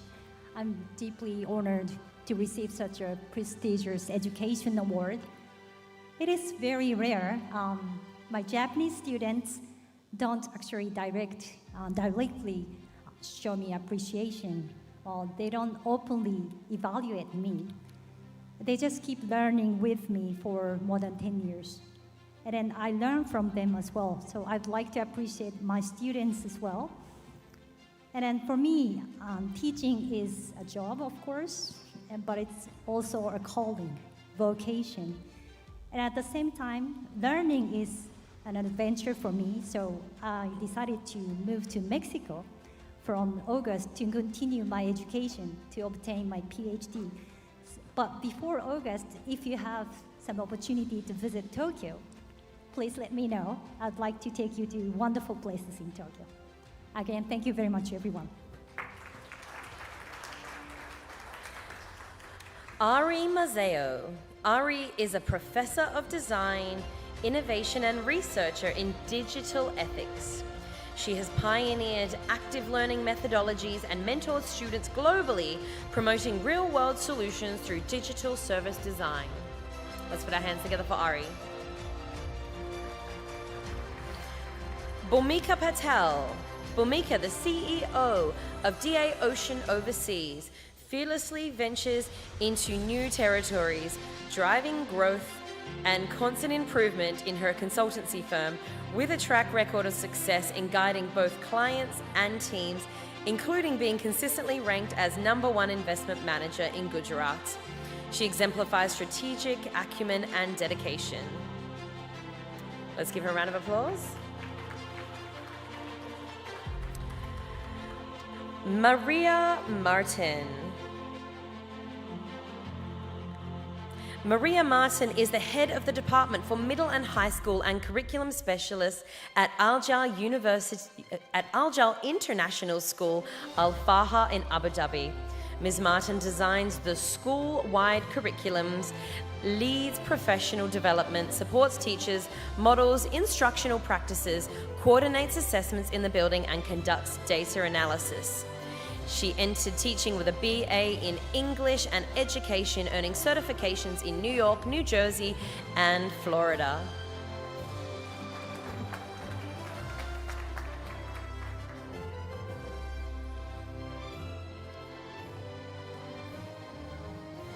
Hi, everyone. Thank you so much, Education 2.0, for this recognition. You know, as an educator, I think of how I've gotten to this point, and I cannot forget the journey that I've taken. It is important for me to always reflect. And as I'm reflecting now, I'm thinking back as to one of my students who in 6th grade, his former teachers warned me of what I was going to be dealing with. And sure enough, on the first day of school, he got into a verbal altercation on the playground. And I will never forget that instead of judging him, instead of meting out punishment immediately, I took some time to get to know this student. I took some time to really get to the point of understanding what he was dealing with. And actually, at the end of the year, the student wrote me a letter.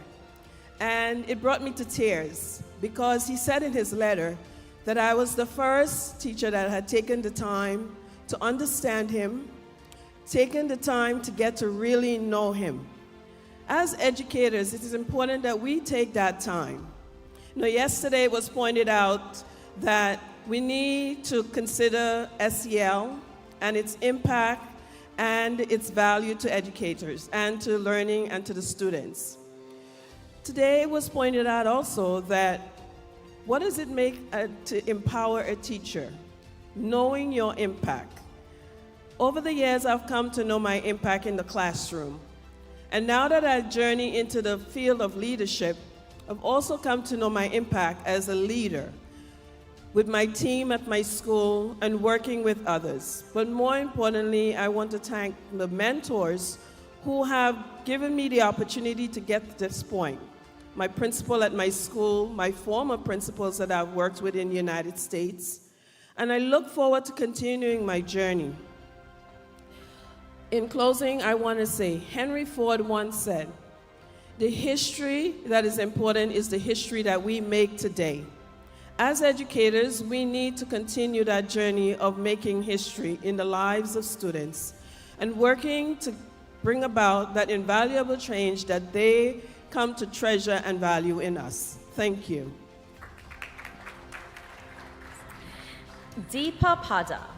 Deepa, the founder of Burgoyne Skills, is an esteemed figure in the world of personal and professional development. Recognized for her impactful work, she's sought after facilitator for game-based learning, a mentor to women leaders, and a visiting faculty at management schools.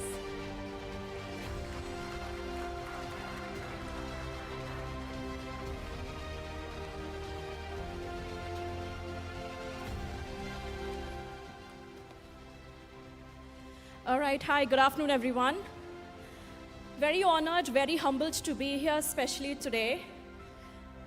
Receiving this award not only in front of all of you, but also my sister, in front of whom I actually grew up, my best friend of last 17 years and my mentor. Last but not the least is what I would say is I'm a firm believer of that we become masters of what we do daily. And I guess this award is the testimony of that. and to all of us sitting here in the room for all the hard work and all the achievements that you have received. Thank you. Thank you very much. Jimmy Jain. Jimmy Jain, Chief Inspiration Officer at Square SQL Consulting, is a Bharatiya Gyan Ratna awardee and a Forbes coach. Coaches Council member, known for his expertise in leadership and design thinking, with degrees from Harvard. He's also the founder of SQL and a renowned author.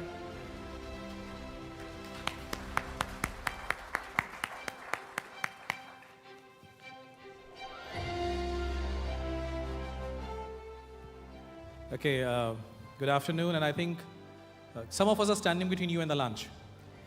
But having said that, for me, I mean, I call myself as possibility practitioner, and of course, thanking goes without saying. Thanks to all of us, thanks to everybody, thanks to the conference, thanks to my team who's watching live, thanks to my family. But in the real sense, when we actually rewire our brain, is we actually show our gratitude to them. So I'm going to take about a minute to share 3 exercises or 3 things which you could do, which can help you to rewire your brain. First, we all know that as you sow, so shall you reap. But not all of us are aware, as you think, so shall you receive.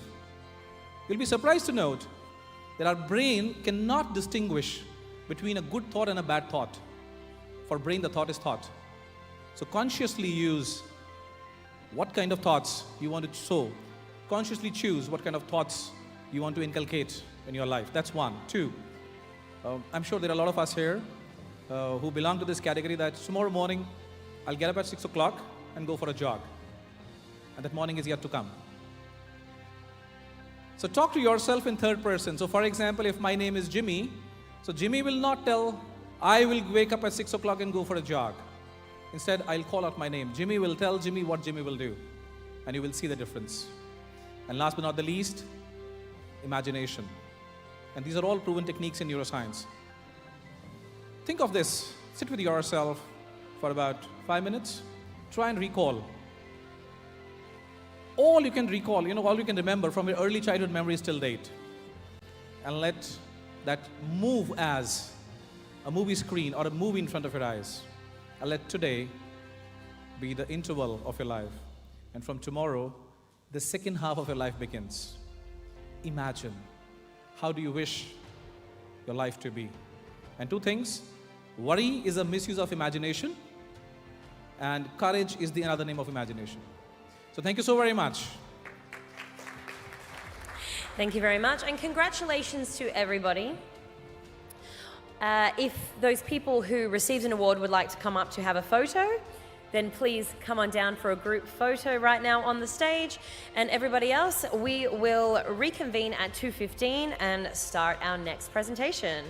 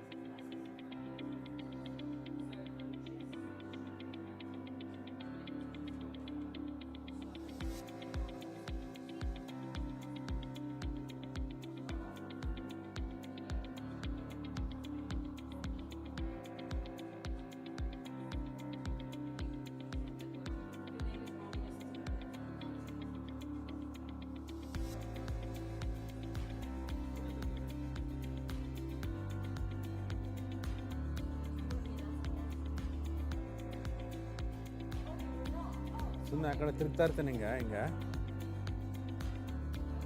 ಒಂದು video ಮಾಡಂಗೆ video ಮಾಡು ಸುಮ್ಮನೆ ಹಿಂಗೆ ಅಂತ ಇರ್ತೀನಿ ಹಿಂಗೆ ಒಂದು video ಮಾಡಂಗೆ ಸುಮ್ಮನೆ ಹಿಂಗೆ ಅಂತ ಇರ್ತೀನಿ ಮೈಕ್ ಆನ್ ಆಗಿದೆ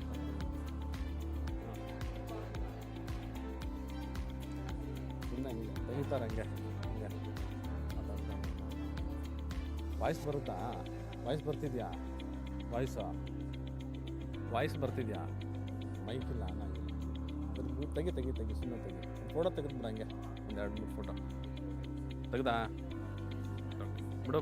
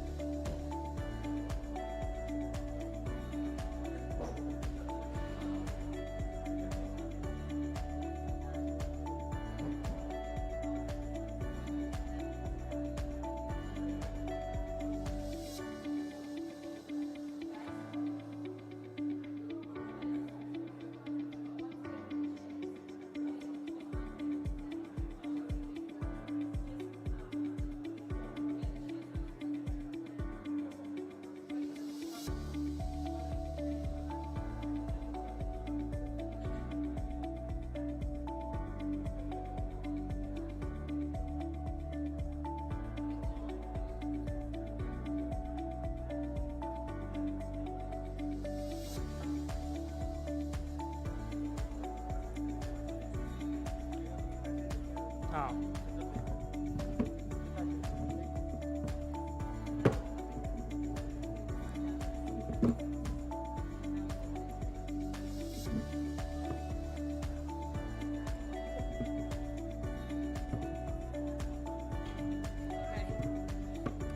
Just I muted that.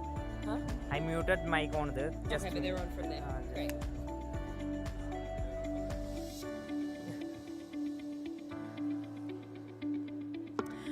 Good.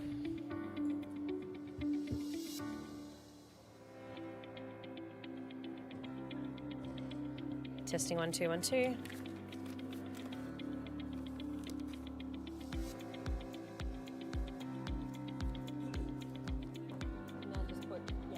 Just put the waters out now.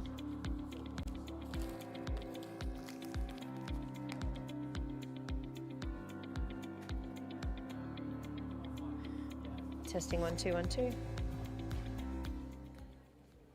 Good afternoon, everybody. Good afternoon. Did we have a nice lunch? Yes? Fantastic. Who's ready for a siesta? Okay, yeah, that's not going to happen, although we might like it. Okay, so we have changed around our schedule a little bit, just to accommodate for people. So first up, we have our next panel. We're all set to go for it. Excellent. So our next panel is Ethical Leadership in Education, Nurturing Values-Based Leaders. So our moderator for this one is John Shortring, founder and CEO, Support Edu. Come on up, John. We've seen John a few times today, but we love all of the wonderful insight that he gives us. And next up, we're going to invite Dr. Fred Koo, Associate Dean of the Chinese University of Hong Kong Business School, and Jimmy Jane, Chief Inspection Officer at Square SQL Consulting, Carlton McGee, Administrative Director, Eagle Academy PCS. And I have just been corrected. Jimmy Jane is the Chief Inspiration Officer. Very big difference from inspection. Thank you. Chief Inspiration. He is very inspirational, that's for sure. And Carlton McGee has just come up. And Matthew Schultz, Lead Educator, Human Society and its Environment, St. Philip's Christian College, Newcastle. And one more panelist, Deepa Kaur Pada, founder, Bergwijn Skills. Come on up, Deepa. Fantastic. Okay, now over to you, John. Good afternoon, everyone. I'd just like to start by saying thank you to the other panel and Emily Good-Perkins, who was due to deliver the keynote and who's very kindly moved the times. And actually, I do believe that we're starting probably about just 10 minutes before we were supposed to. So today's panel is Ethical Leadership, Nurturing Values-Based Leaders. I'll be your moderator for the next 45 minutes or so. I'd like to get some questions in at the end. We've got a good range of expertise, of backgrounds, of styles, of experience on the panel today. I'm going to ask the panel to introduce themselves before we get going. You should already know me from this morning, but I'm just going to tell you 5 values that I subscribe to and my company subscribes to. I'm not going to go into them, but just so you know them. So we believe in 5 key values that supported you. Our 5 values are: we believe people and our operations should be fair, aspirational, creative, empathetic, and solutions-focused. So we have 5 faces of leadership. I talk about those on LinkedIn, but that's all I'm going to say now. So I'm going to hand over. Fred, you want to introduce yourself and talk to us about your values? Thank you, John. Hi, everyone. Just a little bit about myself. I'm the Associate Dean of the CHK Business School. I'm a Chinese University of Hong Kong. At the same time, I'm also the founding director of the so-called Business Education for Social Good, or we call it BESCO in short. I guess my role is actually going a little bit beyond the traditional academia, because I'm at the same time spearheading different perspectives, different initiatives that actually tries to incorporate a social ethical consideration on the business curriculum. And I guess the objective is obvious. The objective is that we would like to cultivate the next generation of business leaders who are, of course, experts in their areas. And at the same time, they are very much social conscious. And when it comes to, say, the values that John, you have mentioned, I mean, I would say that, or I would summarize it by 3 I's. I talk about, say, integrity, I talk about innovation, I also talk about impacts. So, integrity, I mean, you have to, lead by example. So you have to uphold yourself, to the highest standard. Innovative, you have to constantly look for new solutions, innovative solutions. And finally, impact is important as well. We constantly remind ourselves what kind of impacts that we are actually, making, especially to the younger generation. Yeah. Thanks, Fred. Jimmy, over to you. Thank you. Thank you so very much. Good afternoon. You heard me earlier, though. You get all the professional qualifications in my LinkedIn profile. But I'll tell you something which is not there. Yeah? So I'm a possibility practitioner, firm believer of serendipity, which means I love to take chances. I'm somebody who will walk up to a stranger and say hello, because you never know what kind of opportunities it can open up to. And if I may just quickly take a step back, as a result of that, as a result of my belief in serendipity, my guide for my doctorate eventually became, one of the professors at Harvard Medical School became my mentor. Now, what do I believe in? I believe in law of karma, that whatever you do, life is like an echo. It's going to come back to you. More so, since you spoke of 3 I's, I would say I believe in 3 E's, which is establish, evolve, and expand. It's extremely circular.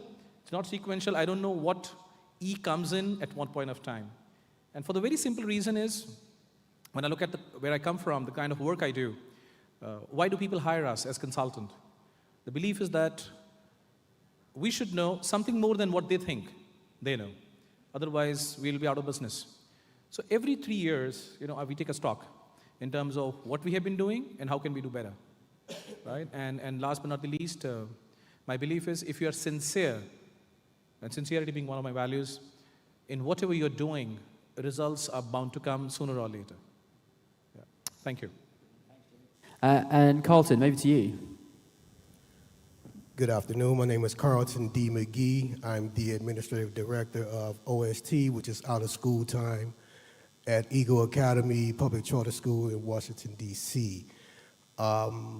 So the objective for myself and also for Eagle Academy is to develop individually independent young scholars. I call them scholars. I don't just call them students. I think by calling them scholars, it kind of elevates their way of thinking. So, but what I would like to add as far as one of the values or the characteristics is that, he had mentioned it before, integrity. That's the value that guides the work that I've been doing for over 30 years. So that's it. Thanks very much. And I feel like we've got a common theme running here. We always believe in kind of the nature of the leadership inside ourselves, as in you feel like you have to be true to yourselves. Carlton, you just mentioned integrity there. Anything further to add, Matt? What kind of your values? Talk to us about yourself. Let's add to what we've had already. Great. I'm Matt. I'm from Lake Macquarie, Australia, which is 2 hours north of Sydney. And I come from 3 different contexts. I guess who I am is I'm a bow tie wearing eccentric history teacher still. So in the classroom teaching ancient and modern history, but also in a middle level leader. So we've heard from a lot of executives and CEOs and principals. So I'm bringing a middle level leadership perspective within the school context, but also which will lead into one of my core values, is community. And I do a lot of work on boards and governance. I love governance and sitting on committees. So I sit on the board of the New South Wales HTA, the History Teachers Association, and also the Youth Impact Foundation, which runs the National Leadership Forum for our Prime Minister. So that leads into one of my core values is servant leadership. And so I'll speak to that more later on, because I think that's one of the questions that we've got. And so servant leadership is one of the core. And the other one is courageous wisdom, or wise courage as well. So you can flip it around depending on the context. And it's really, to go back to what Tom said on the panel yesterday, to avoid flapping in a situation.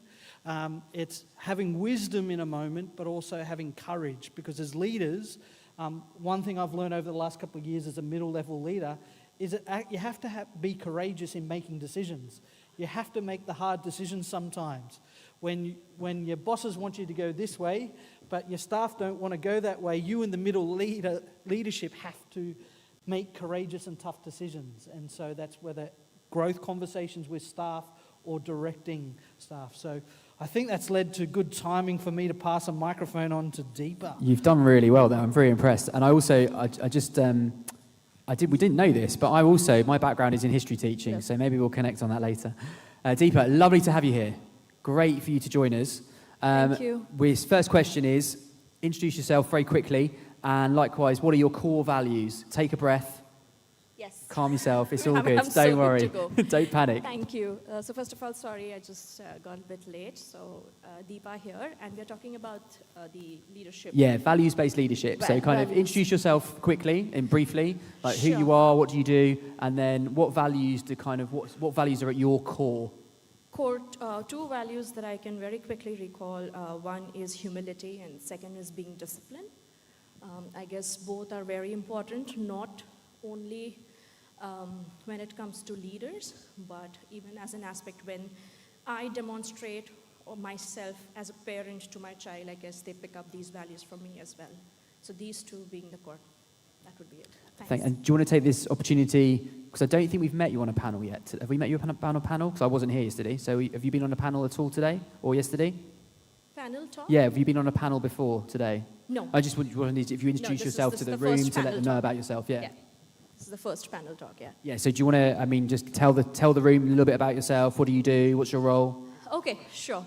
So this is Deepa here from Mumbai with total 18 years of experience as a working professional, seen over 80 cities across the world and worked with more than 10 different nationalities, and been into learning and development space since 2013. Work exclusively with corporates for their behavioral and leadership training programs. Brilliant, thank you very much. So I'm just going to surprise the panel now, because we had some pre-arranged questions, and I feel like question 3 is going to fit in better now to question 2, because we've just given all of our leadership values in ourselves, and I'm just going to give the Forbes definition. And Jimmy, I'm going to go to you. Going to go to you first on this one. So Forbes define values of values-based leadership in the follows. They say that values-based leaders are self-reflective, balanced, show humility, authentic, focused on continual improvement. They're the values that Forbes say values-based leaders are. Do you agree? And is there anything you would add? And that question will go to all the panels. I think that might just fit in best. And then we'll go to our question about the importance of values-based leadership afterwards. So Jimmy, let's go to you first. Yep. We're going to go down. So I was figuring out who's going to go first. Yep, go for it. Well, if you say values, for an individual it becomes very personal, to say each his own. While whatever Forbes has mentioned is certainly making a lot of sense.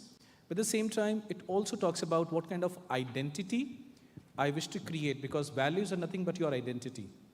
Who you are, why you do what you do. Because always remember, when you interact with someone, you will not know what their values are, because values are not written on your forehead. But the way they act, the way they conduct, the way they behave, you'll be able to see. So what I call that as 3 Bs. When you meet an individual, and one of the easiest way to understand the values of the other individual could be, we'll look at what their behavior is, because that is how, their behavior, the root is coming from their beliefs. And at this point of time, technically speaking, beliefs and values are different, but I'm using them interchangeably. So your behavior will show up what you believe in, is the reason why people do business with you. And business does not necessarily mean a financial transaction. Business also means making a choice to spend 10 minutes of your life with them, having a cup of coffee. So to me, values are extremely important to ensure that there's a long-term success. Yep. So. Thank you very much, Carlton. Next to you, over to you. Yeah. Could you repeat the values again? Yeah, so self-reflective, balanced, humility, authentic, focused on continual improvement. I believe all 4 of those, and again, I would like to add integrity to that, but I believe all 4 of those values at their core are things or attributes that one would need to be successful. But at the end of the day, those values do not make up for the actual pragmatic application that one would need, or the courage that one would need in order to bring what the values represent into fruition, if that makes sense. Yeah, I think that's a really important point there in terms of like the application of values in terms of what you're doing. Deepa, over to you. What about you? What about yourself? Do you think there's anything to add to that list of Forbes defined values? I'll go through them again. Self-reflective, balanced, humility, authentic, continual improvement. Sure. So like I said, while these are the qualities which are laid out by them, I'm sure there are leaders out there demonstrating other qualities as well. So let's just, in a way that I'm talking is embracing. And I absolutely reckon to what the earlier two speakers have mentioned. And it's all about the intention and the way you communicate these values in your day-to-day action that turns out as a behavior that matters. So, yeah. Brilliant, thank you. Matt, what about in terms of a middle leader in an Australian context? Yeah, well, the courageous wisdom is one I've added in over the last couple of years as a middle-level leader. You have these romantic ideas of what leadership are, and then when you get into it, sometimes it's hard, and you have to make hard decisions. And where I was the youngest in my faculty, and I got put into the position where I was then the youngest leading all these people that had helped me in my first 5 years as an early career teacher. And now I was having to tell them, hey, we need to correct and go this way. And so navigating that, it really helped me to hone this idea of courageous wisdom. And I think particularly for middle level leaders, for principals and lead heads of schools, if you can help your middle level leaders learn how to have courage and wisdom, I actually think that helps them to excel and to flourish in their roles. And how to do that, because I had a mentor once say, you've got to break fingers gently, because you have to break fingers sometimes. You have to have those growth conversations, but you can do it violently, but also too, you can do it in a way that's not. Talk about empathy and fairness as well, and I think that kind of links very, very much to, you've got to make those tough decisions, you've got to have those conversations, but how you do it is a really important one. Last but by no means least on this question, Fred, over to you. I mean, I would say that it can be a long list. I mean, if you simply, read these kind of things, obviously 4 or 5 words would not be enough. But I want to echo what you have just mentioned. I would say that empathy is important. I'm actually pretty surprised, when I read the list and then I find out that empathy is actually not in the list explicitly. And I guess this is obvious. If you're trying to do something to help the others, the first thing that you have to do, of course, is to understand what is the situation that they're facing, right? What kind of challenges that they're facing. I go back what Jimmy has mentioned. When it comes to business, of course, financial transaction is, of course, important. Money is, of course, important. But as I've mentioned a little bit earlier during my self-introduction, I'm a kind of believer that, business can generate social values. And the question is, how can it be done, right? We talk about, the way to make difficult decisions, and I would say that empathy on this list is actually pretty important because you have to understand the consumers, their pain point, so that you can actually do something. I think there's an interesting summary coming out of here that I'll talk about in a second, but I'm going to go to, Carlton, I'm going to go to you next to start this next question. And then the next question, let's see if we can do it kind of in a short, snappy way to get onto the examples. But why, and think about it in your sphere as well, but why do you think values-based leadership is so important in today's society? So maybe, 30 seconds to a minute on that one, and then we'll go to some practical examples as well. Over to you. Yeah, that's a great question. Why I think value-based leadership is important in today's society, not so much today's society, but just overall, just in general, is that being values-based allows one the opportunity to grow. And, excuse me, so it's that thing of, I don't teach. When people call me a teacher, I kind of cringe because I didn't go to school to teach. But I've been in education around 30-some-odd years. So what I tend to do is put myself in a position. So how I look at all my approach is, learning is a reciprocal process. So if I'm teaching something or a child or even one of my staff members, I'm also looking to gain something back from that individual so we both walk away with both learning something. So that's how I look at the approach in regards to growth. So being values-based is me going in and me approaching it with the opportunity that this is an opportunity for both of us to learn and for both of us or all of us as a staff or students to grow. So that's my approach in regards to being values-based. To today, that's leadership across time. Absolutely. The ability to walk into a situation and believe you can learn something from it, whatever that situation is really important. And if I can add one more thing, if I may, that over the last maybe several months since I've been in this new position as an administrative director, is that I've developed an attitude of being grateful. So what I mean by that is, not saying that I'm giving you a definition of what grateful is, but from my perspective is how things may look right now based on what we're doing in my schools may not look that way a month, 2 months, or 3 months from now. So I'm grateful for the opportunity to be able to change that. So my approach is just becoming more grateful as I continue to grow in the position and being able to work with the children in the places, in the neighborhoods, and around the staff that I currently work with. Brilliant. I think that's a lovely sentiment as well, the kind of that gratitude and that gratefulness. Deepa, what about yourself? Why do you think it's so important? So one, definitely yes, value-based leadership to be taught in the education system is very important. One simple example is what I would like to give is if you ever speak to children, right, if you're talking about literally education from 8 to 15, 16-year-old, I'm sure everyone here sitting in the room has some or the other sort of favorite superhero. Either it could be Spider-Man, either it could be Batman, or as simple as having Captain Marvel. Now, it's not about the attire or the dress that they wear, right? It's more so ever, one, what do these superheroes for me stand for? Now, that is also one of the ways where children, or let's say students, are capturing being a leader. Now, while a superhero might fight for injustice or justice around the world, for them it begins about how amazing the story sounds. And when I grow up, what kind of leader or superpower would I want to have? So it really starts from that stage. First, the family comes in, the society that you bring up in, and each and every education system that they go through is going to bring out a very different type of leader. But what value do you stand for? What is your action and intent that you're going to stand for?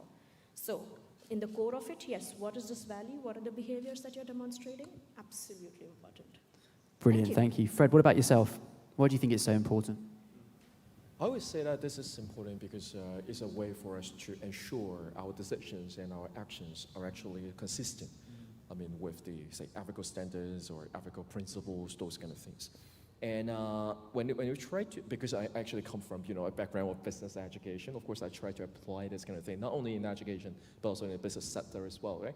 So I mean, in this case, ethical leadership can be translated into, encouragements, asking the leaders, business leaders, to be more accountable of their action, of their own action, of their organization's action. So in this relation, we can actually connect this, with a very famous statement that happens in 2019. I guess every one of us had heard of, say, the Business Roundtable in the US, which consists of basically all, CEOs, all the big names, say, Apple's, Google's, Facebook, whatever, right? So, in 2019, they actually make a declaration, and the name of the declaration is called the Statement of Purpose of a Corporation. So, of course, again, making money is important, but what they put down in the statement in 2019 was that, on top of making money, they have the responsibility to serve the greater community. So they define the stakeholders. So not only that the firms are actually working for the shareholders, the financiers, but they actually have important stakeholders to serve as well. So should it be, say, their employees, their suppliers, the bigger community, so on and so forth. And this is actually, I would say, one of the results from ethical leadership, because the leaders and the firms are actually held accountable in some sense. So I guess this is the reason why this is important. Application of that and the accountability is another word that we've kind of touched on in this panel as well. Matt, and then Jimmy, to finish off this question, you know, what's the importance for it for you in terms of leadership? Well, it's the pink flamingo of our leadership. It's our personality as individuals, but also as an organisation. So values are what people feel when they walk into your classroom. What they walk into when you're having a coaching meeting, or if you're taking parents around the school as part of the enrolment process. It's the values that people connect with. And so values-based leadership is important for brand and reputation, but it's also important. We've heard a few panelists today talk about psychological safety. We're in the business of shaping hearts and minds, and values is the core. It's the heartbeat of everything we do.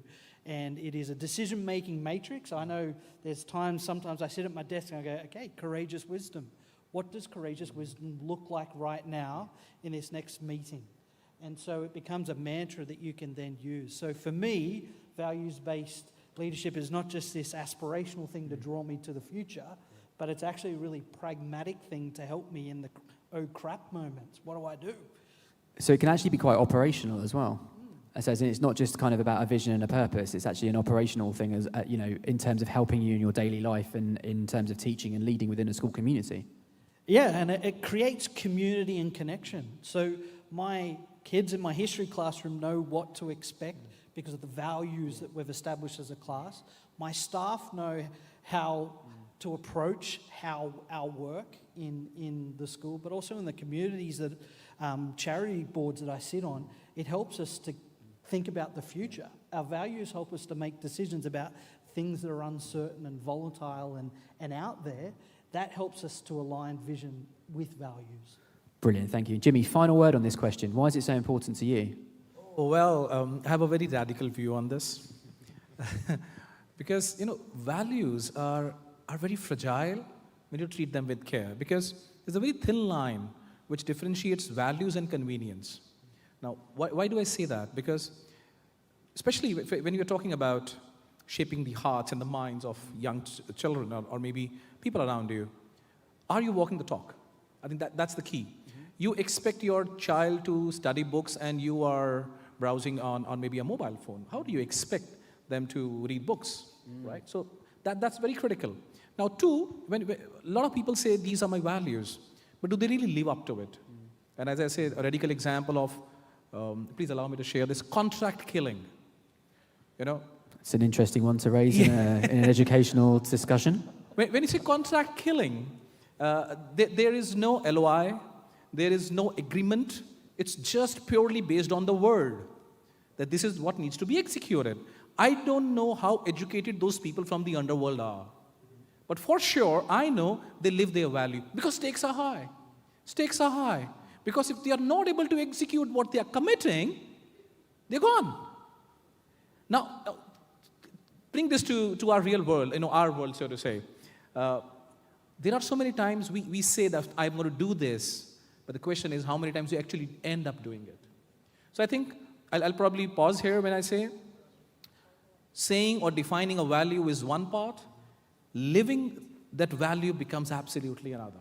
And I think that's going to be a great lead into our final question today. So we've heard a lot of some absolutely amazing discussions today, and I've written around some amazing words. But I think what I'm hearing from the panel is that whilst you can have those personal values, you're it's very much shaped by your community. It's very much shaped by the where you live and what you're doing and the moment, as well as having those long-term values by which you live. And I've never had an example such as the one that Jimmy's just given. So the final question that we have today is kind of that practical example. And we've got 5 different people on the panel here, all coming from different backgrounds, all coming from different school systems, or we'll talk to you about different things. But I'm just going to ask them to share an example of values-based leadership in action. Okay, so I'm going to go to Matt, who's the next one down on my line. Kick us off, please. Great. Well, I've got 2 examples. I talked about before in my introduction of who I am, the classroom context and the community context. So I'm going to skip the middle level leadership. The first one was the classroom. I'm one of the brave souls in the state of New South Wales that teaches the Arab-Israeli conflict. Because you walk into the classroom and immediately somebody's got an opinion, and they're either pro Israel or pro-Palestine. And so straight away in my classroom, there's conflict amongst students. And so we use that as a way to shape and reflect their own values, but also to develop tolerance. And so using the classroom with tough discussions and teaching young people how to have tough discussions and to work and respect people that have a differing opinion and learn from that. So there's one in the classroom that I like and get excited about doing. And the other one in the community is I sit on the board of the Youth Impact Foundation, and we run the National Leadership Forum, which is put on by the Prime Minister and Opposition Leader. And it's a really special forum where we get 200 young people from around the country, and they spend 4 days in our nation's capital. The first day is in Parliament House with the politicians, and they share their story and why they got into it. But the young people are in small groups, so then for the rest of the 4 days, they hear some inspiring speakers, but they're in small groups where they get then to share their story and their values. And so it's the context there where they're talking their story and reflecting on their story that they actually get to reflect on theirs. In my group in 2012, I had this guy, he's now the CEO of the organization and runs it. So I've got the evidence that it works because he's now running this forum and has massive impact in our nation. That's amazing. That takes us back to the first panel we were talking about knowing your impact. And as a historian, I think it's a great place to have those safe conversations, psychological safety, being able to debate that in terms of a values-based atmosphere. Colin, what about yourself? What do you think? Give me a practical example of what you do and how you use values-based leadership. Yeah, I have one example, but before I say that, this is amazing that everyone up here, we're from different areas. I'm from the United States, and we all have a sense of purpose. I think that's a beautiful thing. So the one way that I try to impact the community where one of my schools are is that it's a community-based school. So when I took the position, one of my goals was to employ the parents of the children who attend the school. And so we've been able to do that. I think we have maybe up to 4 parents who are employed by our school whose children attend both of our schools. And the reason being behind that is that since we are a community-based school, is that that community will not thrive if those parents aren't working. And that community, that child or those children will not thrive in the school if the parents aren't not just working, but they are a intricate part of their education. So that's one way. There's many others, but that's the example that sticks out, that we've been able to employ some of the parents whose children attend the school that's in the neighborhood where they live at. So in essence, you're inculcating the values within the community as well, so spreading those values wider. I think it's a great example. Absolutely. Yeah. Deepa, what about yourself? What about an example of values-based leadership in terms of what you do? Being in the world of learning and development space, sometimes organizations come up with the challenge that while we have our company values set, and while the definition of those values might change, right, as per the company, the biggest challenge is how do we get our leaders act as per our organizational values, because till the time that does not fuse, a leader is not actually standing up to the company. So most of the time, the entire the workshop or the simulation is behind that. Even a leader who may have around 25, 30 years of experience undergo a workshop or a program that how might you end up living your organizational values, and that is the success rate is when my own personal values also matches with that, or else you definitely don't fit into the system then. So. And I think that's a really important thing, as in these values can't just be words on the wall. We've spoken about living those values and really kind of inculcating them. That you've got to be able to kind of show how you're doing it as well. Like, how do you measure that? Jimmy, what about yourself? What's your example? To me, it all boils down to chance and choice. It's a choice on everyday basis. There is no one example I can speak about, but I'll sum it up with one line. This is something which I've defined for myself. You can coach me. And I have borrowed some word from Sanskrit here. What it means is, what I do is my dharma. Dharma means your duty, your responsibility. What others do is their karma. I mean, I can't walk up to people and say, hey, why is this your value? Why not this is your value? but I can take care of my own values, my own actions. So that's what I do, and with a hope, wish, and pray, it'll impact somebody. I think that's a really interesting one because I talk a lot about, in my training, the circle of control and what can you control and what can't you control. And actually then, because you're living your own values, then that's really important, and then you've got control of that in yourself. Final example, over to you. Fred, let's go. Well, I mean, speaking of the nurturing values-based leadership, well, I would say that I guess this is the same for many of us. I mean, we got dual roles. I mean, on one hand, of course, we are the educators. So we are in the classroom, we are teaching students, we are nurturing the younger generation. On the other hand, we are also educational leaders. So in my case, for instance, I'm leading a small office of around 20 people. I mean, trying to serve the undergraduate students. So when it comes to this particular way, I mean, I would say that there are two aspects, I mean, according to these dual roles. I mean, on one hand, I mean, as an educator, of course, the question that I'm facing here is that how can I nurture this kind of value-based leaders in the future? So what we have been doing here in my business school is that we would like to use the hands-on approach.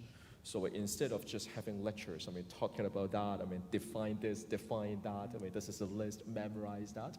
Instead of doing things like this, we try to organize whatever kind of activities, I mean, for students to have the opportunities to interact with really the people out there.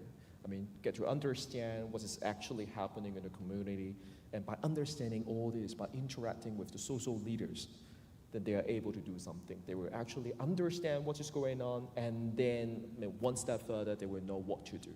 I mean, this is the educator side. I mean, another way, I mean, another side, of course, is, again, the leader in the office. The question is, how can we lead a team, even if it's a small team, I mean, to add, I mean, according to the value.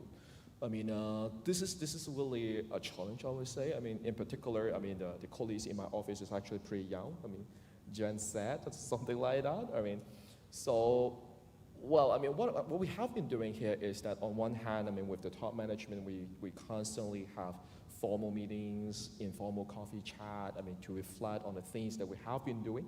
Is there any things that we can actually do better, I mean, for our students and also for our colleagues? And at the same time, I also remind our colleagues that, I mean, what kind of things that we're doing. I mean, the 3 I's, one of the I's are actually impacts, right? I constantly remind my colleagues, I mean, what we are doing here could actually be a life-transforming experience for the younger generation. I mean, if you do it in one way, if you do it in another way, it may actually end up with something totally different. So we have to be very conscious, we have to be very devoted. And I mean, actually some of us also mentioned, I mean, lead by example. I guess it was important, I mean, whether you're living up to the words that you're saying. So I would say that, I mean, these two aspects are actually the main things, the main lessons that I have, I mean, when it comes to this particular question. Brilliant, thanks very much. Well, that is, we've got some time left for some questions from the floor. If there are any questions, I'd love for you to tell us what your main value is as a leader or as an educationalist if you come and ask us a question. So are there any questions for the panel? And if so, please step up to the microphone. If you can come over to the microphone, that would be great. Hi. Again, I'm a transformative leader. So I like to always encourage education and using technology in education. So in my line for higher education, we're always encouraging our people to use EdTech tools to enhance the learning experience. So it's all about transformation and being there for them. As panelists, I know that leadership is not an easy thing with the budget constraints and the finance constraints, but with the evolving world of technology and AI, what are you guys doing to reflect that on your leadership? Okay, so the question is to do with AI and technology and with reflection to leadership. Colin, do you want to take that one? So the school that the grade level is pre-K through third. That is one of the schools, well, both schools that I'm over as a director of after-school programs. What we've done or what we're currently doing, we have developed or implemented a STEM program for the second and third graders. And we started off with maybe 4 scholars, At the beginning of the school year, we're now up to 12. And so the number of scholars that have signed up, that are participating in the STEM program exceeds the number of kits, STEM kits that we have. So right before I came out here, maybe 2 weeks prior, I was meeting with the individuals who run the STEM program and talking with them about getting not just more STEM kits, but getting all the things, all the necessary tools that we need, because we're looking to add more scholars to the STEM program because it's growing. Being over a school that is in a predominantly black neighborhood for predominantly black children, a science, technology, engineering, mathematical program is definitely needed. So we're looking to make sure that we have everything we need for the children who are interested in the STEM program as it continues to grow. So hopefully that answered your question. Brilliant. Any other perspectives on that question? Jimmy, and then... Okay, yeah. If I may add to that, and maybe I can go back to the acronyms again. We need to reflect, reboot, restart. With the change in technology, you must understand that as educators, as facilitators, as consultants, we must stay ahead, we must learn, right? So continuous learning is extremely important. And that's where I said, unless otherwise, think of it example as electricity. Unless otherwise I'm teaching coding. How AI can be benefited for an educator is something I need to know. I don't know how electricity is made, but I know how to use it. Similarly, I should know how I can leverage the AI, to shape the future better. That's my 2 cents. Thank you, Matt. I answered your question? Okay. Matt, would you I just wanted to be sure. Yeah. Because I'm looking at the time, I took up a lot of time. So I want to make sure I answered your question. I think from a middle level, yeah, go for it. In a very innovative school, so my boss has given us a lot of freedom. So with me and my team, it's let's jump in and let's work it out. And so technology is just a tool. For some of my students, a pen is an innovative piece of technology because they've not used it. And so teaching them how to brainstorm is a new innovative tool for them. And so it's about a mindset and a culture that I try and set with my staff. Let's have a go, let's reflect, because we might have mistakes and it might not work, but particularly in HISI, it's about what makes us human. And so is this tool taking away from what makes us human? Well, then we need to work out what's the humanity in it and bring it back in. Brilliant. I'm afraid there's a big red screen that says time's up in front of me. I just wanted to say thank you to all the panel. It's absolutely enlightening for me. And I think that there's, I'm just going to very quickly sum up. There are 2 key things for me that's come out of this, is that there are some similarities in values between us, but there are also some differences. And I feel like we're all saying that that's okay. It's okay to have different values because it's going to be based on the context of where you work and the type of work that you're doing and where you're located. But as long as you're living those values and as long as that you're walking the walk and you're using them both in your long-term vision but also in your short-term operational planning, then you will then be able to develop and nurture that leadership within your team, within those students that you're trying to support. And so I think that's probably the message that I would want you to leave with today. Thank you so much for being here and listening. And if there's any other questions that you have for us, then please do grab us at the end of the session. Thank you so much. Thank you. Thank you, John. Thank you, everyone. Fantastic. Thank you so much for that wonderful discussion.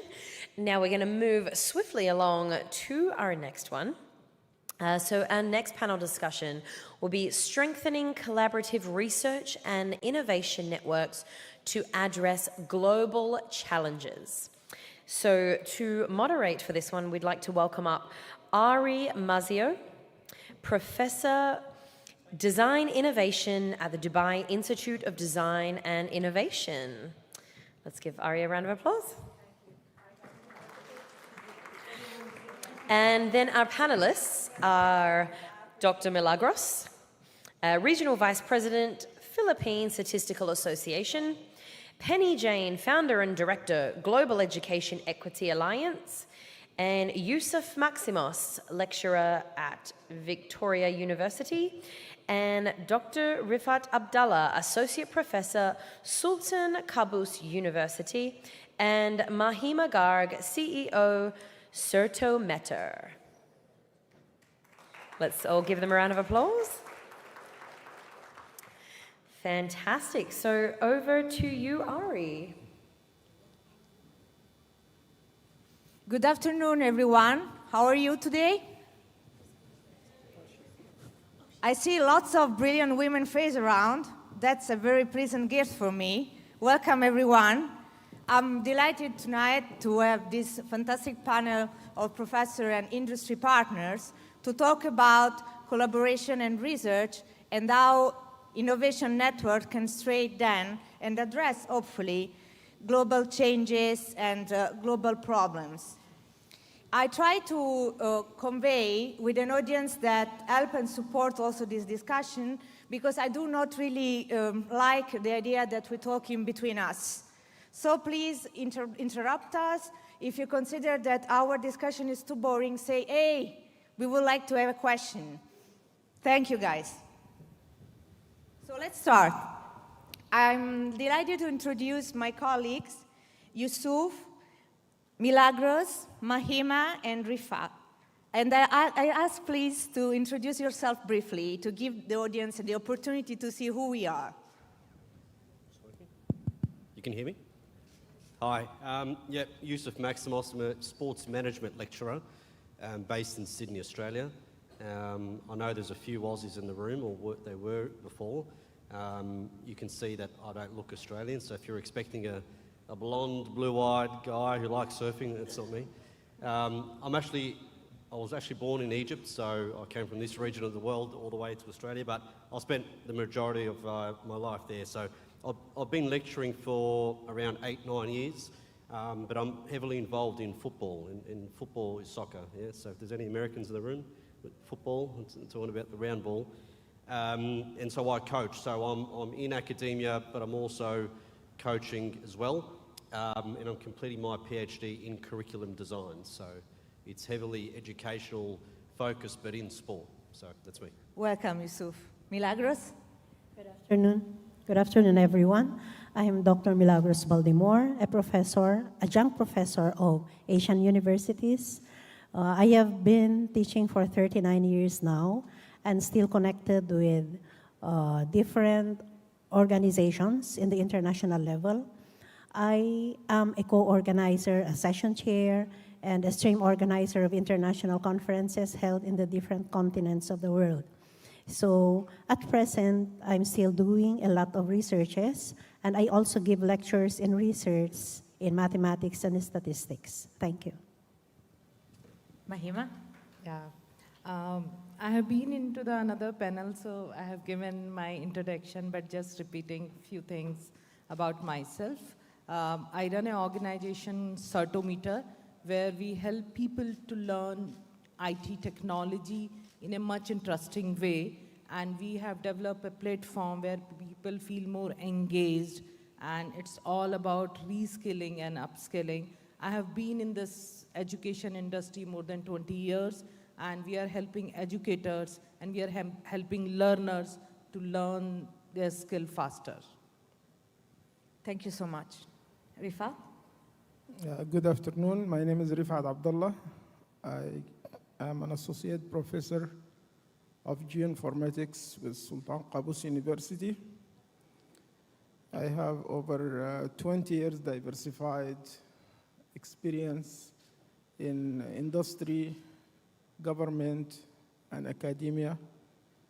And it's also dispersed international experience from mostly in this region and in North America. So I worked in between Sudan, Pakistan, Qatar, UAE, Saudi Arabia, and Oman recently. For the last 7 years, I've been in Oman.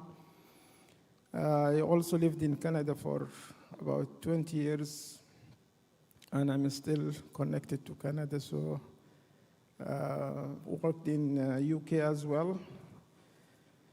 So I have published 9 books as a single author or as a co-author or editor or co-editor. And there are 2 books in pipeline now, mostly produced in March. And that's about it. To ask you myself a question first, and then we start answering. It's about the idea of collaborative research and about how much networking and innovation networking in particular can contribute to really create research and collaboration. Did you heard about it before?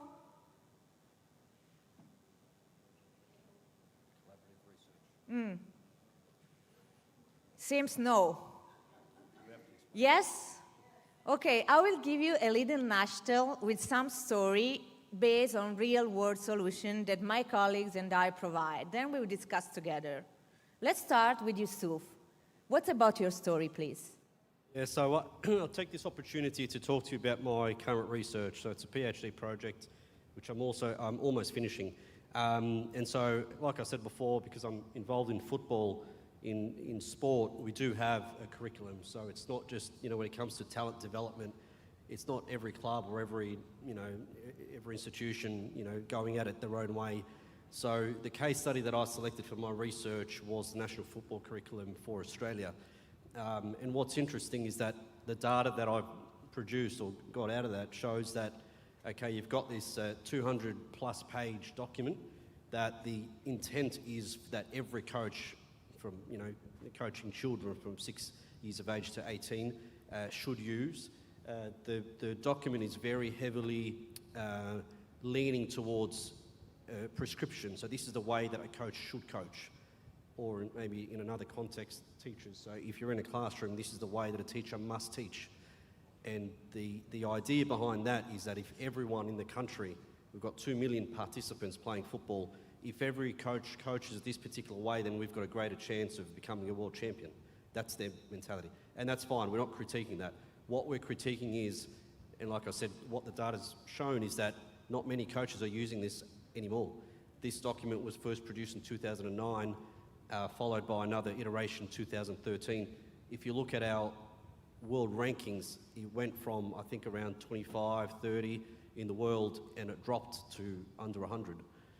So shouldn't this document be helping produce talent? Another data that came out was the playing minutes for our professional players, Australian players playing in the top leagues in the world. Okay, not that long ago we had players all over in the UK and Italy, all over. Now I don't think we've got any players. So in terms of talent, if the aim of the document was to produce top-level talent, then something's happened, something's not working. And so that's what led me to investigate, okay, what's the core document that's helping or intending to produce talent? Oh, it's the football curriculum. Okay, let's have a look to see what's happening there. And just very briefly, I won't go on too much about this, but what we've found is that the content of the curriculum may be a problem because it's too prescriptive. You're telling the coach, this is the only way that you can coach. Or like I said, in another context, if you're a teacher, this is the only way that you can teach. So the data that came out, because it's qualitative-based research, all the participants were saying, I'm made to feel that this is the only way that I can coach. And so if I have a creative player or, again, a creative student, and I know I've heard this so many times in the panels before this one, then they get a little bit stuck. Okay, well, how do I, what do I do with this type of talent? They don't know. And so the research, like I said, is qualitative. It's leaning towards the reasons behind why is the talent drying up, and that's where it's focused. Thank you so much. So keyword here are curriculum, qualitative methodologies, and if I may say, co-design, which means a different approach of versus prescriptive information. Milagros. I am already a seasoned researcher. I started making research since my college days. And I usually deal with quantitative research. But sometimes, in some cases, I do mixed method, a combination of qualitative and quantitative research.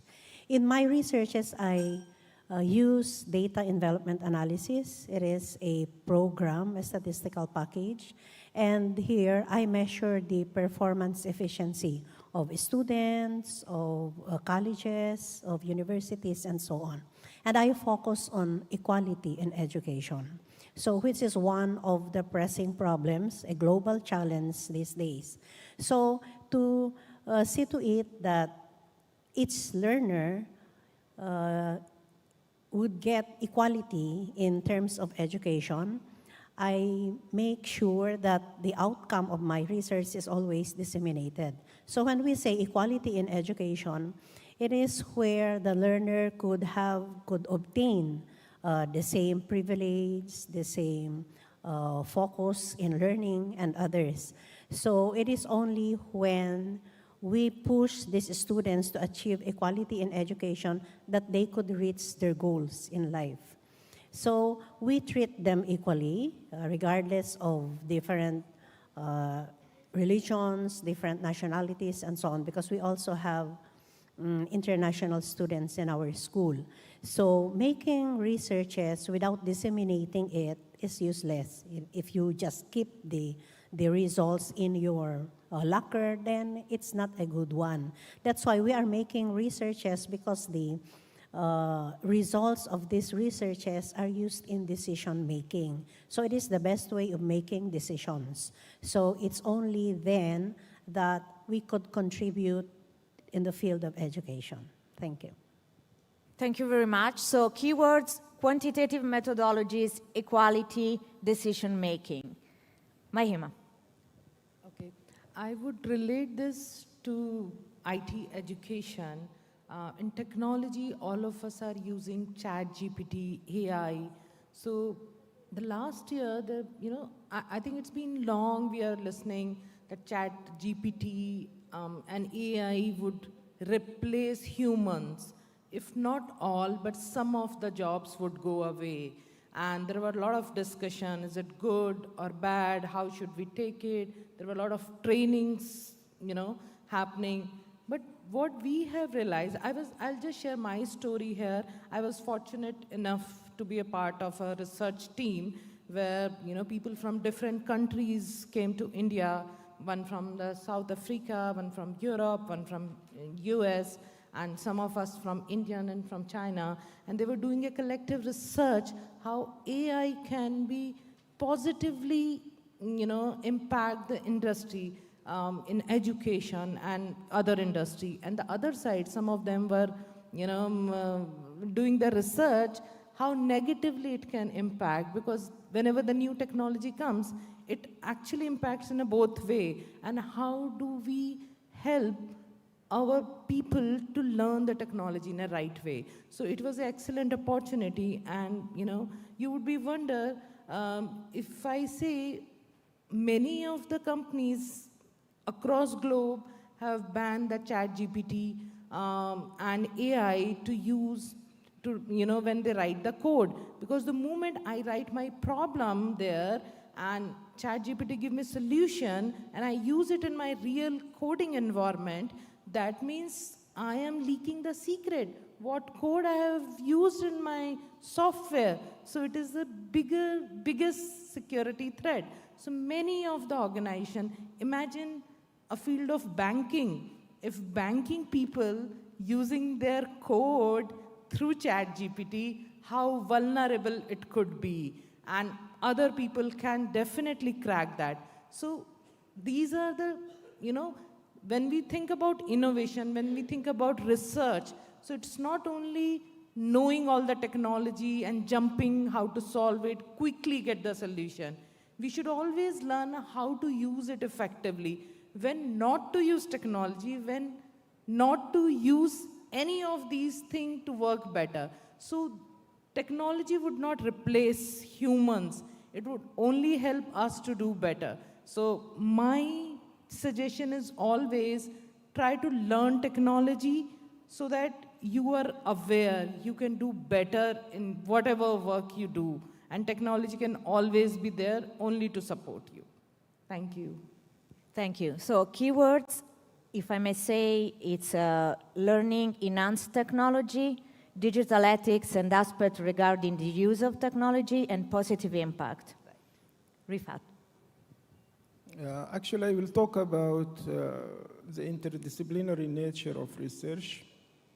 And when we talk about research in general, before talking about any case study or any application, I'd like to go back to the classification of research itself. So if we classify research into qualitative methods or quantitative methods or mixed methods or experimental methods or action methods, we find all these are like multidisciplinary or interdisciplinary intakes. So we find statistics works with mathematics, with science. And there is another also classification if we talk about research as scientific research, trying to come up with new discoveries and new knowledge, or applied research, trying to work with solving real-world problems through applied research, so our existing knowledge, or talking about research from like decision-making and operational side, so how operational research is conducted and how operational research can solve some issues related to decision-making. So in all these classifications, we find research is like team-based intake or interdisciplinary-based intake. So it is collective effort. Different disciplines work together, trying to solve complex issues. They try to come up with solutions beyond the geographic boundaries, beyond the regional boundaries, beyond the communication boundaries, with just the foundation of knowledge, foundation of science, and they go forward. So by nature, humans are inquisitive, and they try to come up with answers to their day-to-day problems, and they try to innovate and go beyond what is today for what's coming tomorrow. So by taking this, and it's been practiced all over the world nowadays, they are trying to merge the traditional boundaries between disciplines. So if we take, like, for example, my son is studying neuroscience. So if you took neuroscience as a knowledge or discipline, you will find it's taking chemistry, it's taking physics, it's taking mathematics, it is taking computer science, it is taking all these domains together to solve specific problems related to the neurons and to signals that are coming from the brain. To talk about more practical solution, I will talk about real case studies that we did in Oman. And this case study is related to simulation and modeling of hurricane activities in the coastal area of the city of Muscat. And Muscat is the capital city of Oman. It has 4 districts. Those 4 districts are all having coastal side. So since 2006, Oman has been vulnerable to hurricanes from Hurricane Gono, took over around 2006, to Hurricane Shaheen, which about 2 years ago. So what we try to do, we try to collect data, and this data was also multidisciplinary or interdisciplinary, like meteorological data related to rainfall, related to wind speed, related to sea surface, sea level or water surface elevation, related to population, related to businesses distribution and business districts in the area, related to digital elevation models of the city and how that might be affected. And what we try to do, we try to simulate and predict the areas that are more prone or at high risk if there is coastal overflow as a result of the hurricane. In addition to the rainfall, what will happen, how population will be affected in those areas, and we come up with simulation to what the situation might be, and it's published research. If anybody is interested to learn more, I can provide the citation of the paper. Keywords: climate change, complexity, multidisciplinary research, research methodologies. And now it's my turn to share with you the example of, let's call it the Sustainable Research Collaborative Framework, and in the same time, an applied project. The Dubai Institute of Design Innovation, where I'm working as a professor of design innovation, was chosen by His Majesty King Charles, together with other 3 major institutes and university, the Royal College of the Arts, RISD, and the Indian Institute of Design, to be part of the Terra Carta Lab. This is a challenge-based project through the curriculum where each student in a group and playing as team, interdisciplinary team, can design and co-create solutions to address global challenges relating to sustainability. This project is still ongoing, but the idea behind it, it's very relevant because it's about the collaboration of public and private partnership, stakeholders that are not only related to the academia, but they are tackling and informing the reality of our society, such as startup, corporate, institution, association, municipality, hospitals, governments. And with that, I like to, if you don't mind, have a second round of a wishful question, and then we go back to you, to your questions, in relation to my colleagues. That is about which is your favorite stakeholder or the dreamer stakeholder you would love to collaborate with if you have the opportunity. Yusuf. Yeah, so with my research, I was presenting in a conference in in Holland, excuse me, in Holland last year, and there was a representative from FIFA also in the room, and he invited me to come and present to all these different people in FIFA. And what FIFA are doing, just to give you a little bit of a background info, is that they've got delegates that go all over the world to try and spread their talent or the methods of best practice for talent development all over the world. So the idea was that if that didn't exist, then Europe would keep going higher and higher and higher, especially with, the wealth of the Premier League and some other leagues. And, the nation like England and all of that will keep rising. And then all the other countries like Vanuatu or even, here in the Gulf, could be the Emirates and things like that, these federations aren't going to excel the way that they should be. And so these experts there, what they're doing is trying to gather as much information, obviously research-based, innovative methods, and again through the keyword that Ara just said, collaborative research and networking, to be able to gather as much information, data as possible to spread that to all the countries all over the world. And so what this professor did was to invite me to speak to their experts about, my research, and so when Ari, you said, where would I like to be? This is very fortunate that it's already happening, but it's a situation where I can see the research, in action. So basically, one of the issues that FIFA are dealing with is that, there could be a country or a nation with the ideal curriculum, could be in England or it could be in Spain, but they go and take this to another country, it could be the Emirates or it could be Qatar, it could be anywhere, and the talent isn't being developed. It's not responding to the way that it works in the other country.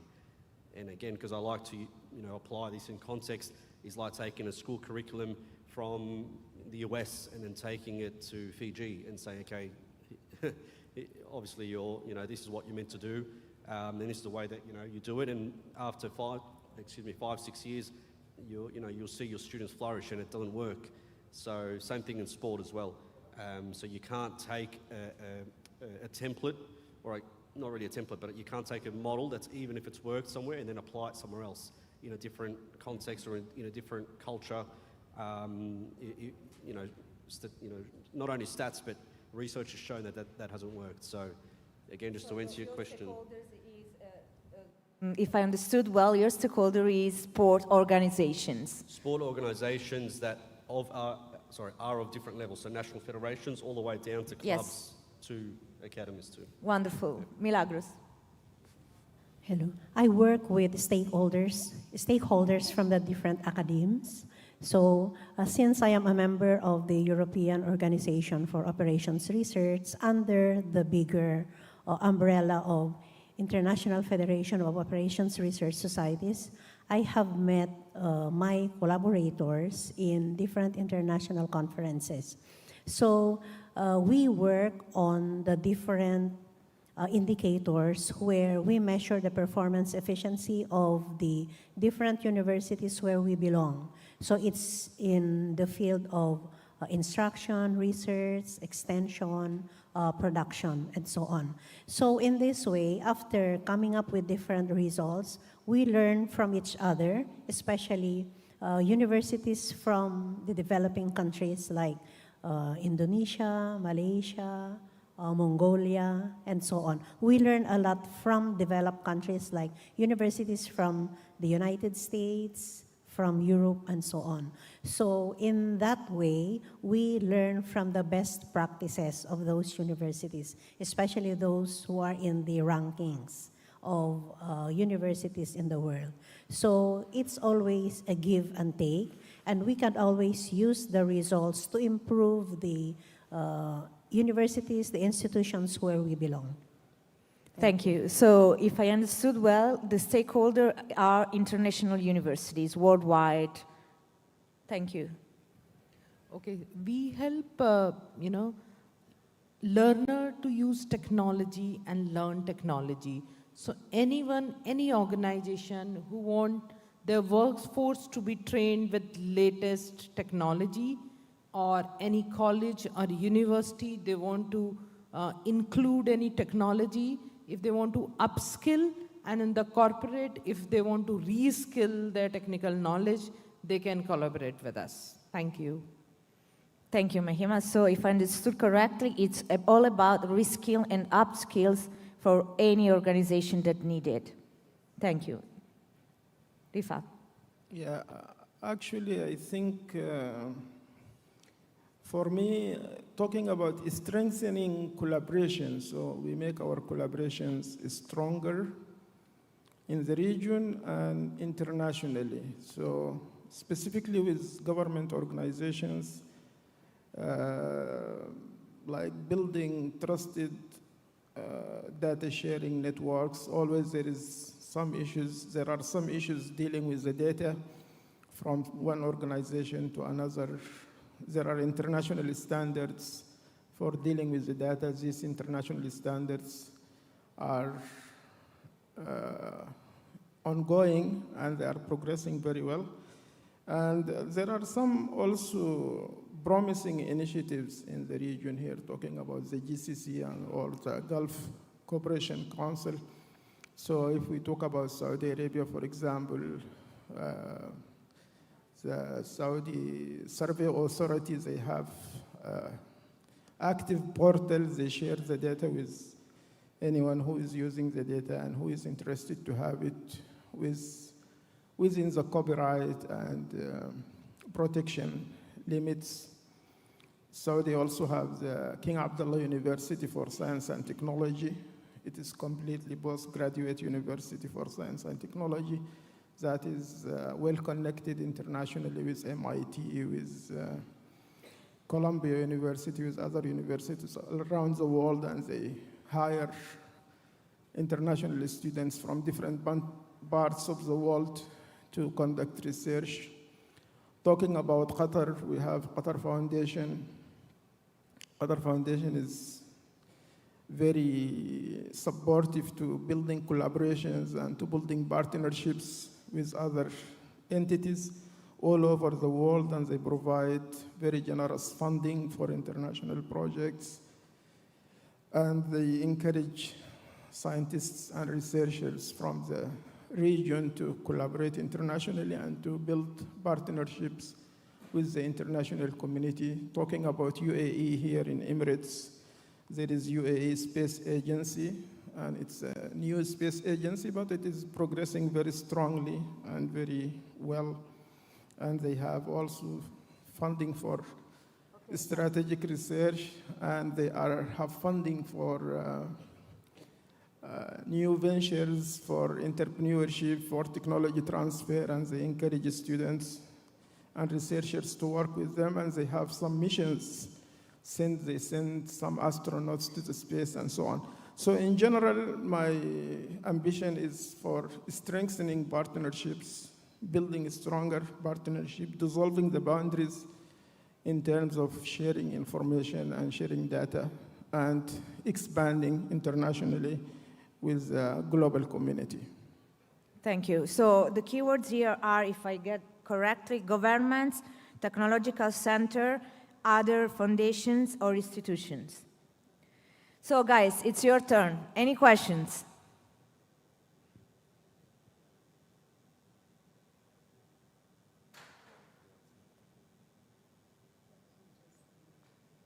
Yes. Please, Milagros. I would like to take this opportunity to invite you to attend the Euro Conference 2024. It's Euro 2024 conference to be held in Denmark.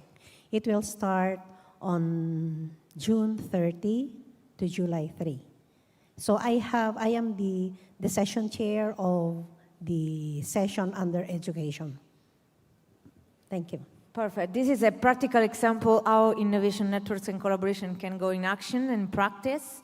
If no questions are taken from the audience, I would like just to conclude and to say thank you very much for your attention, and I hope that those information can be actionable and operational for everybody. Thank you again.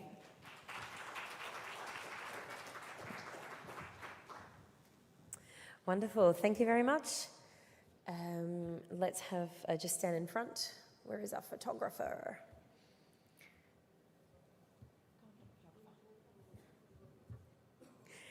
Okay, excellent. Now we'll get the chairs and the table removed in a moment.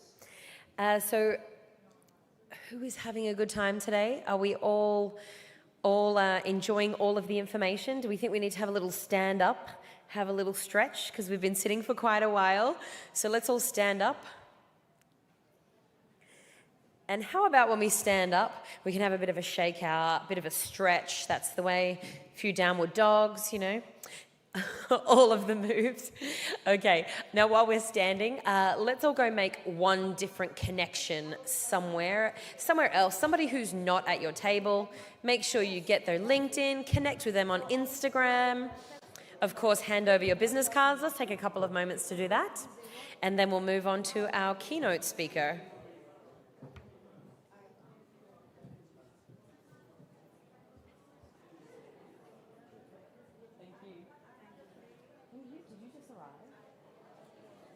Oh, you've been here. Are you here? Yeah. Oh, you were? Oh, okay, cool. Oh, no, I just don't remember seeing your face. Oh, no. They put me on the wrong panel. They changed me a couple of times. Is that what So if you mentioned my name earlier this morning, yeah. it was their error. Somebody told me to take it off. And I did. And I did. Because I was like, oh, he mustn't have arrived. No, with emails and everything, I told them, like, yeah, no, I'm doing the 2 p.m. Okay, the guy that he said, oh, no, I don't think he's here, so I struck him off the list. So he must have But they thought didn't that tell he- me about this Jane, because she's getting announced at every panel that she's not here. Oh my God, hilarious. Well, she's only done one, but Yeah, so they're, every time they're not the best with giving me the every information. time they put it in the WhatsApp, she always responds, "This is not the right panel." Oh my God, hilarious. But is she coming? I think she spoke to me. I haven't seen Okay. her. Is She's that meant a colleague of yours? No, she's meant to be with us. Oh, And then they right. took her, or she took Oh, us. yeah, and they said, yeah. Interesting. So you're Aussie, right? Yeah. And Yeah. from home, or you? Yeah, where you I live working? here. Yeah. I'm based here at the moment. So. How's it? Yeah, it's good. Yeah. I get a lot of feedback from different people. Yeah. Like Aussies that have moved over, and some love it, and some say, "Oh, like, the transition's a little bit difficult." Yeah.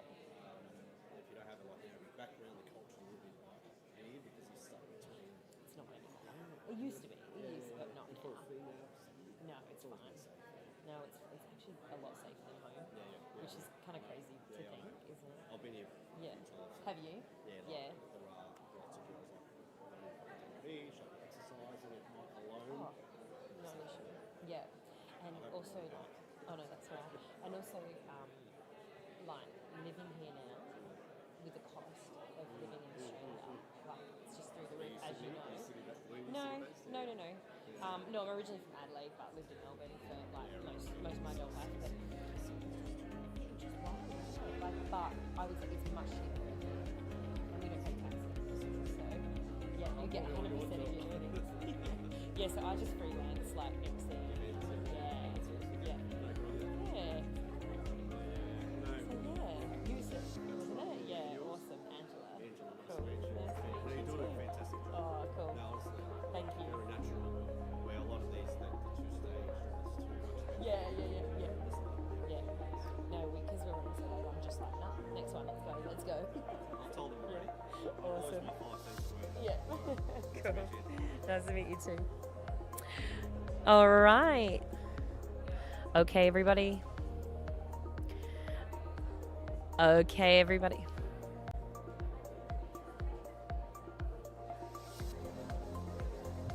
Okay, everybody, let's take those seats now.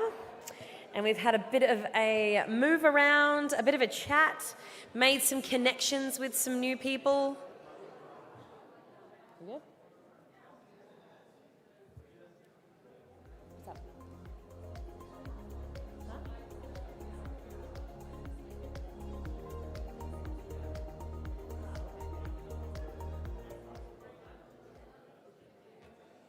Okay, fantastic. You can continue chatting. We've just got to wait a few moments for our next speaker. Hey.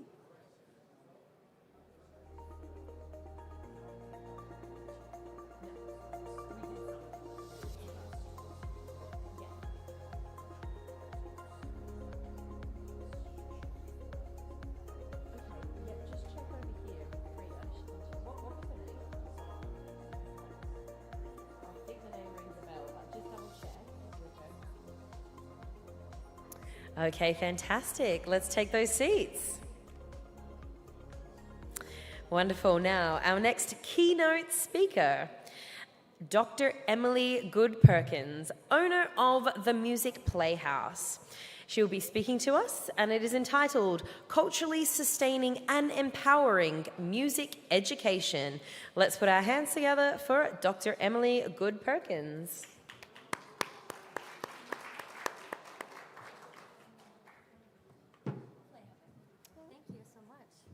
Lovely. They've just taken the microphones away. This or does this work now? This is fine. Yeah, thank you. And then, is that? It should go. Just use it right away. Oh, okay, perfect. Thank you. Let's see if this goes on.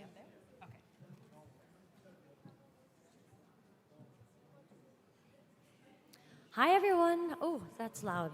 Okay, I'm gonna have to get used to this microphone. I'm trying to see. Do you see it?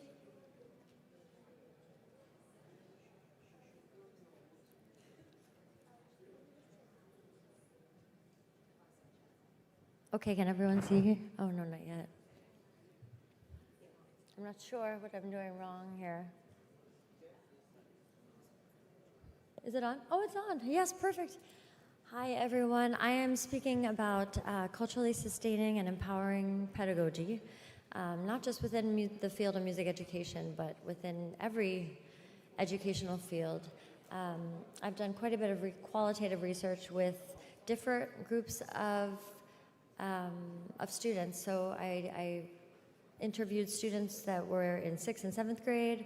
I interviewed university students. I even interviewed faculty members about diversity and trying to find ways to be more inclusive within the field of music education.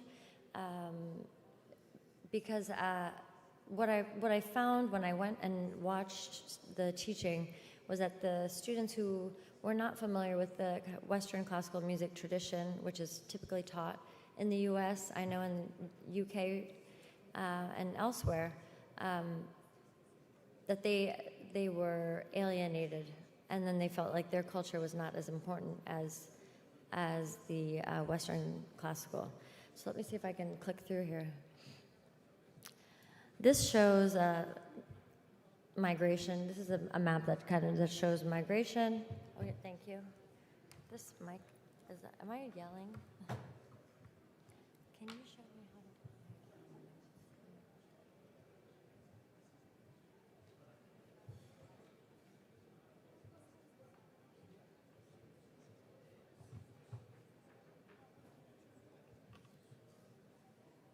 Okay. Okay, let me go back here. Okay, perfect. Thank you so much. And then I still can't really see what's going on here. But so I was born in Kenya, and I lived in the Congo until I was 9. And that impacted my identity, my cultural identity, a lot, especially when I went back to small town USA. And so that's kind of informed my whole life's work. I went from being an opera singer to a university educator, and then recently had the opportunity to take over an early childhood music education business, which I love, and I'm still teaching university students. But what I found is that with each group, there's always this disconnect between what's being taught in the classroom and what is familiar for them at home. And as I watched some of these teachers teach, I saw a lot of disciplining of bodies, where a lot of cultures include dance with music. So music and dance can't be separated. Singing and dance can't be separated. Whereas in some of these classrooms, the teachers were very not forceful, I would say, but very strict about being very staid and having good posture and not moving at all. And I could tell that the children were uncomfortable. And so I had such a wonderful opportunity to interview children from diverse backgrounds, disenfranchised, probably the children who are most disenfranchised in the U.S., because they come, it's not their fault, but they come from low-income backgrounds. So I have some, I'm going to see if this works, because I would love for you to hear some of these quotes. What I did is I went and I asked them what music meant to them and how it operated in their lives. And through those questions, I was able to glean how music in the classroom was negative. It wasn't helping. And they didn't want to say anything negative about their teacher, so instead they told me what was positive about music at home. And I'm not sure if this quote is going to play. Let's see. So the overarching findings from the first study was that music is important for the students' self-expression and identity, especially cultural identity. I found that one teacher was teaching in a more kind of congruent way for her students, as opposed to the other one who was teaching very strictly in the ways that she was taught to teach. So she wasn't being very creative in her own teaching. And so I'm just going to pass through here if I can and see if I can play this quote or this. It's just great to hear the voices of the children. I just think it's so important. I'm clicking on that, and I don't, oh, I know, maybe double click. Do you know how to get, it was working earlier. I'm just trying to get the quotes. That's okay.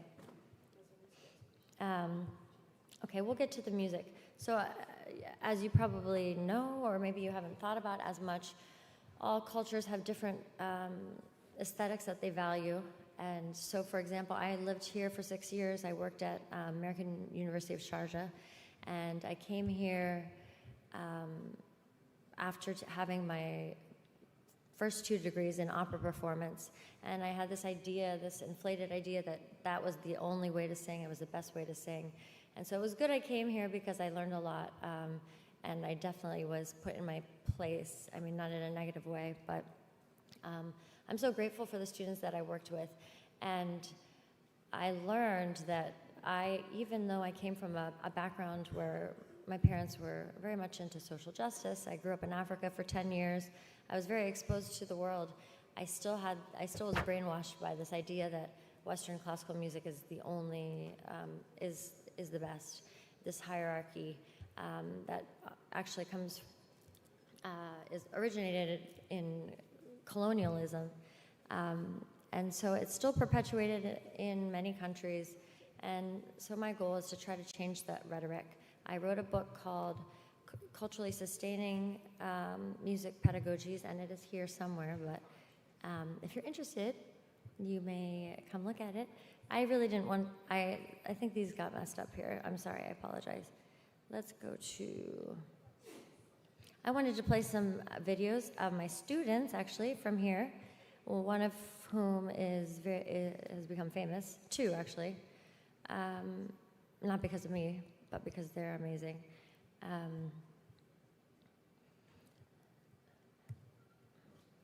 Let's see if this is working. Okay, good. So you see the UAE in 1980 and then 2012. I don't know if any of you live here. How many of you live here? Does anyone live here? Nobody lives here? Oh, yeah, one? Yes. I lived here from 2008 to 2000, whatever 8 plus 6 is, 2014. And then I came back in 2019, and it was just a completely different world. It's amazing how quickly it changes. But even though it's such a modern city, one thing I noticed with my students at American University of Sharjah, both in just getting to know them through rehearsals and teaching voice lessons, and also then interviewing them later after I left, was that there's still this kind of local, tribal type of underlying important part of their lives. And so even though it seems like such a modern city, they still are very tied to their cultural identities. And so I found that to be very interesting. And so that's one thing about music and globalization, is that, you know, as our world becomes smaller with all of our technology, how can we help our students maintain their cultural identities, even as they evolve through, through globalization? And so this was another study I did, and this is not, again, I apologize, let's see here. I have something very, very special, so don't worry, it's coming. My daughter taught me all about Canva, so I've learned a little bit. And I think that's what this is. Okay, so I wanted to just kind of give you examples of different, of different vocal aesthetics. So each culture has different vocal aesthetics. They have different aesthetics for food, for clothing, for behavior. And so that was something I found really interesting when I was living here. So I'm going to play a recording of myself, which I'm not very confident about, but let's see here. I don't know how to get rid of this. Oh, there we go. You should be really proud of me. I'm doing really great. Okay, with technology. This is what we do at the Music Playhouse where I work, where I own the school that I own. And I grew up in the Congo, and this was the vocal aesthetic that I became accustomed to. And I guess they're on speakers, huh? That's okay. That's okay. And so I know by growing up there for 9 years, I really grew to love the vocal aesthetic there. We went to a Congolese church.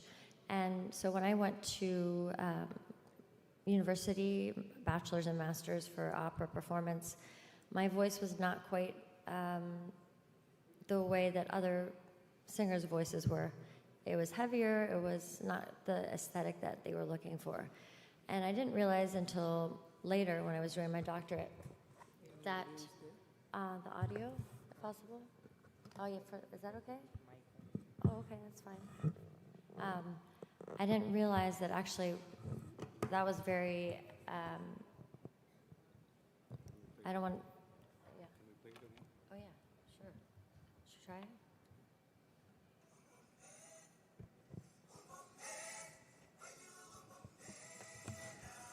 I think I have a Bluetooth speaker actually. Can you hear it? Anyway, I love the African sounds. It is much heavier than kind of the operatic sound.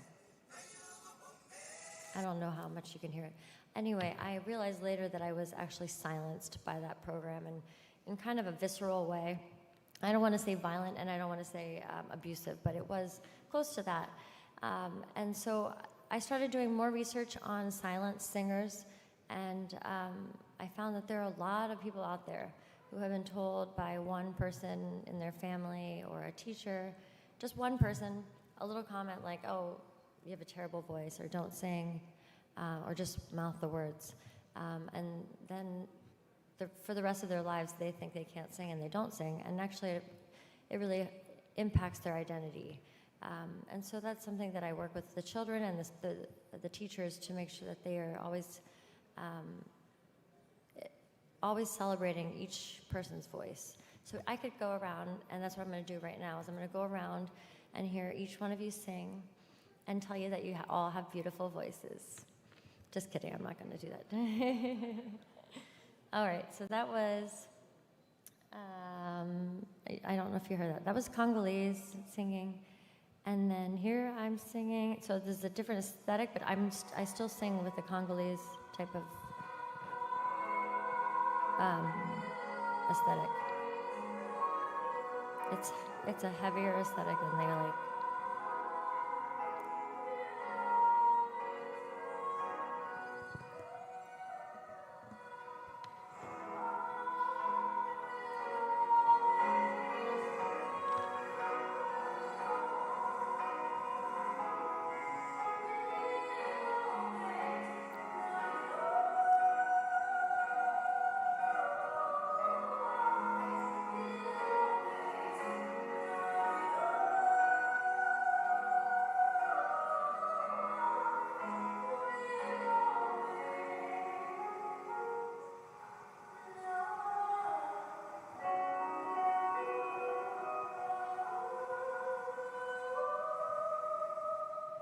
So my operatic voice was not quite that type of voice that they wanted, and so I ended up not realizing it, but being a silent singer for a long time, and I felt inhibited. I didn't want to sing in front of my husband or anyone. Now this is one of my students here, beautiful singer, and I want to just give you a little example of, and maybe you're very familiar, Arabic singing. Do you hear?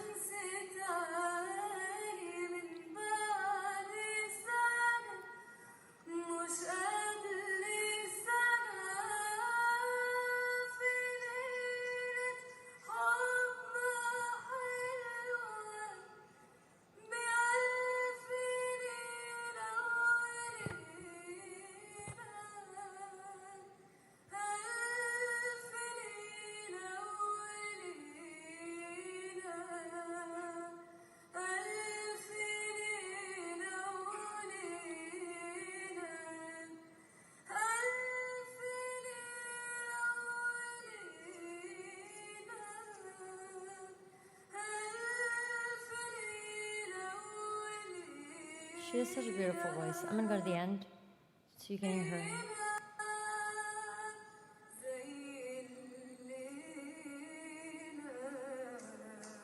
Well, her, if you know anything about Arabic music or singing, her urub, the ornamentation, is amazing. I've tried that so many times I can't do it. So I kind of wanted to show how the vocal aesthetics are different for Arabic singing as opposed to classical singing. So I came in and I was trying to get them to do head voice and sing nice and high, and that was not beautiful to them because this type of aesthetic was much more beautiful. And so what I could have done was force them to sing the way that I wanted them to sing, but I didn't. Instead, I had them try to teach me Arabic singing.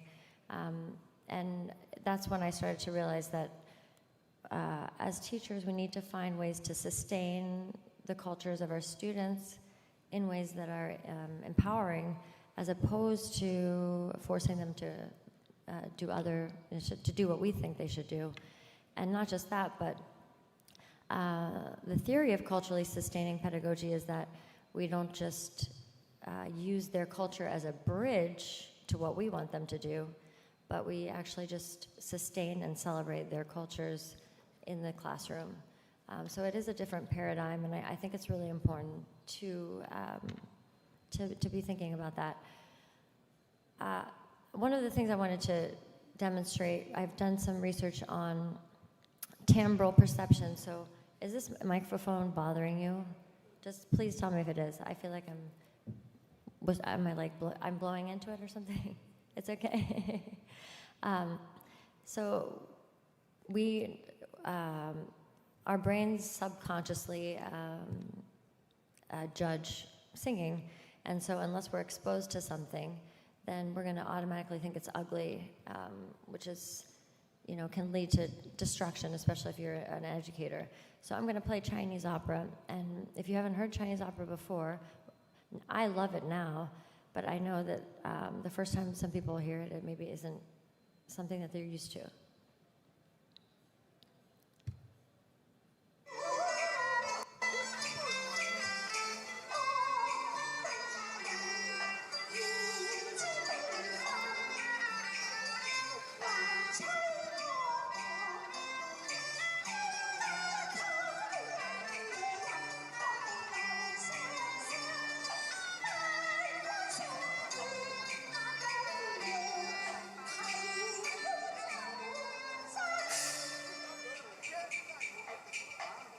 So if you notice, her voice is that's the opposite aesthetic of Arabic singing, I think. It's high and very thin, but it's still beautiful.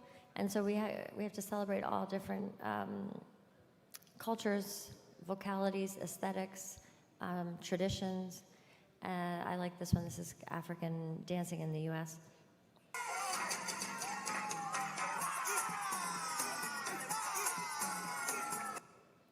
And for so long, African Americans in the U.S. Their dancing was considered to not be appropriate. But now things have evolved a little bit.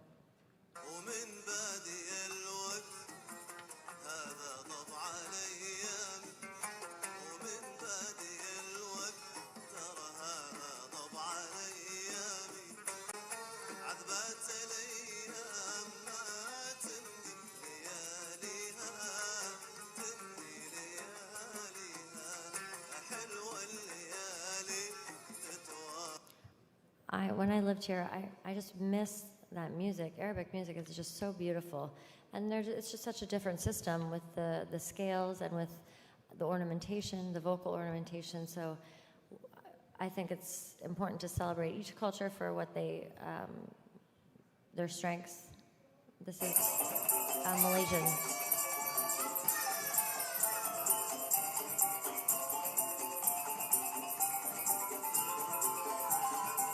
They're so cute.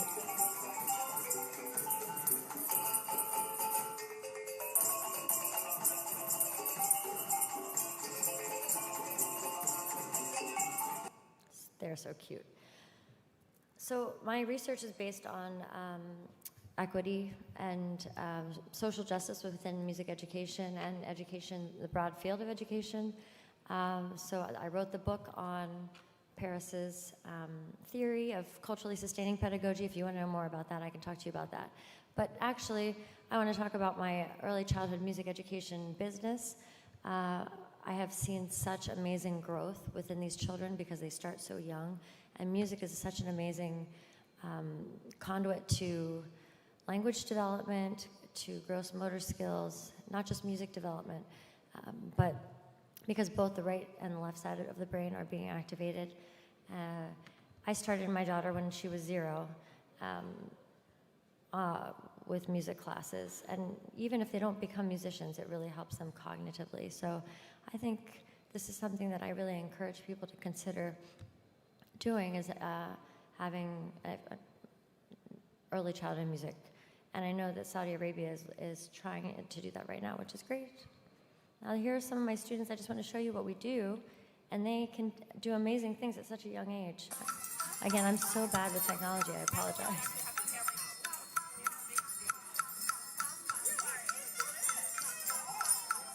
He's like such a baby. And then here. Oh, and this is my student who I had at American University of Sharjah, Rashid Al-Noaimi, and it's the sound that I can't do very well, singing the national anthem. And I wanted to show this because he's my former student, and then I'm going to show you, the next video is me doing the national anthem in the US with some kids. So I feel like we need to do more cross-cultural types of engagement for children. I hope you can hear it. He's such a beautiful. Can you hear it?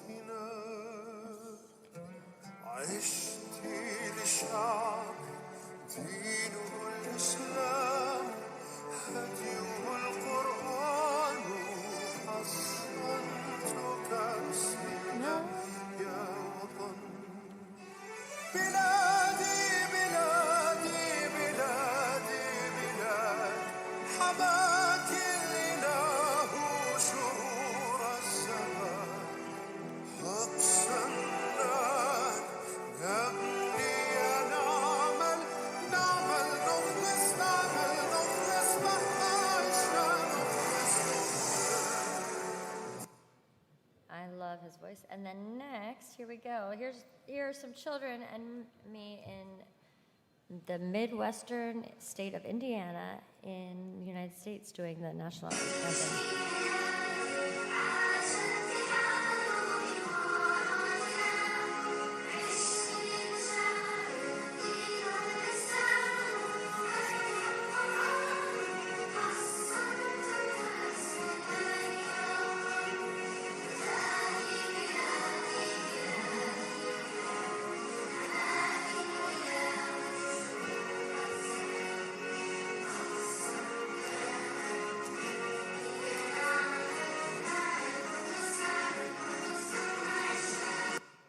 That was us doing the UAE national anthem. And then I wanted to show you 4 of my students from AUS started a barbershop group. So this is this whole idea of hybridity, mixing the old and the new, and I think it's beautiful. So I just wanted to play a little bit of their version of the national anthem.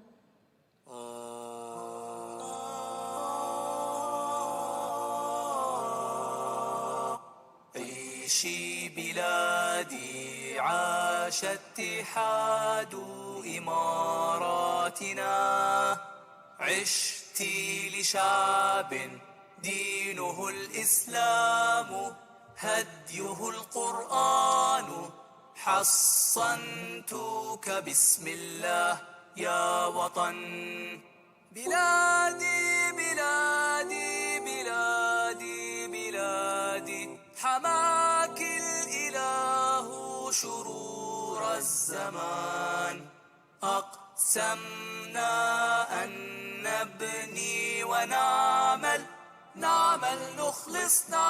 نخلص مهما عشنا نخلص دام الأمان. Makes me cry every time I see them. They're so beautiful. Here's Rashid finishing, and then I'll let you go.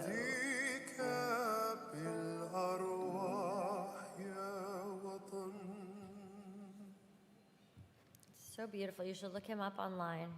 I was going to show some videos of some things that we do at the Music Playhouse, so maybe I'll do that really quickly. Yeah. So the curriculum that I use is really powerful because it's repetitive and it's designed to, in very intentional ways, even though it's fun. It's fun, informal, and it's for caregiver and child. So it could be nanny and child, it could be mom and child, dad, child, grandpa, Grammy. And it's amazing what they can learn at such a young age. So I just want to show a few little videos of these cuties. Sing along.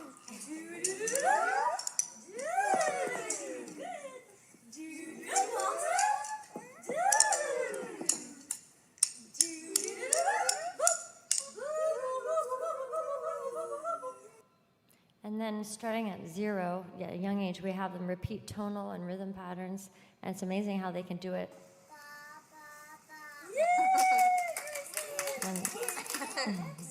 And then they feel so confident.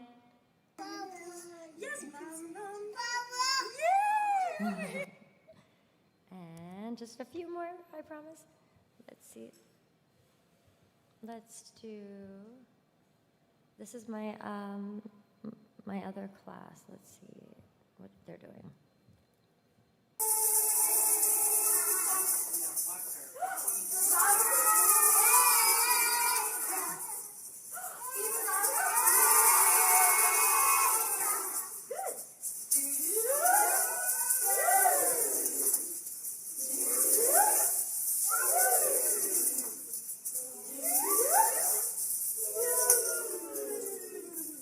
So that's a class that I have in that's a low-income, mostly immigrant community where a lot of the children don't speak English. But it's amazing what they can do when we do music, when we do tones.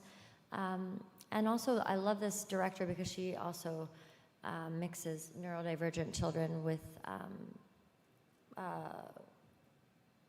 don't want to say normal because I don't like that, but what is it, typical?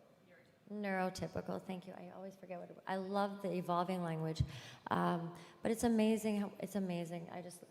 Music is such an amazing thing to help children who are nonverbal. I've seen them speak. I've seen kids walk because of music. So it's just a powerful thing. Thank you for listening to me and for forgiving me with my technological disability. Thank you very much. I appreciate it.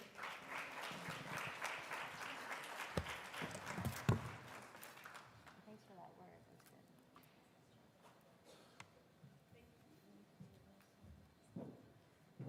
good.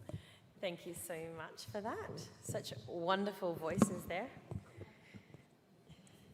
Fantastic. Okay, now we're going to move along right away to our next panel. Okay, so I'd first of all like to invite up the moderator.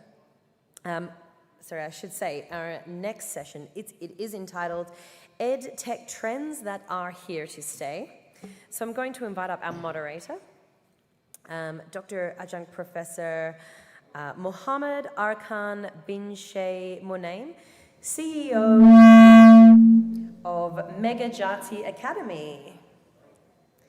Come on up, Doctor. There he is. Let's give him a round of applause as he makes his way up to the stage.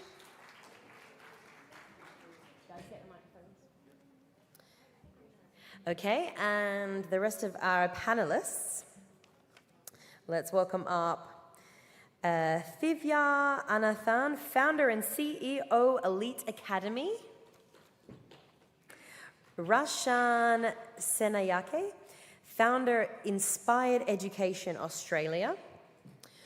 Dr. Rahayu Ahmad Bhatia, senior lecturer, Institute of Amindin Baki. And Dr. Fazhad Mohammadi, founding principal and CEO, International British Online School. Let's give them all a round of applause.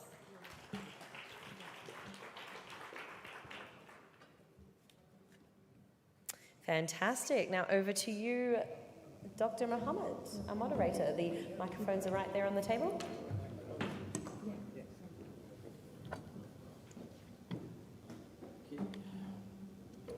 Okay, good evening, everyone. Again, it's great to see everyone here today and this evening. And myself, Muhammad Arkam bin Cik Munaim, try to moderate this session for this evening regarding the topic EdTech trends that are here to stay. And we are here all in Dubai, and we are proud to have our panelists from London. We have Dr. from FAR, Dr. Farshad from London, and Dr. Rahayu from Malaysia, my colleague from Malaysia. And we have also Miss Divya from Switzerland, the YM Stone, and also Mr. Rashan. Mr. Rashan is just beside me here. So today we have a topic on EdTech trends that are here to stay. And I would like to have a very good session. We'll try to having this session, first of all, maybe with the introduction of all panelists by themselves. And secondly, I will throw a few questions for them, for each panelist. And then I will open up to the floor to have or to raise the question related to the topic today, which is EdTech or education technology that are here to stay.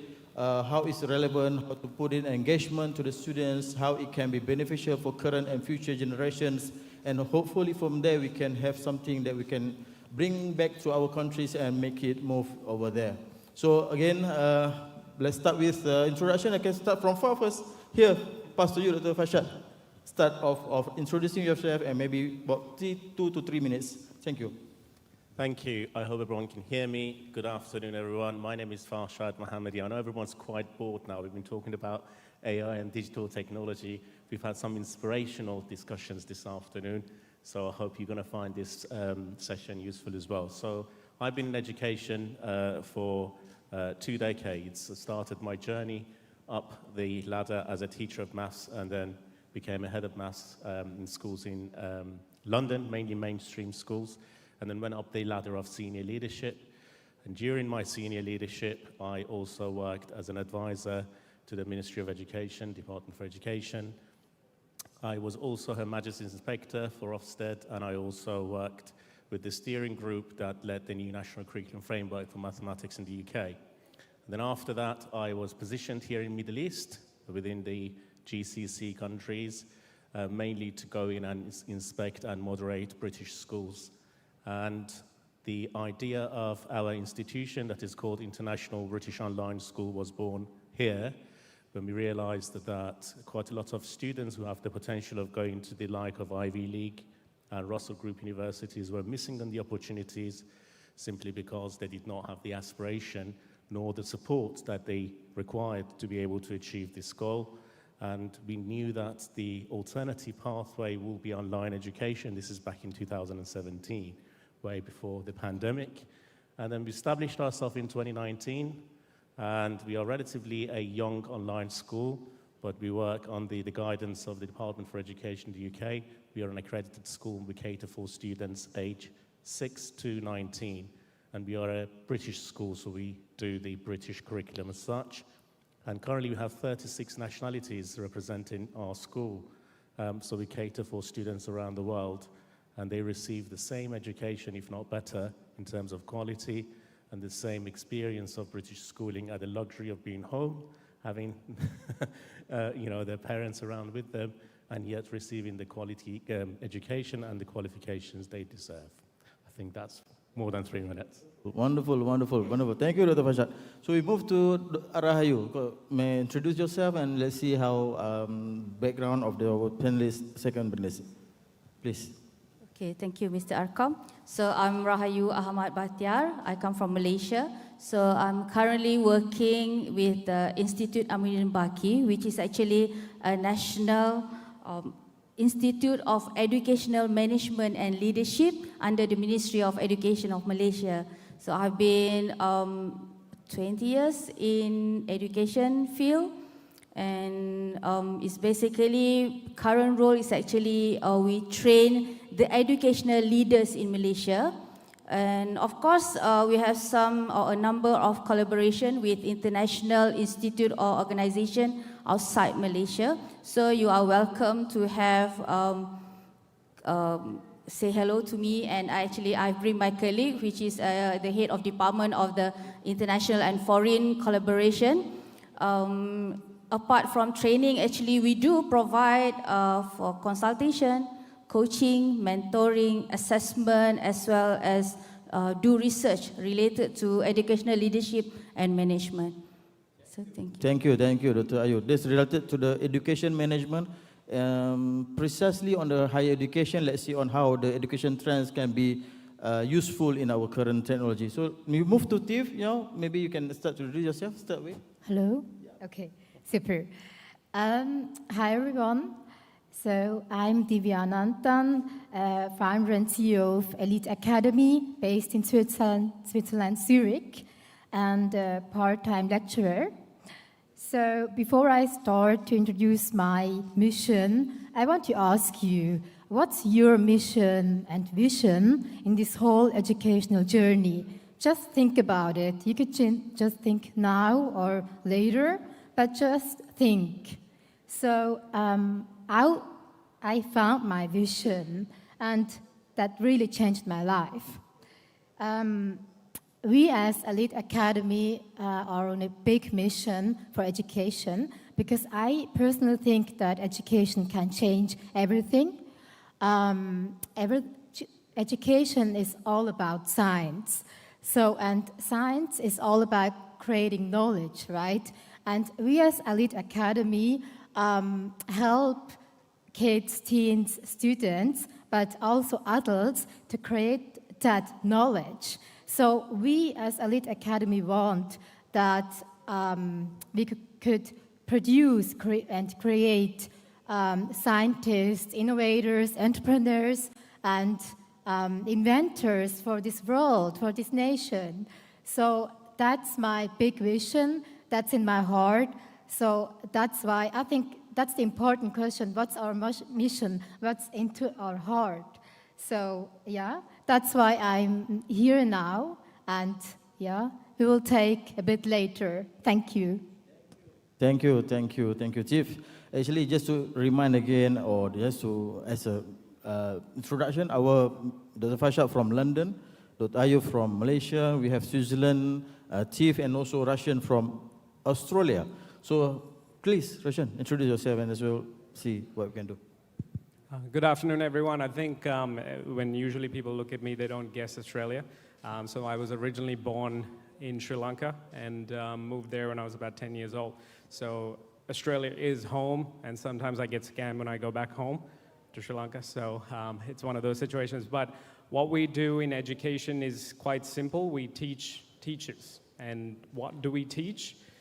Design thinking alongside emerging technologies. So this panel obviously being the discussion about ed tech trends here to stay. Technologies, I'm always up for it, so let's go. Okay, that's great. Okay, now, that's why I'm asking our background and the country of origin, because we want to know, we want to understand some things that related to the framework of education technology that may be different in other country practices. So that is why we are very glad to have from the UK, from Malaysia, from the Europe, and also from the Australia, that side, the eastern side of the world. So we have a varieties of these diverse representatives from all over the part of the world. So the first question, maybe we can ask on Rashan regarding this importance of teachers training and education technology integration. As we know that when we talk about education technology, it started, I'm not sure when, but as well I can remember in the 80s, for example, we have a board and chalk to write. They were started where I was in the school that time. And then we moved to OHP, if you remember, overhead projector, or things like you have to flip this kind of project, transparency, plastic, and write on it, and then you do, if you manage to have that era. And then we moved to, in year 2000, while whiteboard is there, we start to use our, what we call it, PowerPoint in year 2000. And then we move again to things like now in 2024, I think we got more technology coming in and how it become more useful from day to day. And after COVID also, the influence of having this kind of remote learning now been immersed and also been surfaced, that it will be the new technology and era. So Rashid, what you can say about the first thing regarding this importance of teacher training in education and technology integration? Pass to you. It was one of the topic panels in the morning as well, empowering teachers. And from my perspective, just to share a little story, the reason I'm actually here was due to one of the best teachers that I've ever come across in high school in Australia.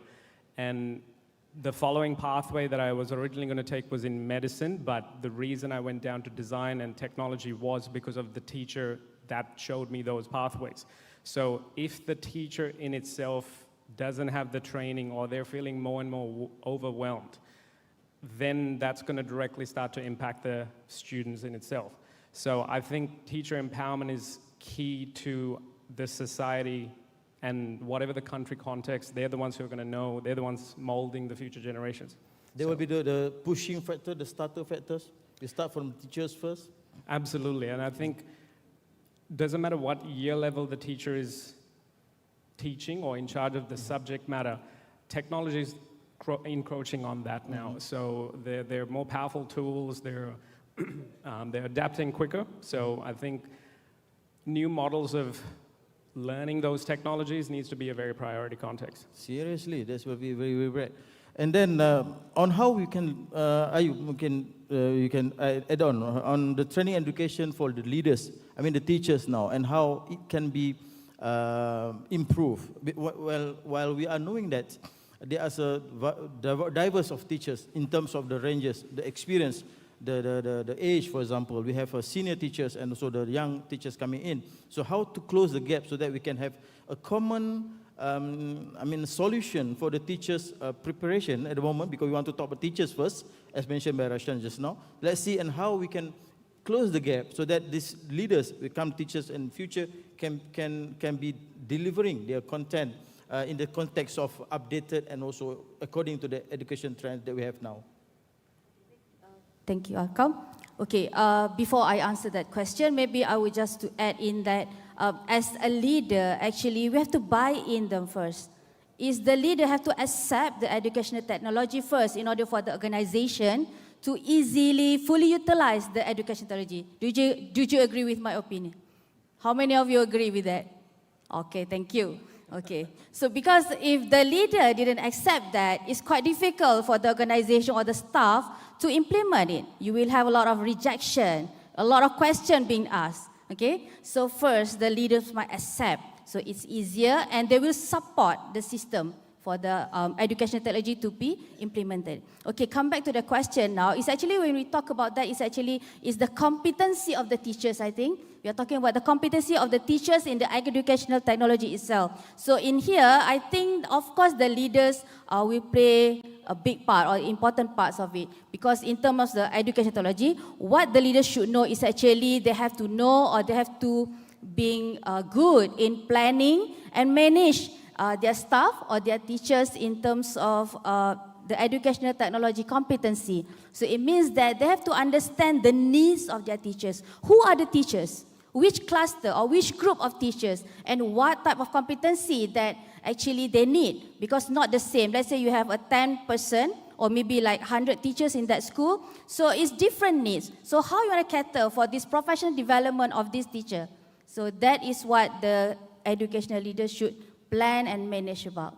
Okay, nice. So meaning to say that we need to prepare the teacher for the current education technologies so that they can go to the school or to the institution and bring up the technology into the school, into the institution to our next generation.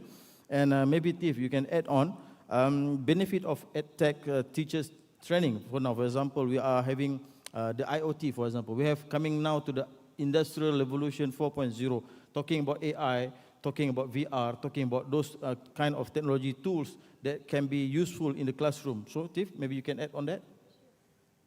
So, the world is changing fast. Say yes. Yes? Yes. Okay, so education, of course, is changing all over the world, especially in EdTech and this whole technology. So I think virtual learning and digital learning is the key nowadays. When I went to school, we had just books to read and images to look into. So, but nowadays, when I give classes, our students, especially in science, they learn with virtual reality. For example, they learn how our human body works or how our brain functions with the virtual reality. So the concept is, it's the next level. So we had to ask ourselves, how could we prepare our teachers that we are really prepared for that? It's not a problem, but it's another level. For that next level, we should be prepared. So I'm not a fan of grades. I don't like grades because I think students don't should just judge by grades, right?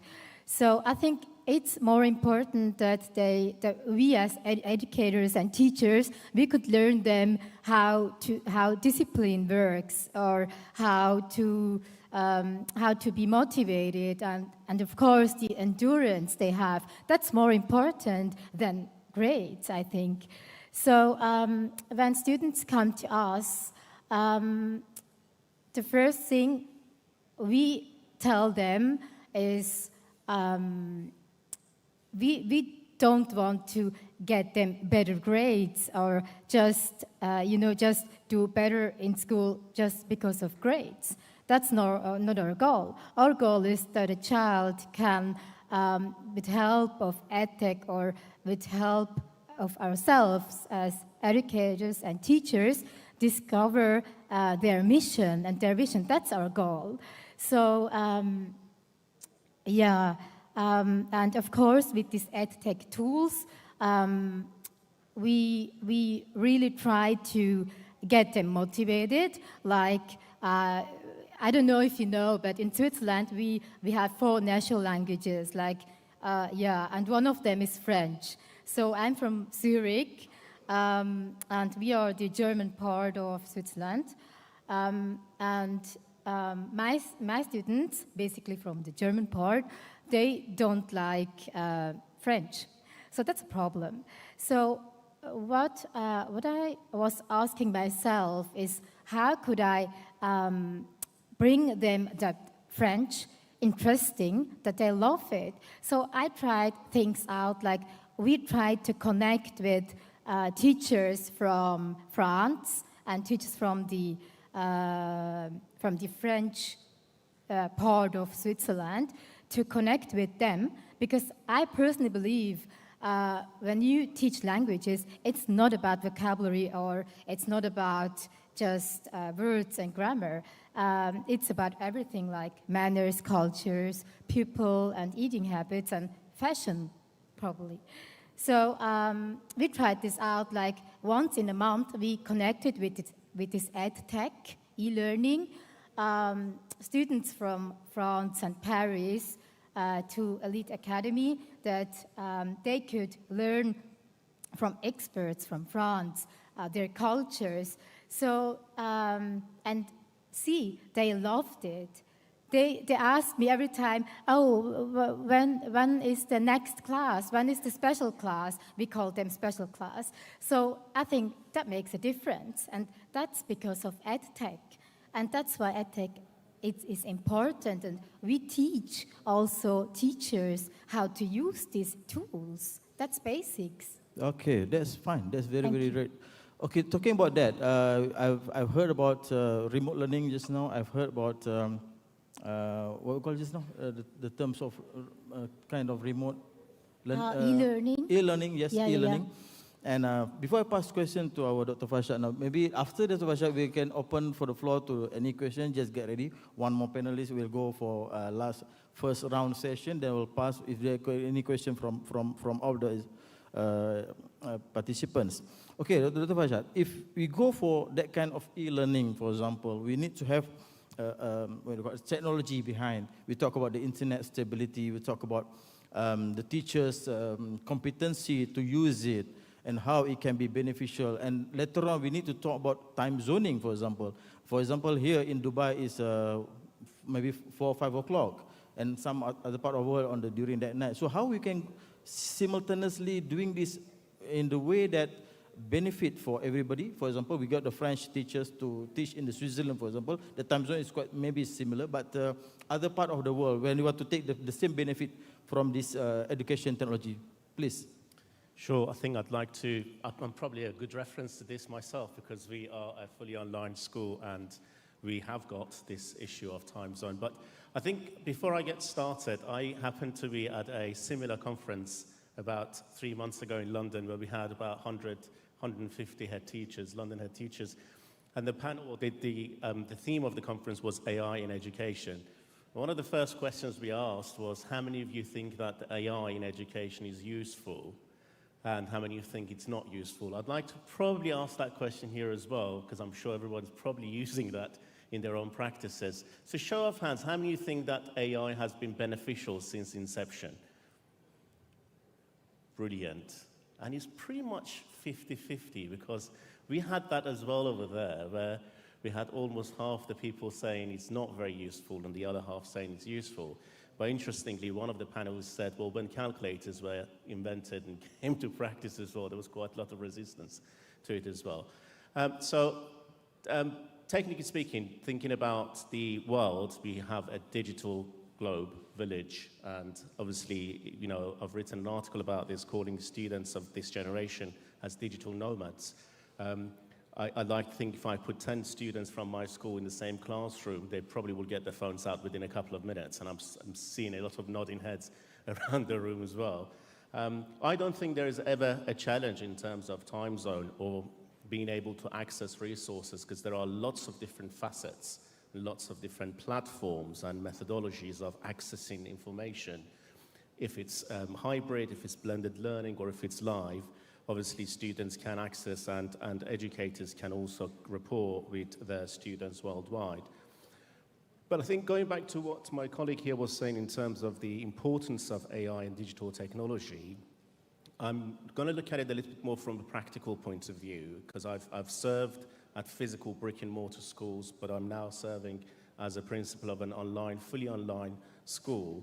And what I'm seeing is that a lot of students that we used to have as students that have fallen through the net in a mainstream education system, those who've had disability or vulnerabilities, they've had SEND, and they probably had a teacher assistant sitting with them, and they would be feeling absolutely embarrassed that somebody's actually sitting right next to them to try to decode. A lot of those students are now actually plowing through using this technology. A lot of our so-called middle ability, low ability students are nowadays using the AI technology, simply because it gives them that freedom and accessibility for them to be able to decode language of teachers, which is sometimes very difficult for them to understand. I was talking to one of our students a few weeks back, and he was saying that 3 times I've asked my teacher about a concept of mathematics. Everyone probably has heard of Pythagoras before, and I could not really understand what was going on. And then I asked ChatGPT there, and then I understood what was going on. So I think we should see it as a supplementary tool that can support every stakeholder. And I think I can speak on behalf of everyone here as a senior leader, school leader. Your biggest dilemma in school when you're talking to your teachers is workload. Do you have that? Teachers complaining about workload? Oh, I've got too much on my plate. I can't get things done. So I think what we've seen in terms of the mindset, certainly in the UK, because there's a big push and drive in terms of using the AI technology in order to assist teachers and lecturers and educators with the administrative part of their job, writing their reports, assessments, marking, feedback. And it has been a major driver in terms of keeping the motivation going and streamlining the workload of staff members. We're still not there yet with it, because obviously it's an ever-evolving technology. Every week we're learning about new techniques and technology, but I genuinely think that we are stepping towards the right direction. And like I said at the beginning, there are no obstacles in terms of accessing information, be it time zone or any other drivers. Yes, great, great. Thank you, Dr. Farshad. So do you have any question from the floor, if any? One? Yeah, got two? So, serious, okay. Got two, okay. Yeah, please. Again, hi. My name is Nazik, and I work in the EdTech as well. So I promote education technology in the institutes or higher institutes. So we have been facing a lot of resistance from teachers to use education technology because, like you said, there's a lot of workload for the teachers, planning, grading, doing a lot of assessments, blah, blah. So now we're putting on them another stress of learning how to use a tool or a technology that they need to use to make their learning effective. So how do we deal with these resistance, first of all? And second of all, if there's no policies from the leadership, I mean, there's no encouragement, like you said, one of you said about something about leaders encouraging EdTech use in the institute or the organization. So how do we make leaders aware of that AI is coming to stay, or education technology now, we're using a lot of tech tools in education, and they need to be aware about that and promote it as well. So what plans, how can we do that? Okay, thank you, Miss. Okay, maybe I'll pass. Okay, continue. A couple of things, actually. One of the things that we've seen results in Australia is, even in this conference today, we talk a lot about learning and teaching, and no one talked about actually the educating the adult learning model for teachers, right? Teachers have to be expected to take on these tools. AI, for example, has the potential of saving a lot of time. So one of the things that we've seen really well is when the tool is shown to the teachers, educators, using adult learning models, not the same way as teaching anyone and everyone, not the same way that you would teach children, then showing something as simple as how do you build a chatbot for their history subject or math subject or science subject so that the million questions that comes at them can be handled by AI, that's when their eyes light up. And when they're a 60-year-old teacher who, they might struggle with putting on a formula into Excel, but they're able to then build a chatbot within a couple of hours, couple of show and tells, that's when we see the biggest difference. That, I think, can work for anyone. Okay, thank you. Farshad, you got anything to add? I just may add to what my colleague was saying here. I think the biggest challenge that you might be facing is the lack of awareness of how beneficial the tools might be, and a lot of that comes with training. But I know in schools, any change will actually receive quite a lot of resistance, and I've seen that with the introduction of laptops in one of my schools 15 years ago, to actually buying into a progress data system where all departments had to use consistently the same tracking system to monitor attainment and progress. I think the key is continued professional development and, of course, making sure that your leaders are bought into the benefits and advantages. But teachers don't like to be told what they need to do. They need to be shown what they need to do. And through the demonstration of showing how easily it can be utilized, but also the benefits and the impact it will have, at the end of the day, if you show impact and it also shows that it's saving them quite a lot of time, but it enhances the consistency and enhances the quality, I can guarantee you that my teachers right now are writing some of the best reports I've ever seen in my life for our students, thanks to ChatGPT. And I'm sure everybody will agree with that. Back 3 years ago, I would have to proofread with the team, the administration's team and the SLT, every single report, and we'll find quite a lot of grammar and you name it, problems with all the text. But I think it's all about continued professional development and chunking it. If you're going to go down the road of let's all start a new initiative, you need to break it down. Little by little, you bring them on board. It's going to be a 12 months to 18 months project, and of course, it has to be continuous because people forget. Okay, wait. We still got about 11 minutes. Just to add on, the question will be posted to you now. For example, in education where they cannot run from the taxonomy, for example, the assessment will be covered from cognitive, affective, and also the psychomotor domain, all those things. And can it be, maybe, Chief, assessed through this kind of remote learning or e-learning or ODL or even LMS, for example? Is it possible to assess all those kind of taxonomy or domain covering all this taxonomy, covering all this cognitive, affective, and also psychomotor? Is it okay, possible? Yes. What's the question? Okay, again? sorry, maybe Ayu, On the assessment. Assessment, covering all these kind of domains. Yeah, actually it's possible in Yeah. terms of assessment because we actually, it's just that, of course, when we talk about assessment, we have to have the instrument. So in developing the instrument, then we have to go back to what domains that we are actually measuring. So you're supposed to measure what is supposed to measure. So that's why when we talk about assessment, we can't talk about reliability, validity, and it's the fairness of the assessment as well as it must be relevant to the current situation. It means when we come back to the principle of assessment here, it means that we have to assess, let's say we are talking about the current trends of the EdTech, it means that it must be relevant to the current trends. So it's possible. It must be parallel with that Yes. EdTech together. So, Tiff, you want to add? Yeah, I want to add just I personally really force my teachers to learn this tech because, like one example from my Elite Academy, there's a tool for solving math problems for students. So when they use this tool will not tell them the answer, but how to get there. So when teachers could use them, we as educators or teachers as well could focus on soft skills or I think hard skills. Someone said hard skills. So I think that's another. We have more time and more energy to invest that in something different, something that's equally important as that one. So yeah. If one more question, I think from this side, I've seen just now. Is there any more question? No, Sheila, okay. Okay, good. You got some more?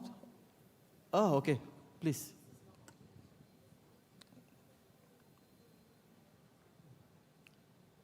Yes. Sorry, I'm trying to walk fast but not run at the same time. Wonderful discussion. My question is around the relationship between EdTech and pedagogy. Sometimes head teachers, EdTech can get very trendy and buzzy, and I've seen head teachers adopt it without a technology, whether that's VR headsets or something else, without fully understanding and embracing both its potential and its limitations. And the teachers deal with the fallout. But in terms of classroom implementation, I'd like to know what, as a panel, what you think the balance should be, because there's an element where the teacher needs to learn the technology themselves in order to be able to use it. But then I think there's a difference between learning how the technology works and learning how to use it and implement it effectively in the classroom. So for example, if you have one VR headset for 30 children, how do you do that? Versus 15 VR headsets for 30 children.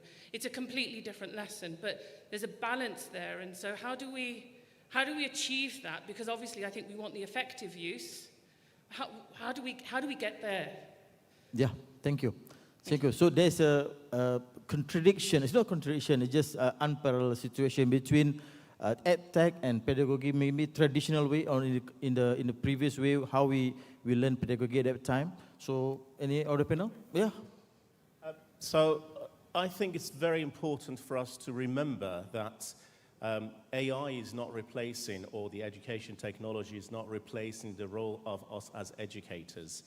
We need to understand that all of these tools are basically support tools that will enhance our pedagogical skills. I now know that staff can potentially just type in a few words, get a lesson plan generated within minutes, a PowerPoint generated within minutes, and just go off to deliver the lesson. But that's not what AI technology is used for, or the use of digital tech should be used for.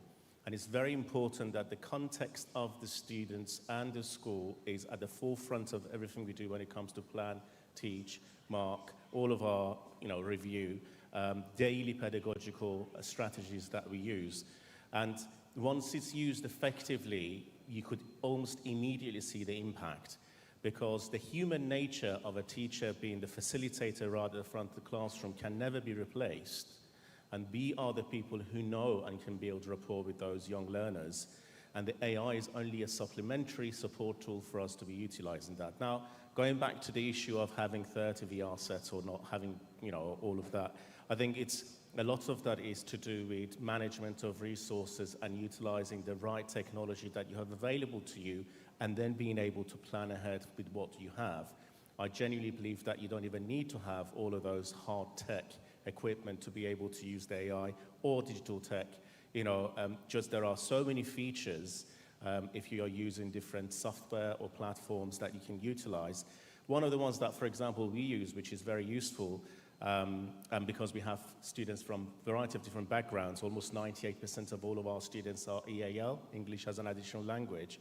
And sometimes it's very difficult for them to access the British accent or access the content the teacher is delivering. Therefore, we've enabled this feature for them to be able to get the subtitles translated. And as they get more enhanced in terms of their English skills, then we are removing basically kind of words within sentence, or just highlighting keywords or the glossary words that they need to know. So it's all about planning with the right strategies and equipment and technology that you have. And I genuinely think that everything and anything can be achieved. Thank you. So we come into discussing about the challenges related to the remote learning, related to the EdTech now. Can we name few EdTech education technology that we have now currently in the world for 2024? Maybe, Prashant? Sure. I think AI gets a lot of the buzz because it's the kind of leading the way, it's mainstream. But when we look at emerging technologies, something as simple as edge computing is not something that people are very familiar with. But it is amalgamating itself with AI. So we're kind of coming to a converging point. But there's virtual reality, mixed reality, or augmented reality. There's spatial computing now part of that mix as well as of last month. There's things like actual 12D modeling, which is software used but from a CAD perspective. So those are just the main ones, but there's all these other ones, like, for example, IoT is a big spectrum of things as well. Yeah, so IoT is actually playing the real important tools now related to education and many other things as well. Yeah. Correct. IoT fits into almost anything. We could have IoT sensors in this room to get live feedback. Yeah, then come out into other technologies come in. So maybe for you, Tiff, later on the education technology, education trends, maybe you want to add? Yes. Yeah, we are working on a plan. So I think I can't tell you all the details, but our plan is to offer education from anywhere, because one of our goals is to get prepared students for the university entrance exams, so in Switzerland. So, but that's just for Switzerland, but we want that our students go abroad or go to US, to London to study. So we are looking for opportunities to connect with the world, to connect with educational institutions, schools, universities, to get them there. Because I personally know students nowadays, they don't want to just study in Switzerland and do college there, to university there. They want to explore the world and go and look beyond. Yeah. That's why. So I think in that case, e-learning is something very important. Okay, thank you, Tiff. We need to conclude things. For example, whatever that emerging technologies coming in, education technology coming in, there must be something reserved in terms of this cyber security, in terms of these ethical values, in terms of how we want to to behave on the net rather than you come into the classroom, physical classroom. So Ayu, maybe you want to add on how the ethics or ethical parts in the education technology can become part of integral into this education system. Okay. Actually, when we talk about educational technology or any technology in the world, we can't control because the evolution, the way we use it. So there's always positive and negative side of it. But as a human being, or as we as educators, what we should do. So I would like to come to 2 points. Like the previous slot, we always talk about 3 points, right? So this slot, we talk about 2 points. Okay, the first one is actually, I would love the word discernment. So we talk about cultural discernment or else, or whatever that have been discussed from the previous slot. So this is about discernment, means that how you judge whether it's correct or wrong. So we as educators must make the students, or we also must have the judgment to do what's right and wrong. Actually, we can't control. So for example, previously, so for us to prevent our stuff from being stolen, what we do? We put maybe padlock, we put password. Okay, but we have the technology, so it's evolved from padlock maybe to the digital lock, all of this. But what do people do? They have more advanced technology to hack the padlock, to hack our password, correct or not? Okay, so we can't control all this. But if we inculcate or we nurture the values, okay, in among our children, so then it will be better. Thank you. I think the monitor now is showing the time's up over there. So I think a lot of questions are still going on, but we have a limited, very, very limited time. I would like to thank everybody, every panelist for our session for this evening, and thank for all of the participants of this conference. And I would like to say, hopefully, by having this kind of session, moderation, we can see the future and the current technology that we have in education technology and how to bring it back in the way that beneficial for our countries and for our future generations. So thanks Farshad, thanks Rashan, thanks Tiff, and also Ayu, and hopefully to see you again in the next conference maybe in Dubai next year. Thank you so much, and thank you so much. Thank you so much to our wonderful panelists. Now, next up we have a fireside chat entitled Solving Problems in the Changing Educational Landscape by Understanding Resilient Ecosystems. So we're going to invite up all of our speakers for this chat. First up, Dr. Christine King, Director, Learn to Learn. Y.S. Oberoi, co-founder and CEO, Cleffer. Dr. Rose Susan D. Barty, Department Chair and Professor at the University of Florida, and Dr. Tom Kane, Senior Lecturer, Business Analytics, Sterling Management School. Please welcome them up to the stage.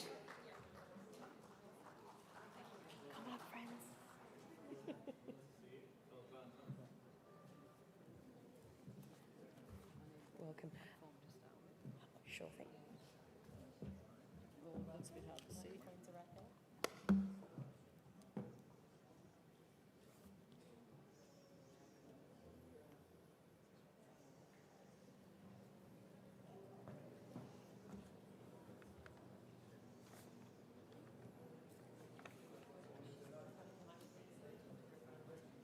Hello, hello.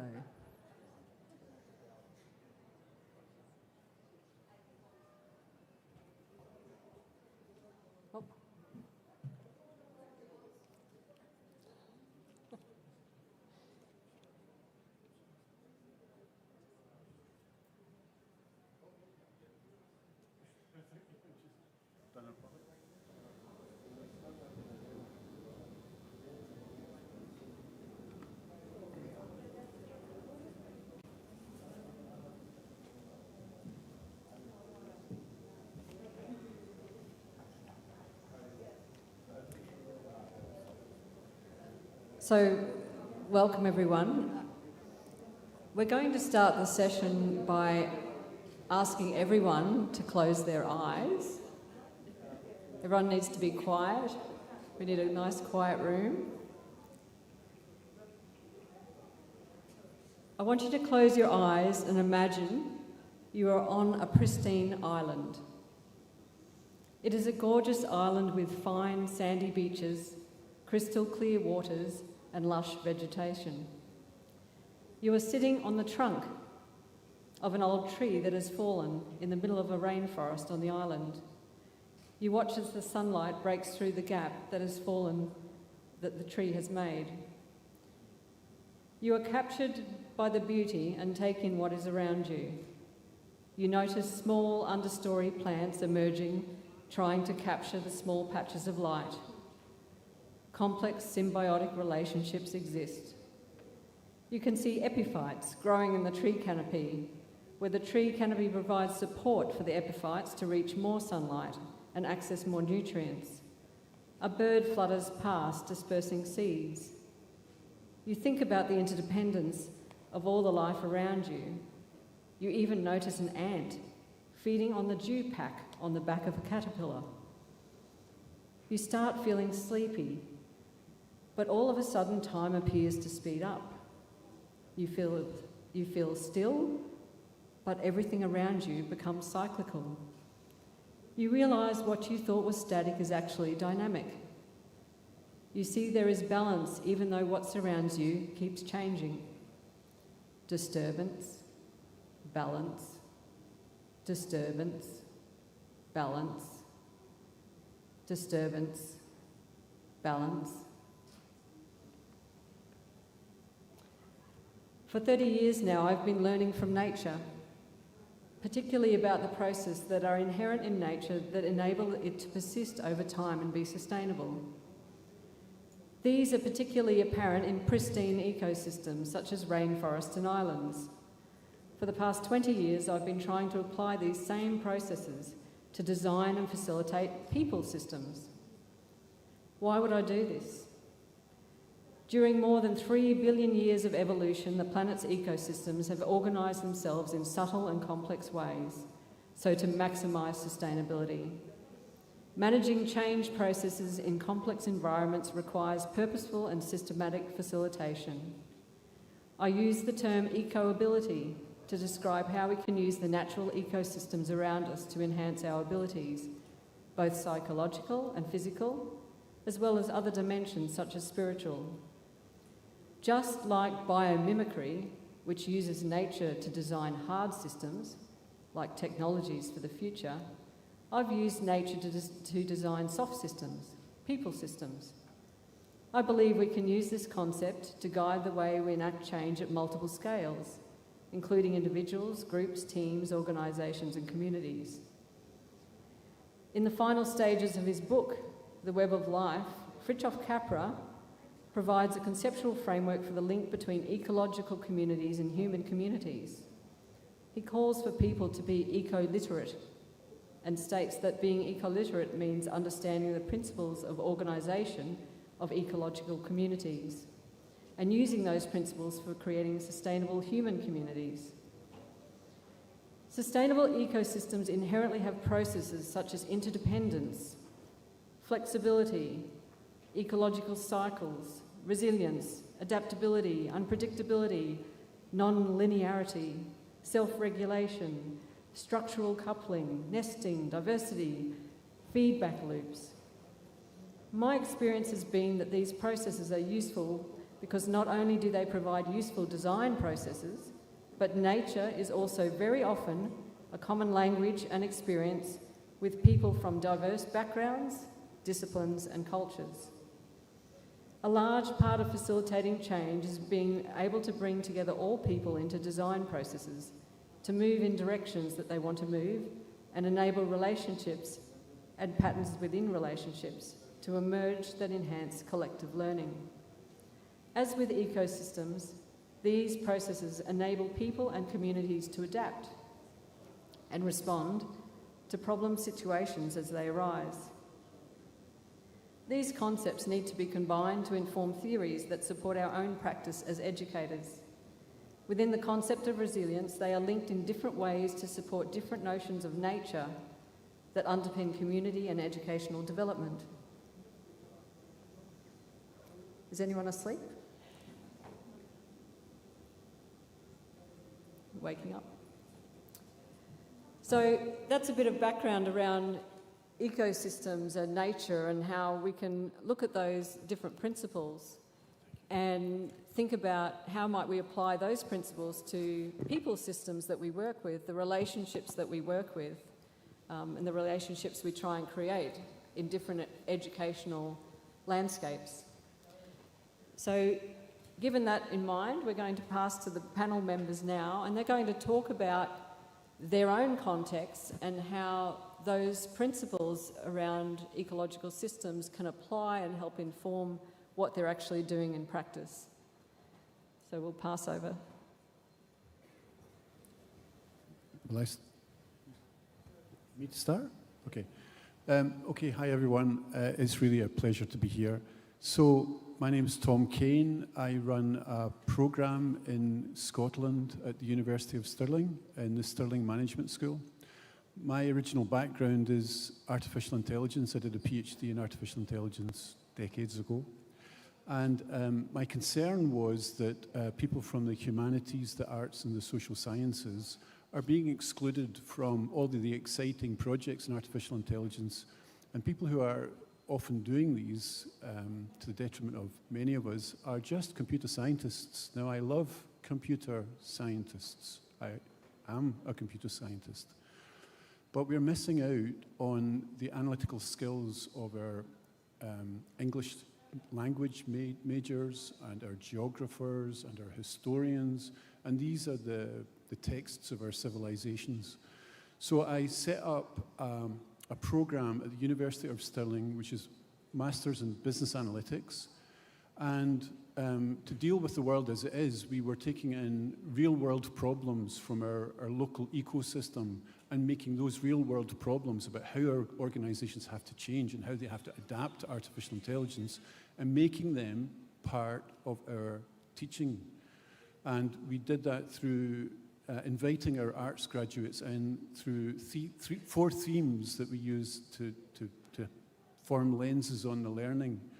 And those themes are disruption, because of the disruption throughout business and throughout the world and through society, and we all have a response to that.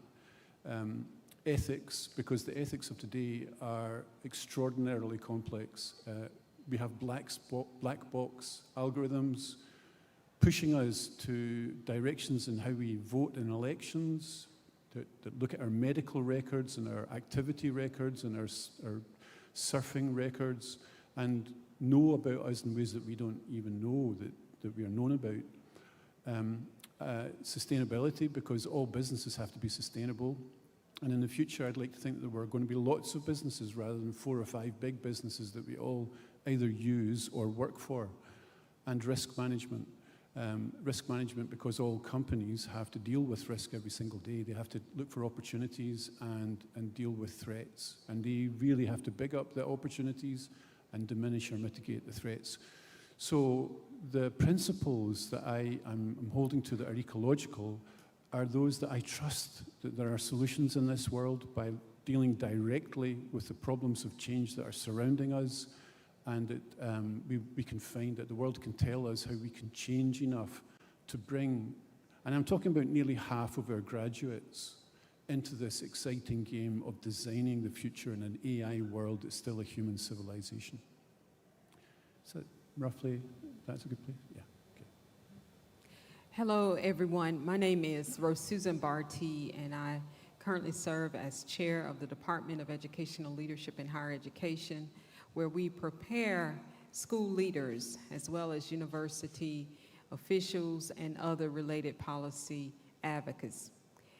This idea about ecology, or the resilience of the ecological system, is one that we operate in the university in general, because we prepare leaders. We provide them with the knowledge, the skills, and the dispositions to be able to go out and to impact a major change within how things are done. And so when we think about the preparation part of what is happening, particularly when we look at our principal preparation and what all we have to do in terms of preparing principals, both at the state level as well as within the university level.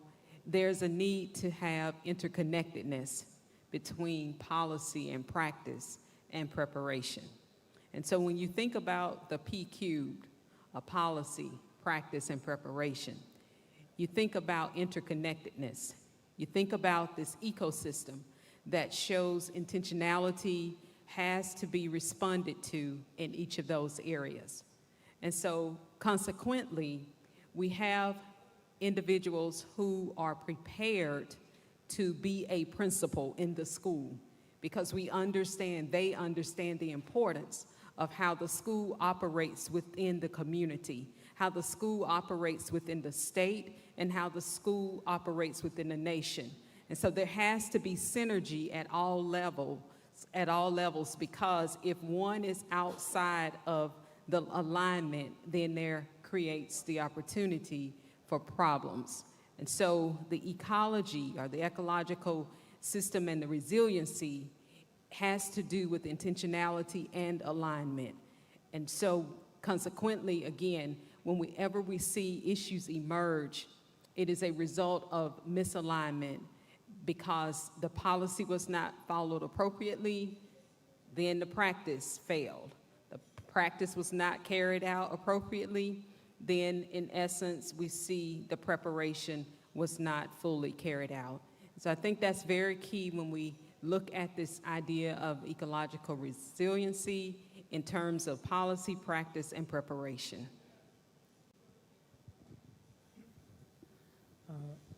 Hello. Yeah. I very well correlate with the entire ecological resilience and the entire concept because I believe that when it comes to anything we all are doing here today, at the end of the day, we're trying to do some form of business, we're trying to create value, right?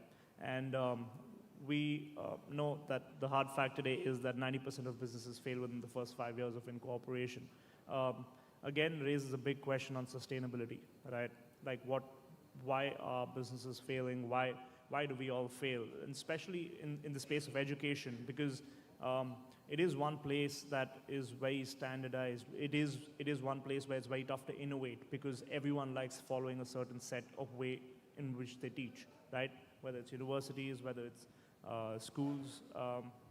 But yeah, of course, there's change coming, which I can speak about from my country's side. Of course, there's a lot of social emotional learning that's happening. People are actually growing towards focusing on mental health of kids. They're taking away examinations. They're putting up optional examinations where you can choose to write where you want to write an exam. So,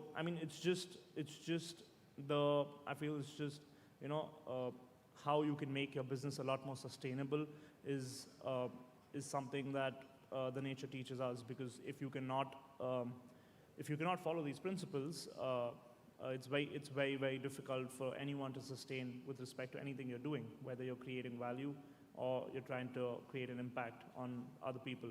So yeah, that's about it. Yeah. Are we going on this one? Yeah. Yeah, I think what I hear from the three, and something for me is, it's the intentionality that you're talking about. We've had the same argument with, when people say, I don't know, with people here, you're all educators, when we try and talk to people about action learning or action research, and they say, oh, but we do that anyway. And I see these principles that nature shows us, or intentions, are just that, they're just guiding intentions, and we can do them a little bit more systematically if we have a list. Now, if you look on your tables, there is a little list, because the topic that we have today is solving problems in the changing educational landscape by understanding resilient ecosystems. So on the table is just a one-pager. I don't expect you to read it now,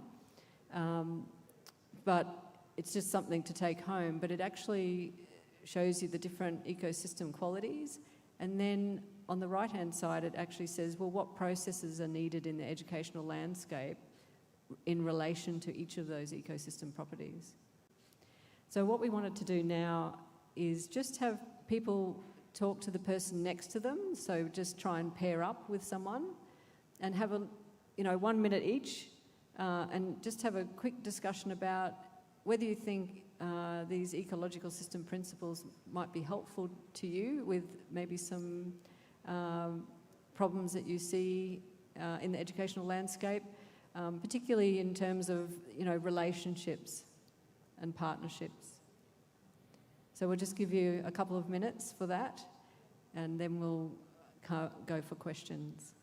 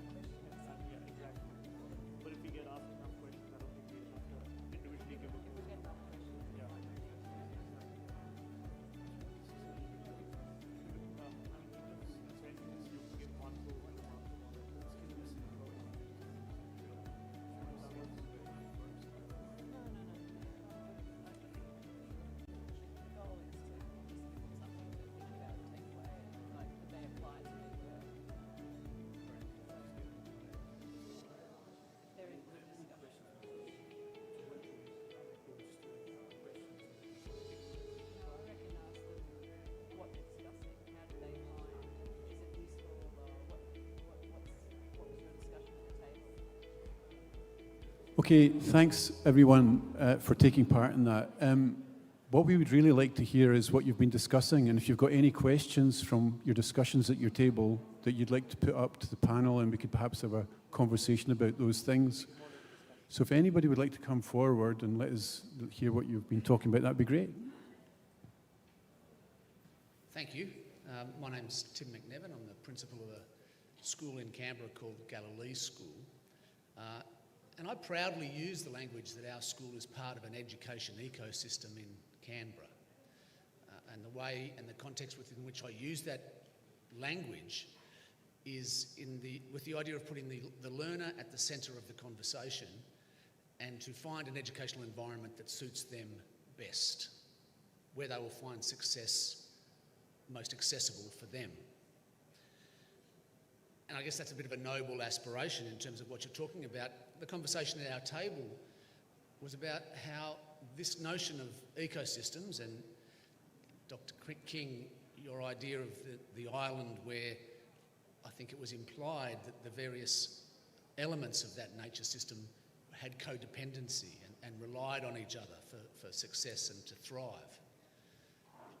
And our conversation was, how does this notion of resilient ecosystem exist alongside the problems of inequity in education and competition in education.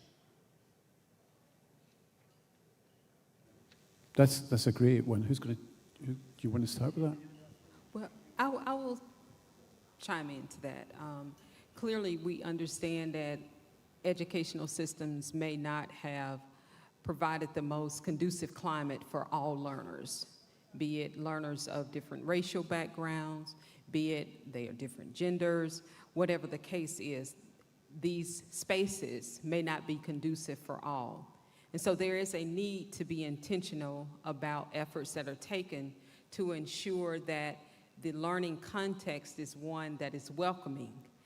And so there has to be some level of policies that are put in place to ensure the mental health and well-being of the students who are there, of the teachers who are there, and even of the administrators who are there, so that when families come into the school, they feel welcome by virtue of walking into a climate for which is saying, you belong here. And so I think there is credence to what you're asking about the need to have proactiveness in place based upon how students and families historically have not been welcomed into these contexts. And so clearly we have to, again, put in place those policies and practices, and within the universities, prepare our students to be able to deal and to respond in an equitable way in order to ensure equality occurs. Can I maybe just also add to that the dangers of competition, they're in the ecological environment that we're all living in, and the truth of our world is kind of telling us what we have to respond to. So this wonderful approach. You know, if we didn't do anything for them, they'd be absolutely floundering. So it's great what you brought up there. Those are lovely things to balance. Other questions? Oh, even just conversations that people had at the table, if you want to talk about those.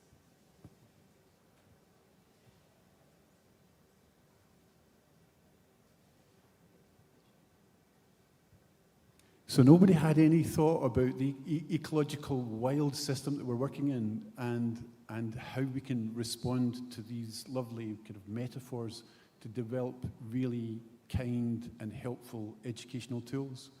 Don't feel shy about coming up if you've got something. I maybe just say something about the fear that I had. I was watching many of our arts graduates being baristas, and they're kind of wearing out their arms, and they're going home tired, and they're getting $12 an hour for what they're doing. They can't afford their homes, and they're watching a world of artificial intelligence developing where people are promising them free money for not doing any work, or an egalitarian society. Well, in Europe, we want to have lots of businesses. We want to have plurality of business and plurality of opportunity. And unless we fight for that through educational means, we will lose it, because the solutions will come from a hostile ecosystem which says one size fits all for everybody, whether it's some AI kind of tool for one thing or another, or we participate, all of us, and shape our society. So this danger of what's in the environment and the opportunity for us to evolve, I think it's a really important thing that we face in education.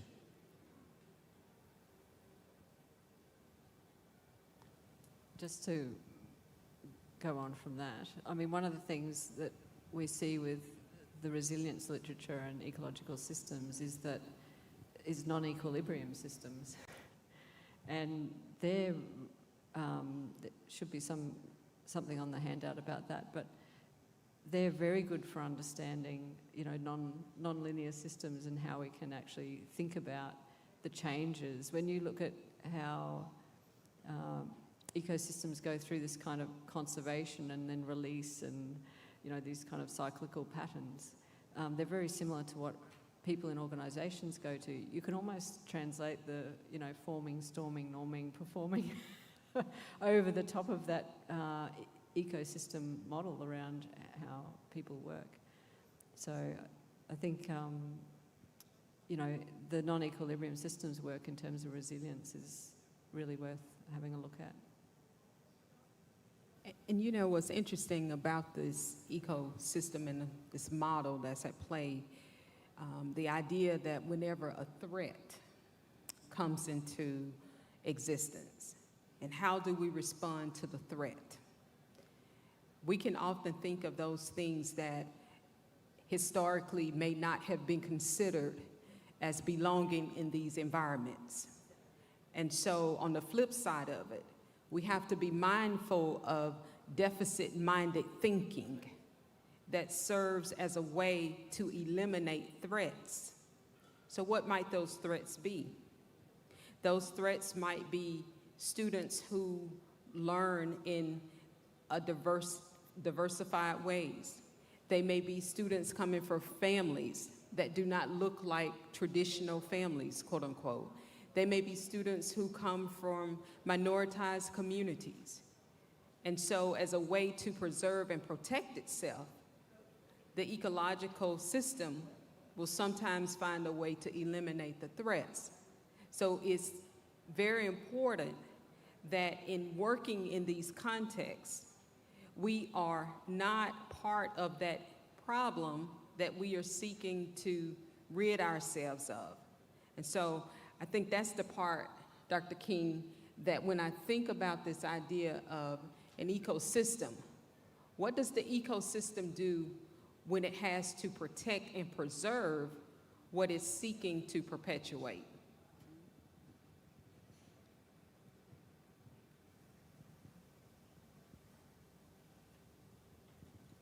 Any comments? No?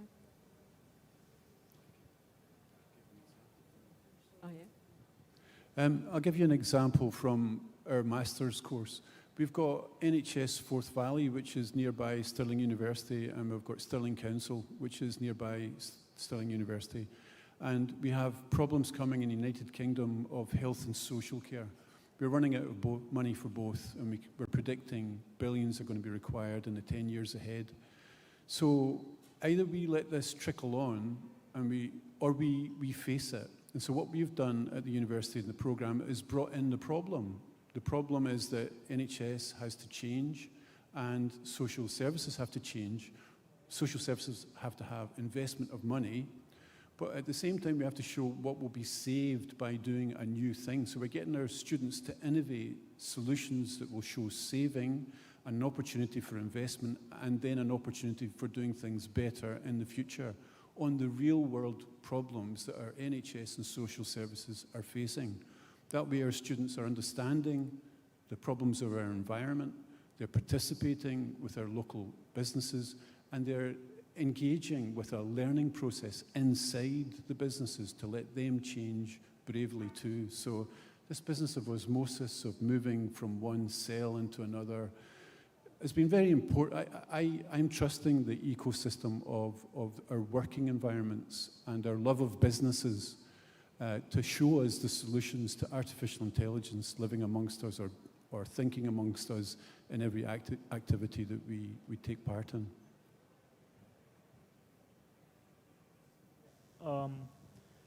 I mean, also, I mean, when we speak about like, if we speak about potential threats, if we look at potential threats from the business side, from educating people, right? Like when we look at innovation happening with AI at such a pace where platforms like OpenAI have come into picture, right? Where each student, each learner has access to so much that probably a university might not want, right? So when we see things happen like that which are uncontrollable, which are not in the hands of a university to control to a great or a large extent, right? I mean, we got to adapt. We got to think of solutions that we can build as educators to climatize and limit as much as we can of the access that we provide. So, I mean, at my company, we're already building a solution for the same. We're trying to give access to educators, to universities, to schools, to put restrictions, or to monitor and to gauge what is being searched, how much can be searched, what can be asked, what cannot be asked. So, I mean, of course, it's something you cannot help and you cannot deny access to, right? I mean, on a large level. So, I mean, again, adaptability, change, it's just something you got to accept, you got to work, you got to innovate with it, right? So innovation, again, is a very, very big byproduct of the entire ecosystem, the ecological system that we're talking about. And I feel as a business, I mean, what I take back today is that when we set key performance metrics for people working along with us in our companies, I feel we forget these metrics very easily because we don't keep them in mind, because at the end of the day we focus more on tangible metrics and tangible targets. So I mean, a good change definitely would be key performance metrics, updating them, modernizing it, keeping sustainability as a key performance metric, keeping self-regulation as a very, very good metric in the system. So if everyone in your team is working towards a few factors that we've discussed today or that you see on your table, I feel it's definitely going to be sustainable growth. You're going to go further ahead, and yeah, I mean, that's what I'm going to take back and implement from today. So yeah. Where I often use the tool, and it's when you talk about performance indicators, I've used it a lot with project teams, because sometimes it's really difficult for people who might be quiet or don't have a voice, and particularly some of the cross-cultural work that I do, and it gives a bit of a tool for people to actually talk about the relationships that happen in the team. So sometimes I work with teams and I get them to map out all the stakeholders and their teams and what the relationships look like, and describe them. And then we look at the ecosystem model, and they look at it and go, oh, our relationships don't look anything like that. This is why we're not really functioning very well. So then we use a bit of a change process to say, well, this is where we are now, this is what our relationships look like, and then how do we actually move our relationships so that they look more like this sort of resilience ecosystem model, where we can be a bit more sustainable as a project team or as a larger multi-stakeholder group. But it's kind of like a checklist in a way, or that performance indicator. In my previous response, I talked about the threats of the matter. There's another part of it when you think about more broadly the SWOT analysis: strengths, weaknesses, opportunities, and threats. So I went to the end of the analysis. I'll start now with the beginning. We have to consider what are the strengths of our ecosystem. When looking at our stakeholders, both primary stakeholders and secondary stakeholders, it's very important to assess that, because that then informs how we need to respond to those areas that I mentioned earlier of the PQ, the policy to practice, as well as the preparation. And then when we consider what the weaknesses are, and being very honest and transparent about those things that we may or may not do well, and identifying those things, but not identifying them as a sense of that we are not able to change them, but it certainly provides us room for areas for improvement. And then we have the opportunities, because there are opportunities that are both embedded and ones that can be created. And so clearly, when we consider the SWOT in its entirety, it does help us to make an ecological system that is much more resilient and responsive to the needs of our stakeholders at large. So strengths, weaknesses, opportunities, and threats must holistically be considered. Yeah, I mean, I would again like to just close my stance by saying something small. So, I mean, coming from a B2B SaaS company, so especially catering in the education sector, we focus on the entire ecosystem. So we position ourselves as an ecosystem management software. We don't focus ourselves, and we don't call ourselves with a particular tool associated that we build, right? Because we understand the importance of having an ecosystem. We understand the importance of relationships, right? And we hope that we have discussed the same today and conveyed across the same message because, I mean, that's what we are trying to do here. And I guess one last point, I can see time's up, is that, you know, we talk about resilience, but now in the ecosystem world, we're trying to find models now rather than resilience. We're looking at robustness.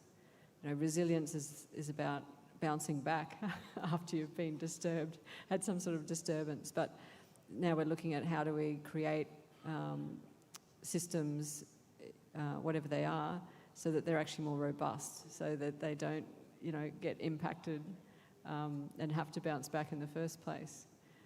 So that's another point to do. Anyway, so that's time up. And if anyone has any questions for any of us after, we'll be around for a little bit. And thank you all for coming. Thank you very much. Let's give them a round of applause. Fantastic. Head on to the front, have your photo.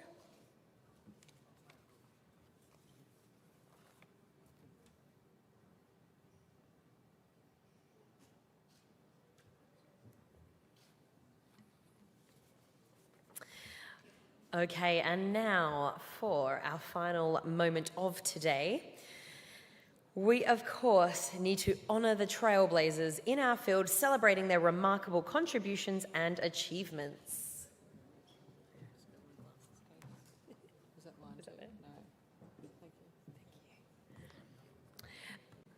Their dedication inspires us all to reach new heights and drive positive change in our sector. So we shall announce the person who will be presenting the awards to our recipients today. So it is Maureen Gallant. Please come down to the stage, President and CEO of Mover Veloce Consultancy. Let's give her a round of applause.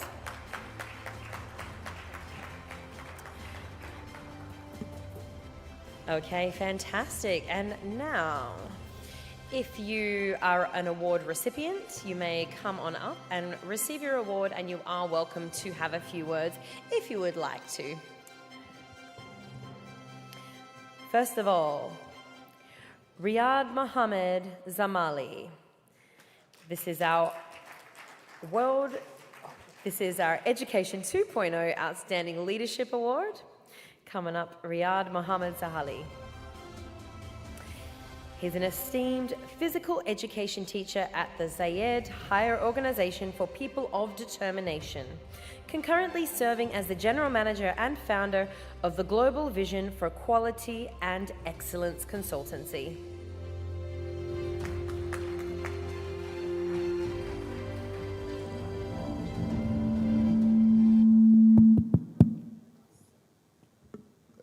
Sorry to speak in Arabic, please, I have to relate to this. أولاً بسم الله الرحمن الرحيم. أريد أن أتقدم بالشكر لكل الأهل وكل الأسرة في بلدي تونس، وأريد أن أشكر دولة الإمارات العربية المتحدة على أنها تدعم التميز ودائماً تعطينا فرص أن نكون ضمن قائمة المتميزين.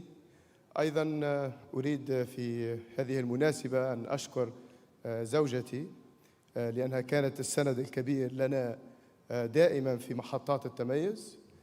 أريد أيضا أن أشكر جائزة Education 2.0 لأنها منحت لنا الفرصة اليوم أن نكون على منصة التتويج، وكانت فرصة رائعة أن نلتقي كل هذه الثقافات وكل هؤلاء الخبراء الذين فعلا كانت فرصة طيبة وفرصة جميلة نتعرف عليهم ونبني شراكات وأن نبني علاقات طيبة مع الجميع.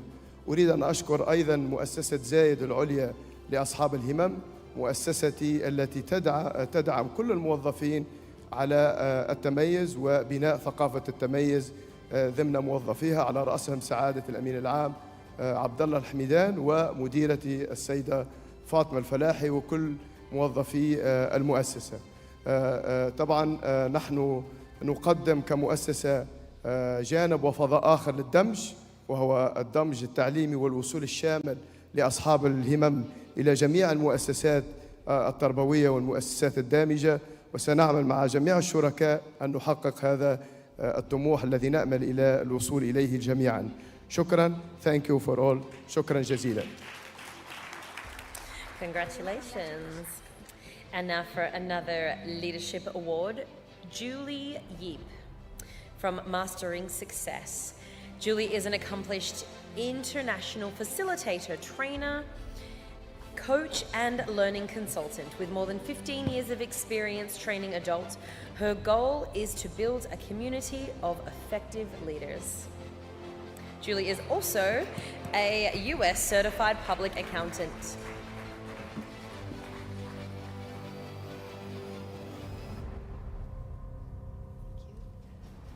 I'm going to make this short.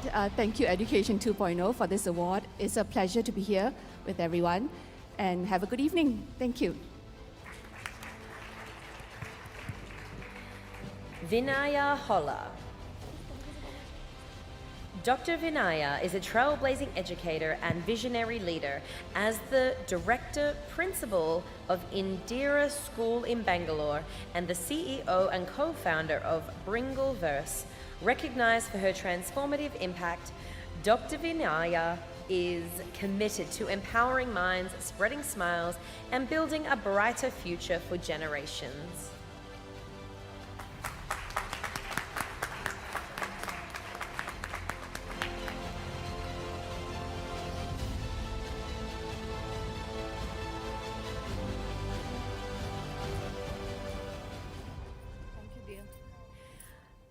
Firstly, I would thank Education 2.2 and the wonderful people out here.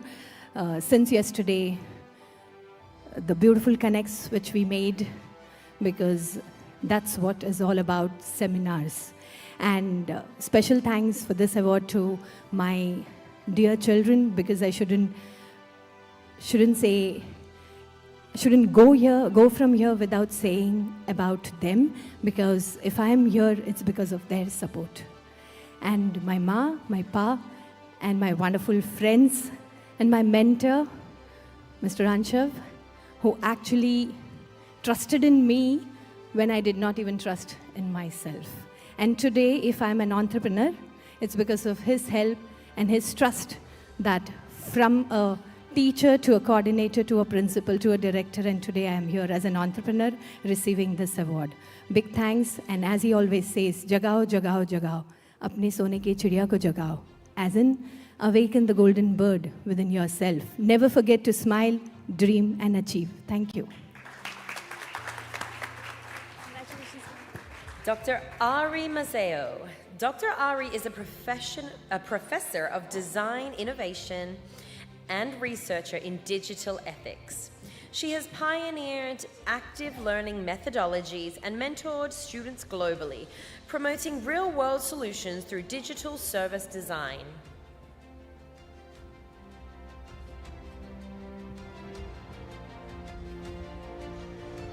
Let's hear it for Dr. Ari.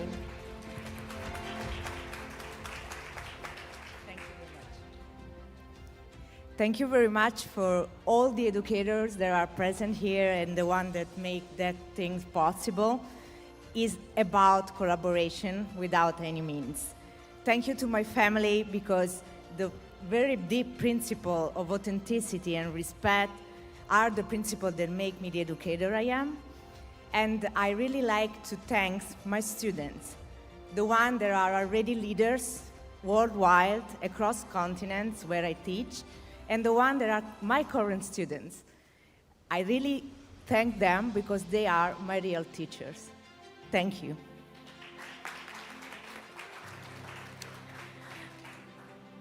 Bhumika Patel. Bhumika, the CEO of DA Ocean Overseas, fearlessly ventures into new territories, driving growth and constant improvement in her consultancy firm. With a track record of success in guiding both clients and teams, including being consistently ranked as the #1 investment manager in Gujarat, she exemplifies strategic acumen and dedication. Let's put our hands together for Bhumika.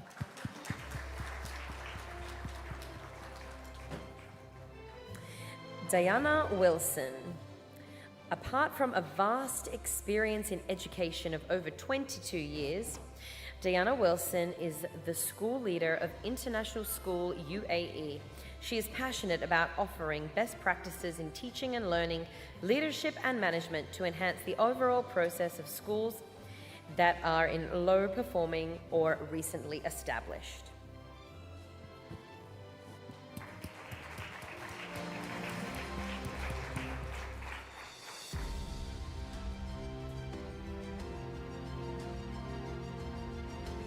Good evening to one and all in the audience here and my colleagues watching me live. I'm very excited as well as feel completely honored as I received this prestigious award from Education 2.0. Thank you very much, the whole team, especially the assessment team and the jury members for believing in me and looking into my contributions and efforts in the field of education. Thank you everyone for fueling my academic and professional journey around these years. Thank you, everybody. Francesca Lecci. Professor Francesca Lecci is an associate professor of practice in government, health, and not-for-profit at SDA Bocconi School of Management. With a distinguished career spanning leadership roles in executive education and program direction, she has made significant contributions to the field of healthcare management.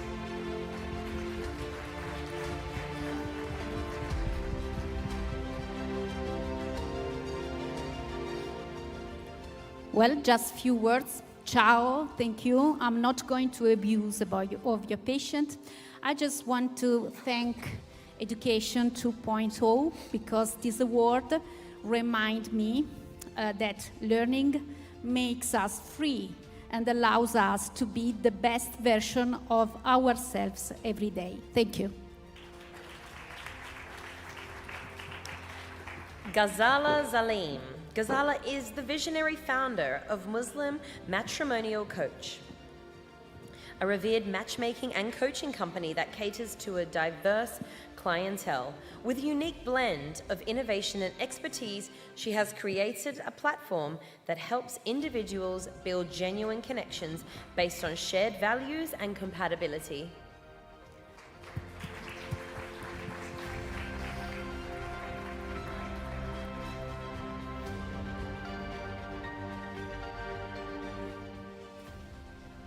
Hello everyone, hope you're enjoying this evening as much as I am. I'd like to really thank Education 2.0 for this excellent recognition, an international recognition. I'm sure many of you that have received the award feel exactly the same as I'm feeling at the moment. I'd also like to thank my family who have supported me through my journey from becoming a coach, from teaching. Obviously there's lots of different transferable skills through teaching as a coach, and now I have my own company which is called Muslim Matrimonial Coach. I also have a tech company which is called Love Connection, and what I do in this is teach people about relationships and the importance of relationships so that people can have that fulfilling life, because without love, without relationships, good relationships, I think we can progress in our careers as further as we want to, but if we don't have that special person in our lives and we don't have that special connection in our lives, I think we're missing out. So thank you everybody, and really feel honored to be receiving this award today. Thank you. Genevieve Lai. Genevieve Lai is the director, founder, and lead trainer of Soul Anchorage.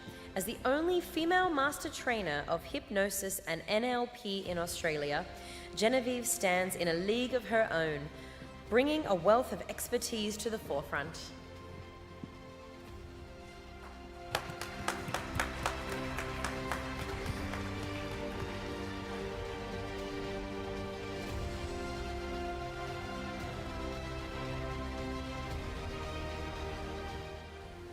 Well, naturally, I would like to thank the Education 2.0 conference for this honour, and I would like to thank each and every one of you for what you have shared, your expertise and your openness, and to let you know that you've all been incredibly inspiring.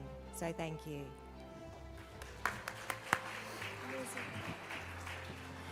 Jasmine Nainu. Jasmine, a dedicated psychologist at iRide, has transformed her passion for helping others into a fulfilling profession. With a background in clinical intervention psychology and over 3 years of experience, she contributes her expertise to the innovative iRide Creative School project.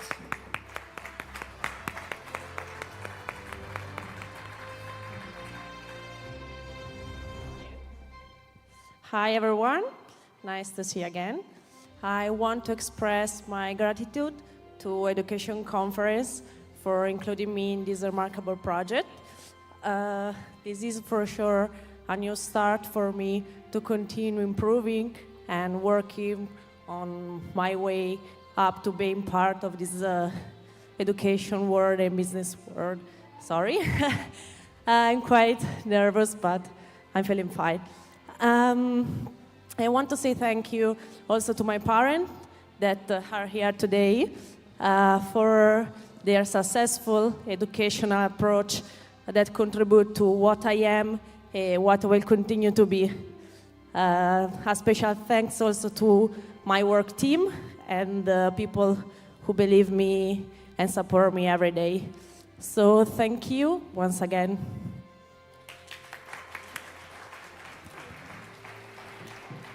Kaito Mizukoshi. Kaito, a UCL Japanese ambassador and management science student, founded UCLEF to share classical music with underserved communities and launched Lights and Shadows to make concerts more inclusive, earning him accolades for his contributions. Let's put our hands together for Kaito.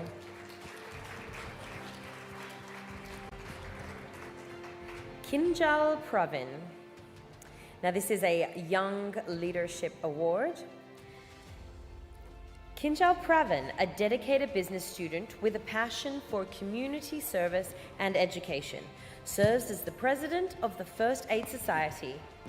Beyond her role as a president of the First Aid Society, Kinjal is a certified first aider, providing immediate assistance and support in times of need.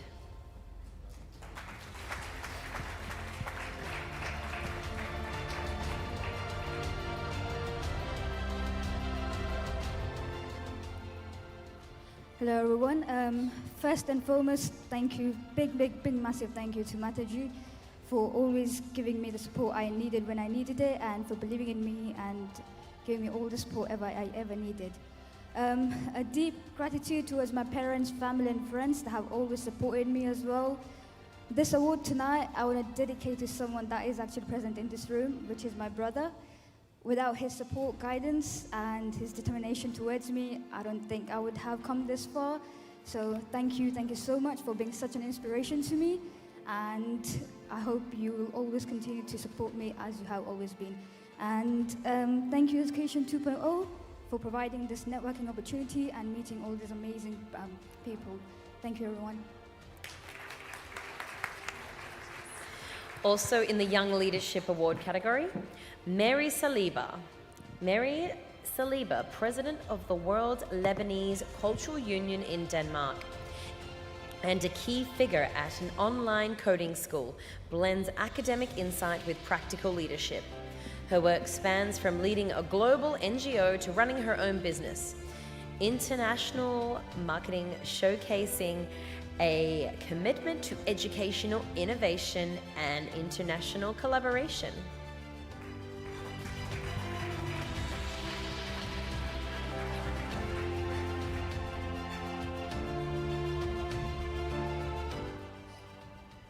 Hi everyone, I promise I'll try to keep it short. I just want to thank the amazing organizers for putting this conference together. It has truly been enrichful and just overall amazing. And there's also a saying that states, if you go alone, you'll go fast, but if you go together, you'll come far. And I just want to say, to use this opportunity to thank my, my support system, because they're the reason why I'm here today and that I've achieved everything that I have so far. And for the future leaders that are aspiring to become leaders, work very hard for your aspirations and work very smart with choosing your teams. Thank you.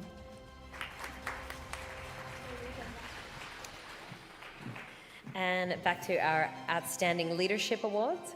Matthew Schultz, as lead educator at St. Philip's Christian College in Newcastle.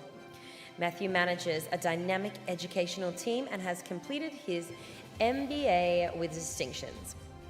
He serves on the History Teachers Association of New South Wales Board and is recognised as a Humanitarian Affairs Peace Ambassador.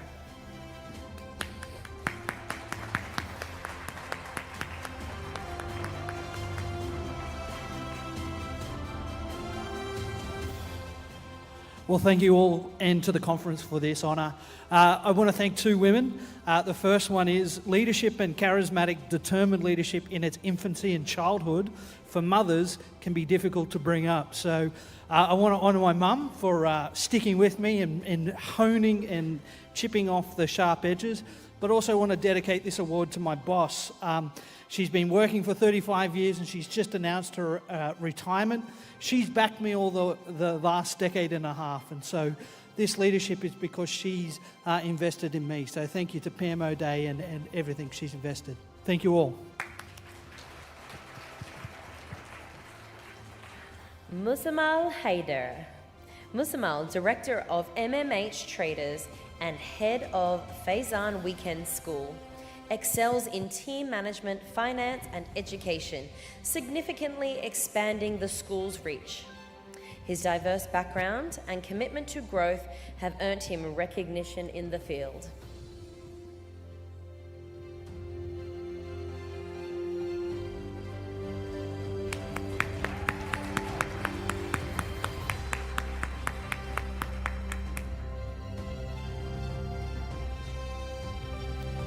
Hello everyone. First of all, I would like to take the opportunity to congratulate the whole management who arranged a wonderful and well-organized event especially, and I would extend my thanks to Education 2.0 team who gave me this opportunity and considered me for this prestigious award.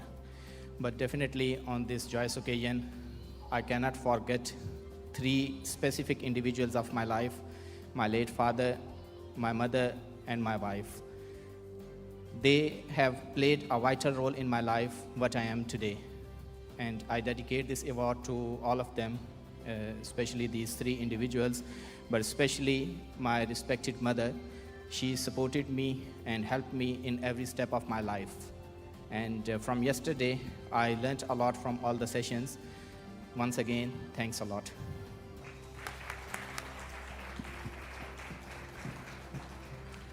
Onyan Kokorovic. Resopt founder turned CEO, embodies rapid growth and impactful leadership, dedicated to promoting positive change for both individuals and the environment.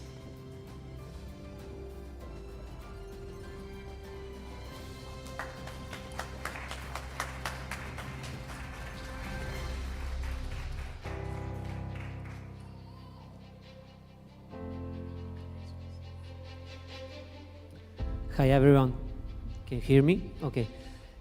Wow, it's amazing to see that after several years of work in education, focused only on giving to the others and on helping the others, realized that someone recognized my work. So it seems that I'm on the right way. I want to say thank you to my mother, to my father. Only I know how much they sacrificed of their own lives in order to allow me to stay here today. So Mom, Dad, I will always be grateful to you. Thank you. Then I want to say thanks to my current family for supporting me day after day. And finally, I want to ask you a favor to all of you. Please do not accept the mediocrity. Please do not accept it and do not accept nothing else, nothing less than the excellence. Because in our work as educators, the only thing that we must do is to fully express our potential. And in this way we can inspire the others to do the same, allowing them to become their best version. So yeah, thank you everyone, and have a nice evening. Bye. Now an award for an outstanding organization. And to accept this award is Pamela Furr here. Okay, so the award is for Puzzle Box Academy. Puzzle Box Academy was founded on the belief that every student deserves an educational environment to learn and to thrive. Founded by Pamela Furr, who is also the CEO, Puzzle Box Academy seeks to create a rich, experimental learning environment tailored to every child's unique needs. Let's put our hands together for Puzzle Box Academy. Raylene Ferguson Haugen. Dr. Raylene Haugen, President of RACEP Educational Consulting, brings 30 years of educational innovation to the global stage, emphasizing STEM and experimental learning. Her international collaborations and advocacy for inclusive education mark her as a leader in the field.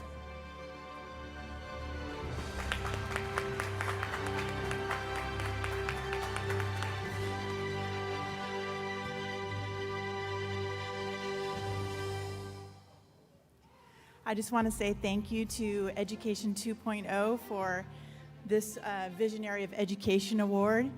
It's a great honor, and I've also been honored to be able to speak on real-world education and community involvement in developing leaders of the future.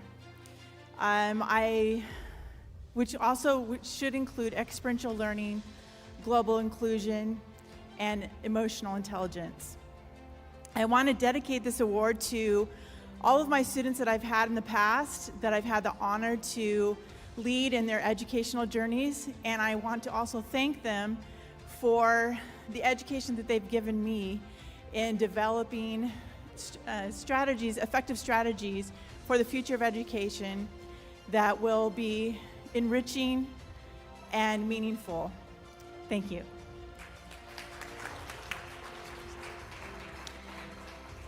Rahayu Ahmad Batiar.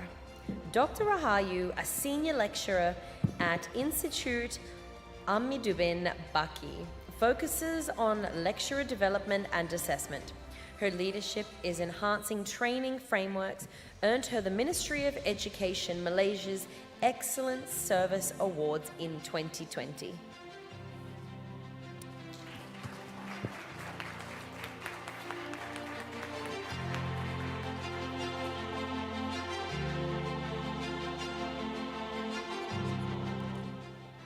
Hi everyone. So I would like to thank first of all to Education 2.0 for this honorable award, and I would like to extend my great gratitude to my family, my friends, and also the opportunity to meet all the great people here for these 3 days. Thank you.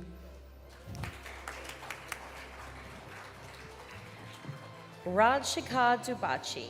With a wealth of experience spanning 15 years, Rajshekar Dubachi, founder and proprietor of Maven Consulting Services, has dedicated his career to training candidates for competitive exams such as GRE, GMAT, SATs, TOEFL, IELTS, and CAT.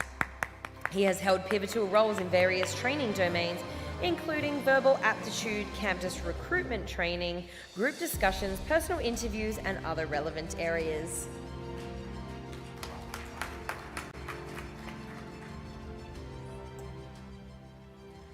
Thank you, Education 2.0, for this wonderful honor and privilege. We come from India. We hold 4 centers in South India. We are study abroad consultants. We counsel and educate students on the different opportunities they have to go and study abroad. It's a privilege to be here, and this award is dedicated to our entire team back in India. Thank you so much, and we wish you all a very wonderful evening. Thank you.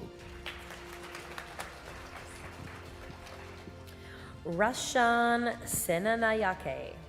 Rashan, renowned as the founder and CEO of Australia's forefront professional development institution, Inspired Education Australia spearheads innovation and education and industry nationwide.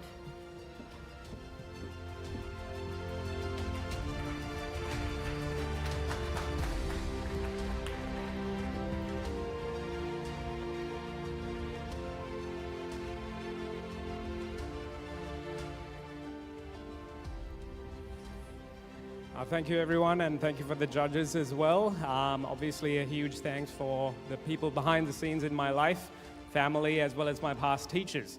And given the fact that we're in front of a global audience of educators, if I could stress one point, it would be to value and inspire our teachers. I think the rest will fall into place if we do that right. So thank you.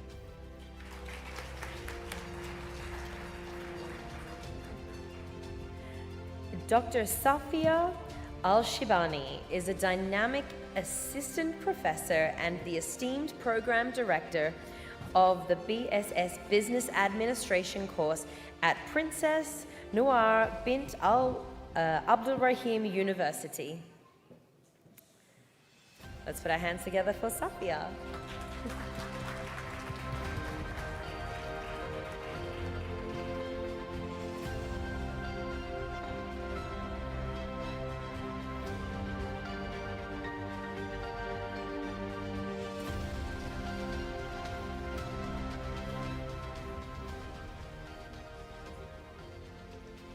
Thank you for Education 2.0 for organizing this conference and creating a platform for us to connect and share our concern about the future of education.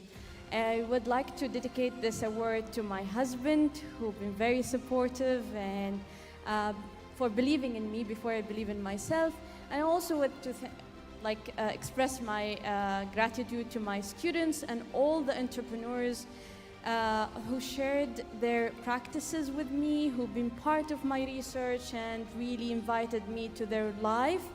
They fueled my research and helped me to become a better entrepreneurship educator. Thank you so much.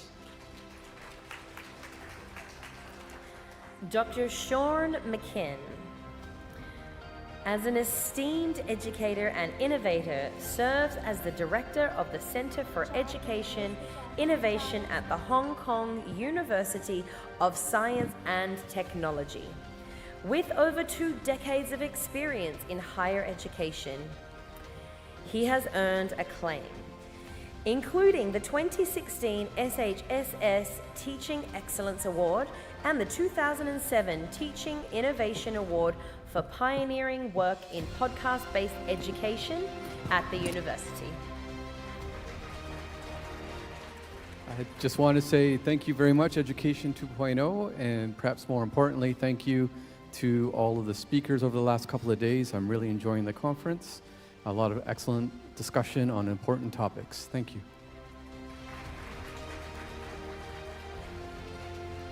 Stephanie Stiebel.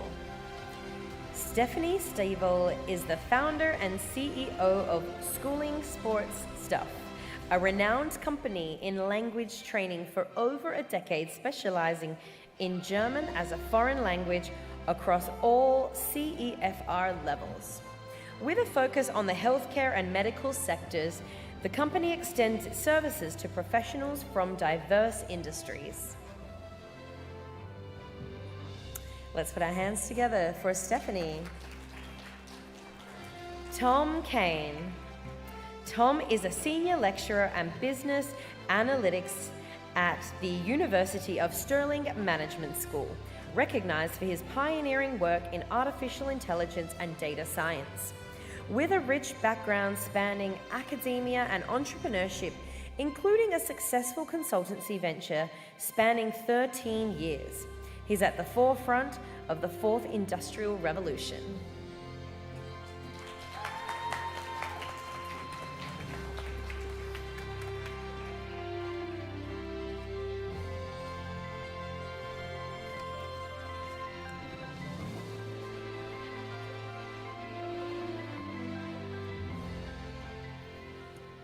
Hi, I'd like to say thank you to Education 2.0. Thank you, Mary. Thank you, everyone. Thank you to all the speakers. I was unexpectedly very touched by each of those speeches of acceptance. I'd like to thank the University of Stirling for giving me the chance to develop the program and for the mentors there that really helped to inspire, particularly Jerry Edgar and Professor Kevin Grant, who came up with the triple helix work that made the whole thing work. Anyway, thank you everyone, and it's great to be here among you because you are tremendous people.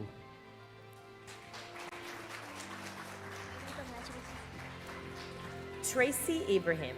Tracy Ibrahim is an esteemed educational consultant and trainer at Perfect Purity, renowned for her expertise in empowering schools and educators. Her commitment to excellence is evidenced by her numerous certifications, including SIOP Certified Trainer, and her dedication to driving positive change in educational practices. Let's hear it for Tracy. Yusuf Maximus. Yusuf is a lecturer at the Victoria University, management professional and academic with a background in innovation engineering, with expertise in coaching and general management across professional and grassroots sports organizations. He holds a BMA in sports management and is nearing completion of his PhD in curriculum design.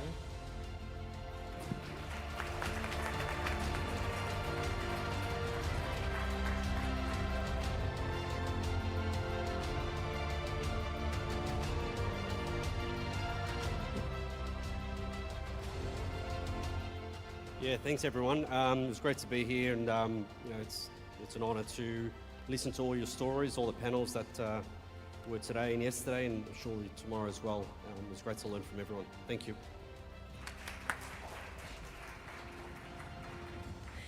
And that concludes our awards for today. So I'd like to welcome up all of our award recipients back up onto the stage.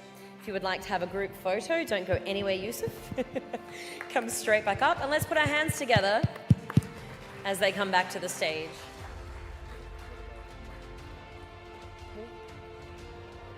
Come back on, come back on. Which one? I don't know. Oh.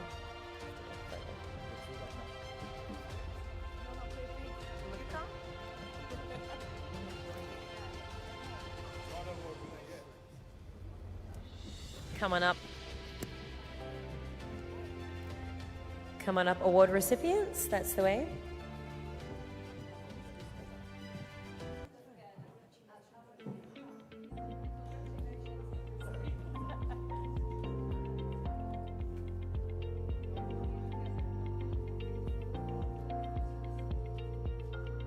I just want to say congratulations to all of you and thank you for your contribution to the academic world. Without you guys, we will not be here because all of you are reason for us having an impact for our current, and we look forward to our future because of the educators like you. Thank you.